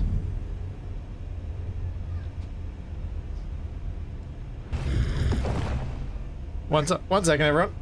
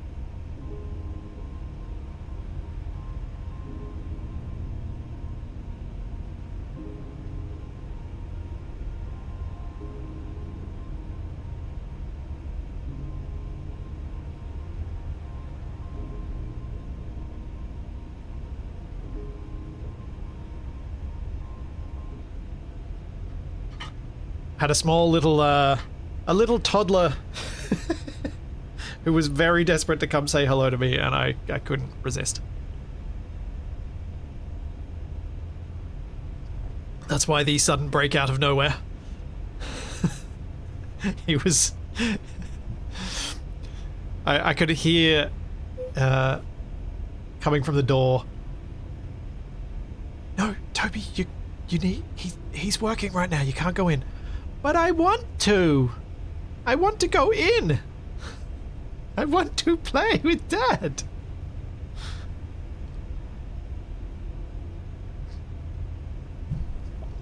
So how can you say no to that? Thankfully, the garbage truck has arrived outside, so he was able to be distracted by that so that he could be... because he didn't want to leave. I was like, I don't really want to kick you out, man, but... thankfully, we've got a distraction that is so much better than anything on my computer.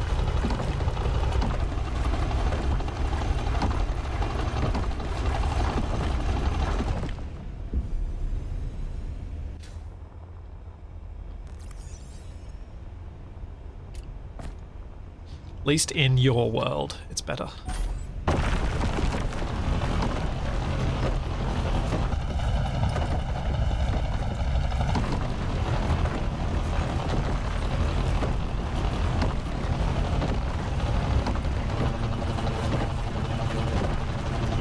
Wow, I'm just looking at the amount of iron I've got on board this ship, and that's like 14 large grid blocks. That's it. 15, 16, 17. It's not a lot. Also, I think I'm stuck in this hole.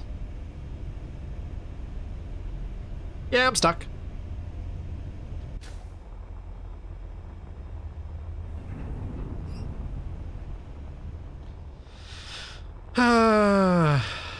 How we love not having an artificial horizon.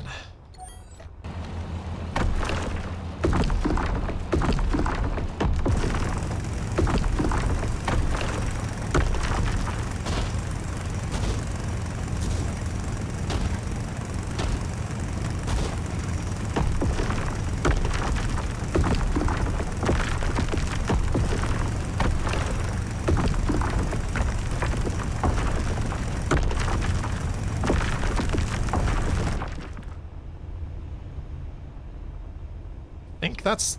Oh no. Man.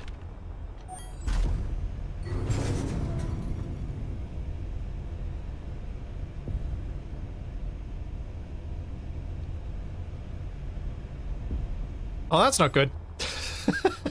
I don't know which way around this is. Oh. What? Now I'm backwards? Oh dear.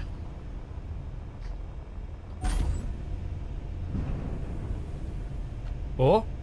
Oh, I found it. I found level. It is a pity we don't have multiplayer because I would totally put a second person and just have them stand on top as my artificial horizon.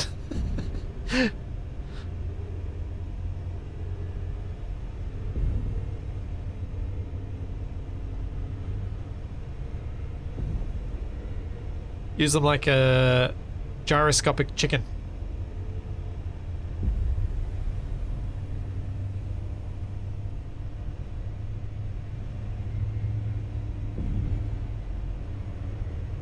It is really weird not having an artificial horizon. It is really, it really takes away from everything to do with flight.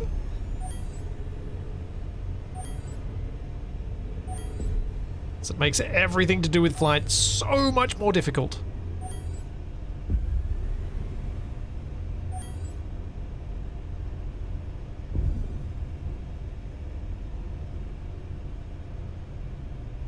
No, there's nothing you can put on an LCD. Like, you can't... Like... You can't even interact with these. There's nothing you can change them to.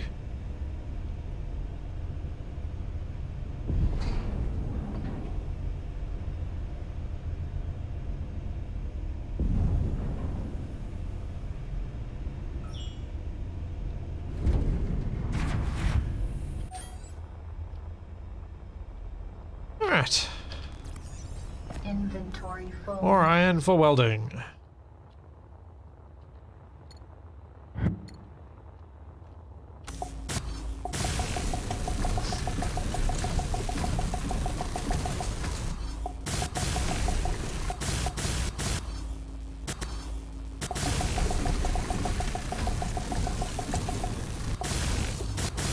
Yeah, there are a lot of UI elements that need work.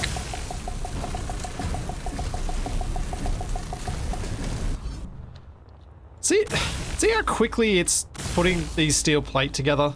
I think it might even be quicker manufacturing steel plate with your suit than it is with the assembler. I think it might. I think it might. Inventory full.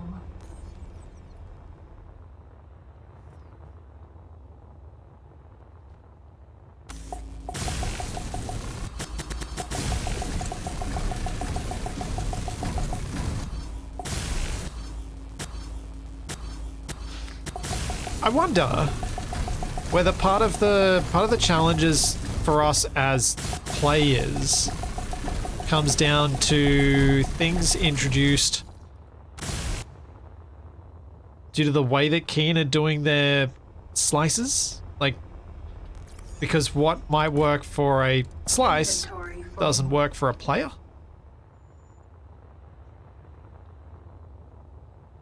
Or at least my sort of player.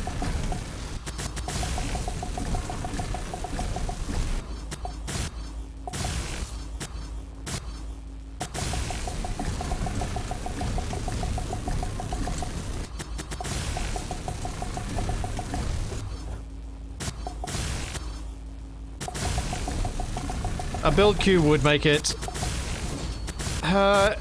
somewhat easier to balance things, yes. I don't think it'll completely solve the problems, but it would make it somewhat easier,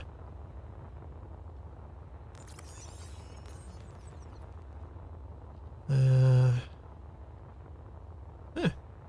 This is all fancy stuff. So let's get those heavy duty plates and let's get this built.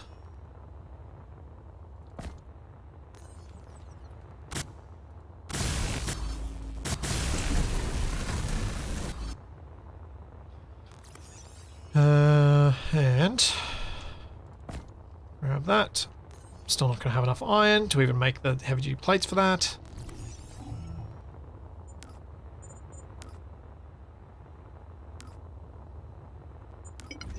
What did I actually need? Was it another 40?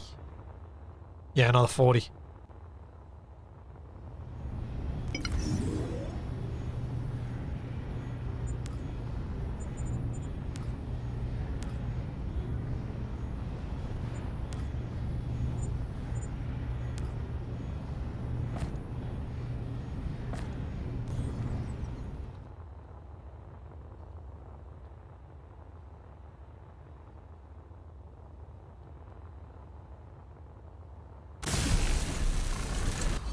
There we go. You make the heavy plate in a backpack? No. No, I'm now moving into materials where it's impossible, so I have to use components. And that's the only reason I'm using components, because I have to. It's not, there's no enticement to use it. And that was the main thrust of my argument that I was trying to put into that video last night. Was that it's not about whether you have to do something or not, it's whether you want to. You know, I don't want to.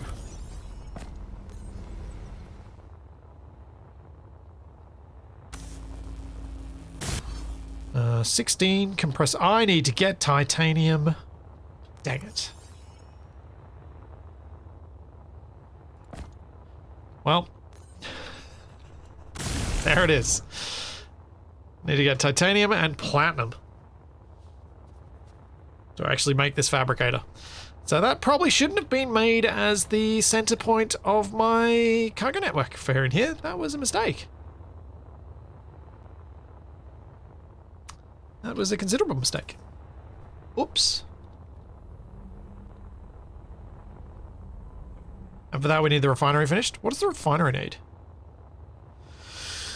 See, I can make the refinery, I think. But that might be because I've taken a chemical synthesizer from somewhere. Just I thought I had one. Yeah, I've got two.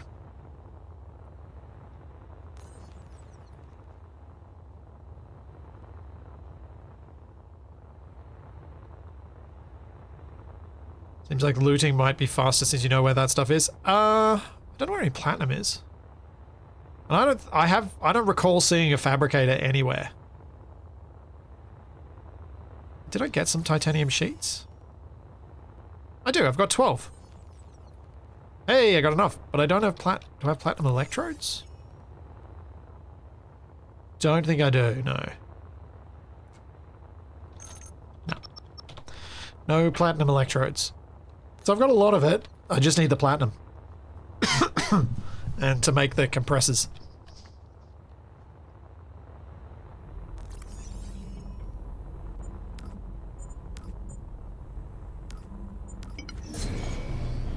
Need more nickel. Which I don't have, so let's go mine a bit.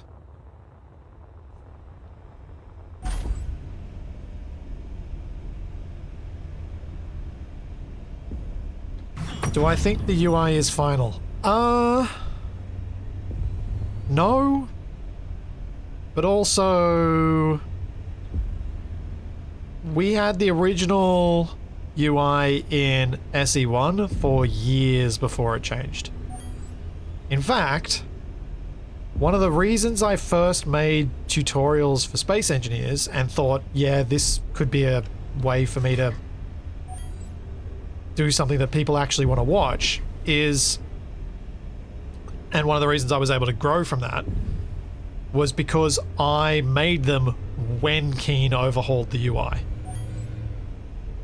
So I knew that was coming because they told us, and I was like, cool, I'm going to practice making some tutorials. And then as soon as it came, I got rid of the original couple that I'd made and remade them in the new UI. Because the instant that they'd done the new UI, they'd invalidated all the old tutorials in a lot of people's eyes because they looked completely different. But when that's going to happen for SE2, or even if, don't know.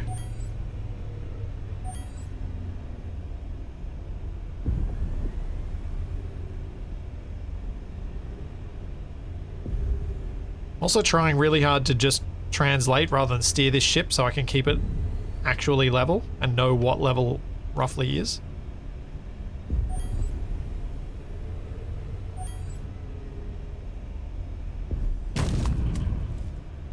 Well, that was crunchy.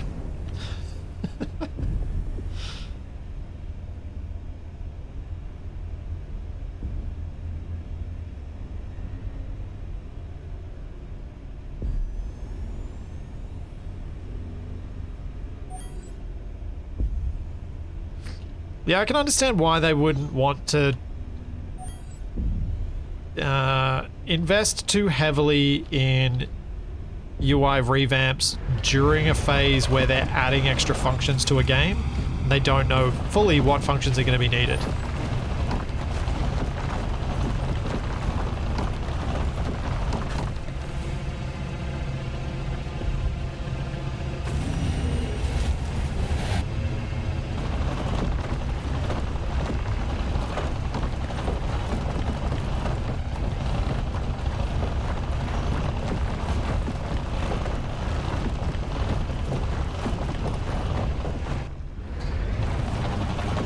Nickel, please.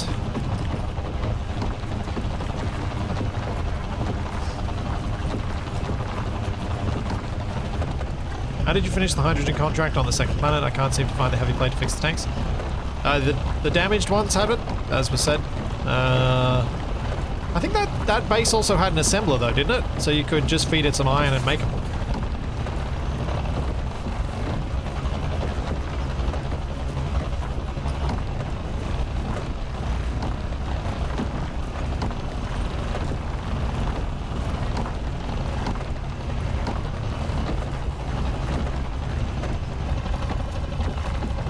It's funny, with the hand drill, I feel no difference between right click and left click. With the ship drills, I feel a big difference.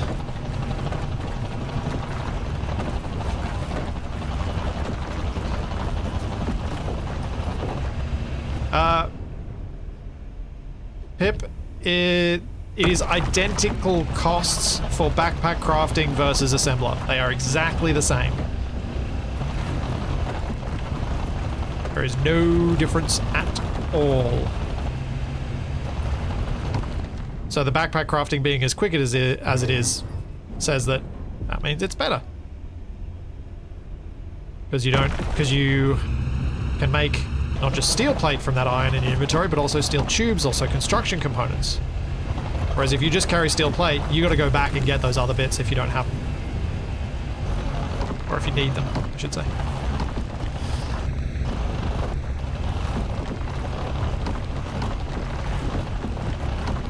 And I think Keen need to do an aggressive balance pass on the backpack building now, so they don't get trapped in the situation they are with Space Engineers, where we have this super overpowered jetpack that they feel like they can't nerf now, because it's been around that way for too long.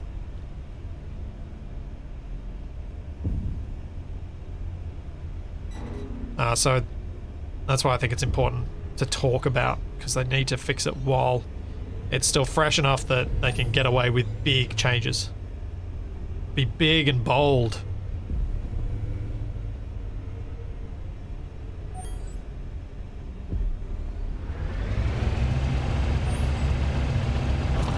Don't do little iterative stuff, just go big, go bold, test it.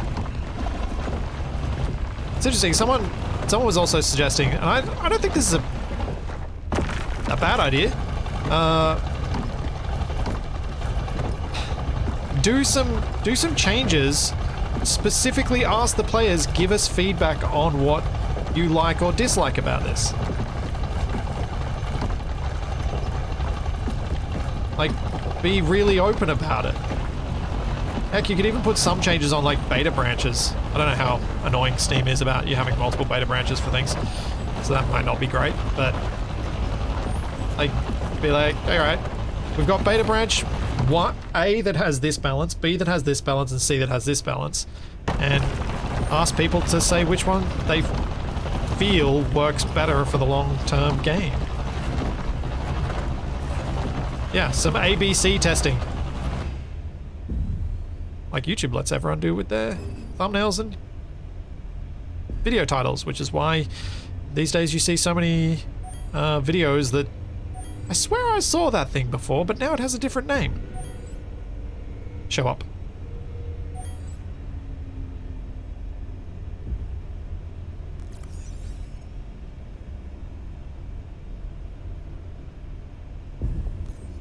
I'm just gonna go home with this.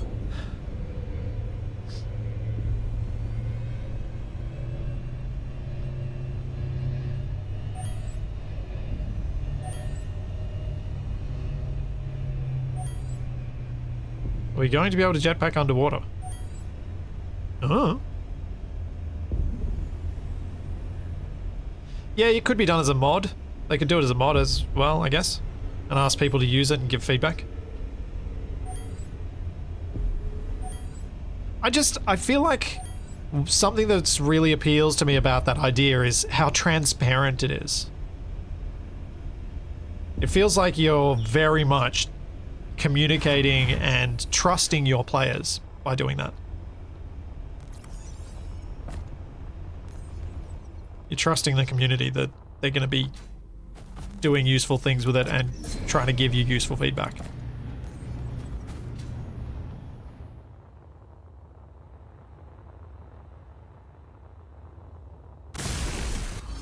Thought I was genuinely losing my mind recalling videos as one title, not another, or it was re-uploaded, but no one said anything.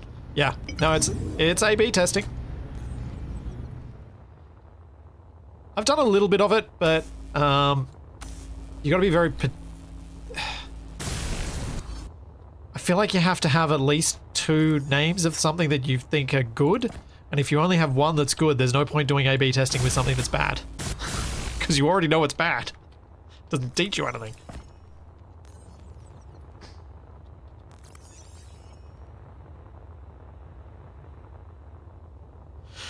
Stark, I've had the option to do A/B testing for about, I don't know, 6 months, a year or so. I've had it for a long time. They rolled it out slowly. Not everyone had it.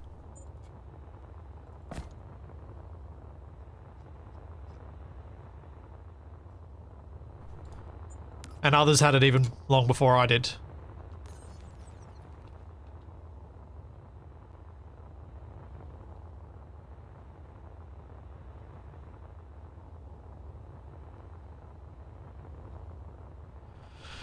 Oh boy. Alright. I feel like I've actually made progress today on the base, even though I haven't actually built much.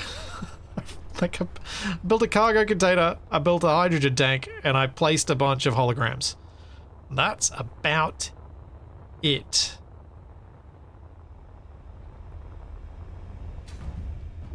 But, you know, sort of coming together. I'm going to wrap the stream up here. I'll be back on Sunday with Shaq and more of our combined arms, which I'm still loving and having a lot of fun with.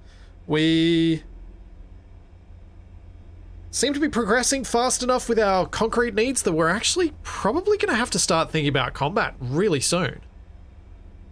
And then, of course, on Monday, I'll be back with the opening of the restaurant that Kemik and I have built, which will be on a server that everyone can come in and say hi and buy a burger from Kemik. So, there's all that, and plenty more to come. And I will see you then.